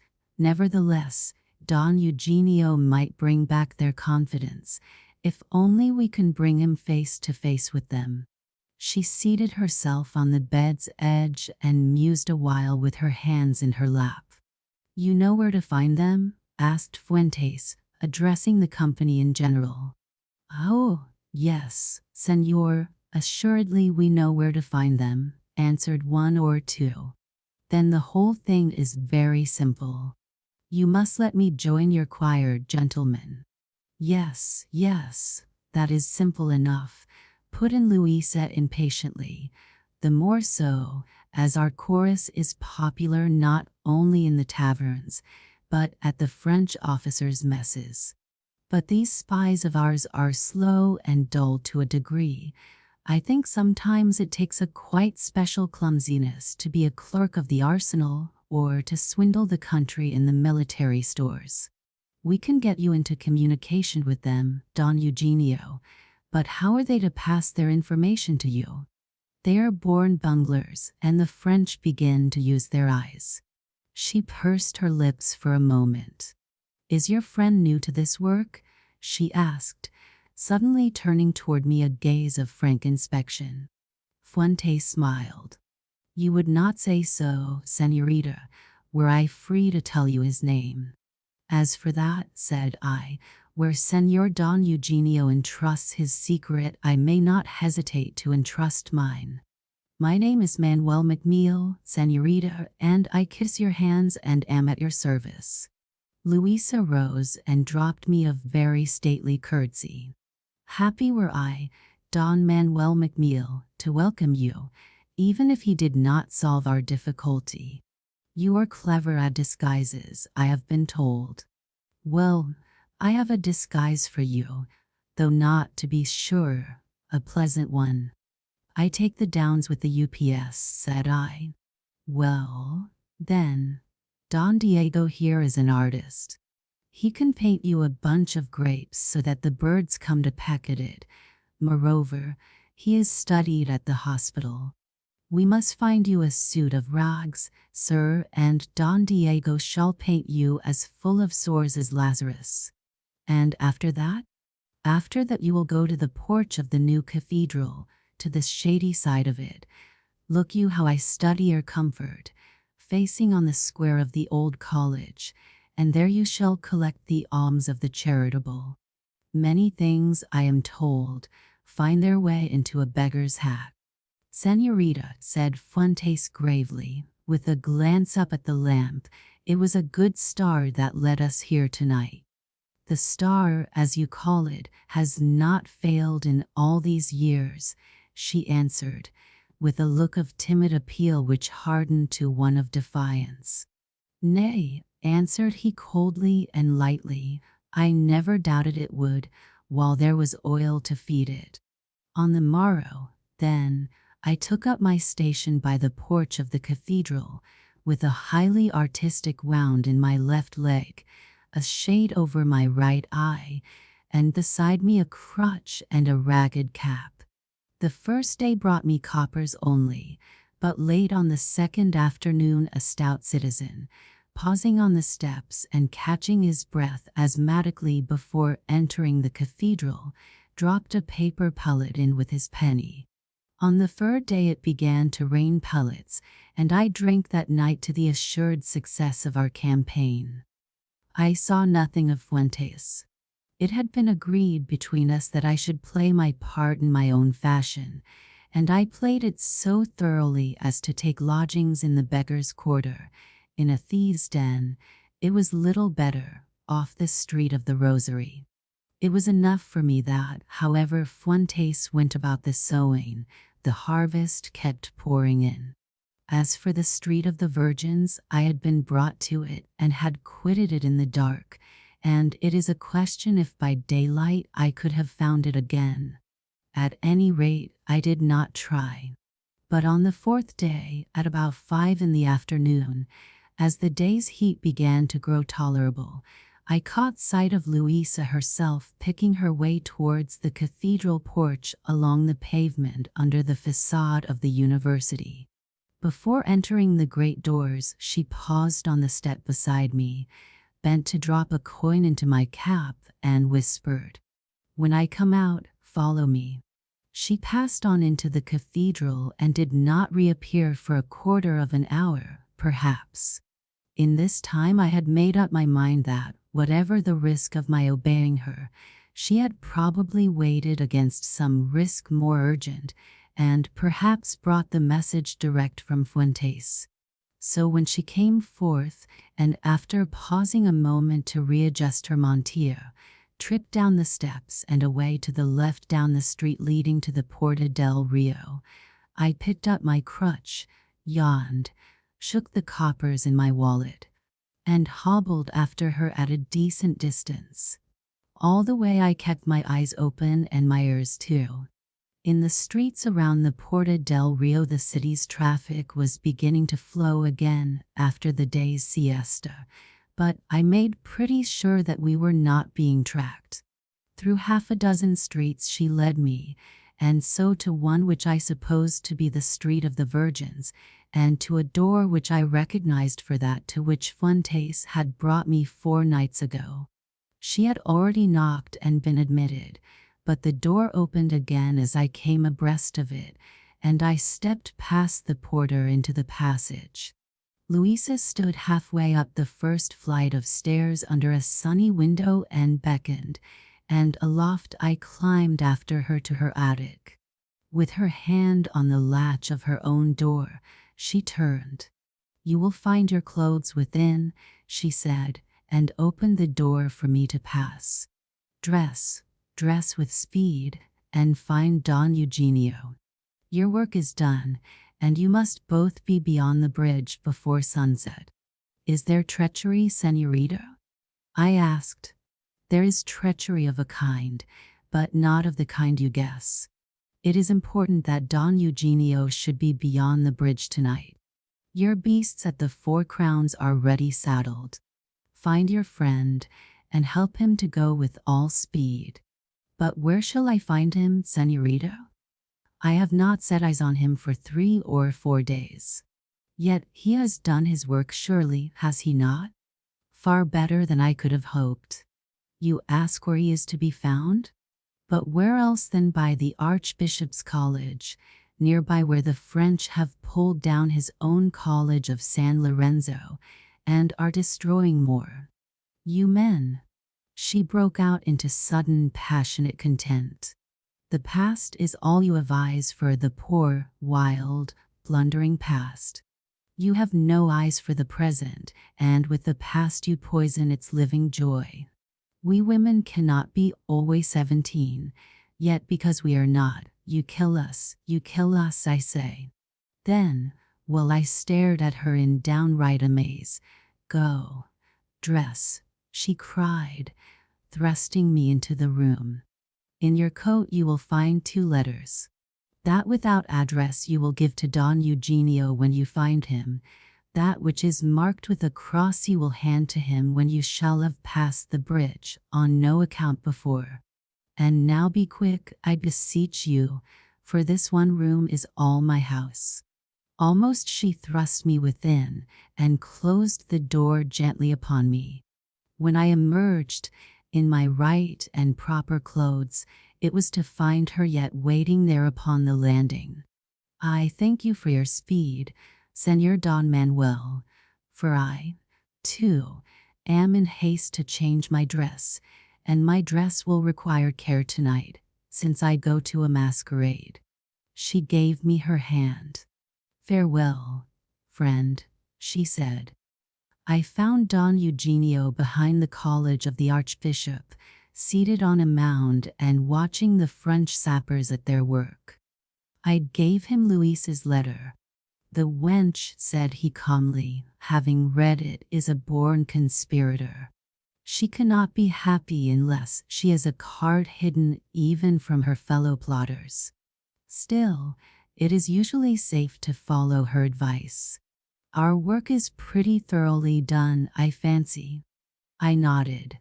"We will see to our beasts then. She tells me they're ready saddled. Saints! She is in a hurry, that girl. Ah, well, then let us go and ask no questions." We found our mare and mule, paid our reckoning, and rode forth from Salamanca. At the bridge end we showed the passports and were bidden to go in peace. As we climbed the hill beyond, I handed Fuentes Luisa's 2nd letter. "She bade me deliver it here," I explained. He read it, turned in his saddle, and looked back towards the twilit sky. "A likely tale," said he, crushing the letter into his pocket. Scarcely a year later, to be precise, on the 17th of June, 1812, the Allied forces crossed the fords above and below Salamanca and invested the fortifications which still commanded the bridge. In the suburbs and outlying quarters the inhabitants lit up their houses and, cheering and weeping, thronged the streets to press the hands of the deliverers. On the 27th the forts fell, and these scenes were renewed. I was passing through the Plaza Mayor that night, about 8 o'clock, when a man plucked me by the sleeve, and, turning in the light of a bonfire, I confronted Fuentes.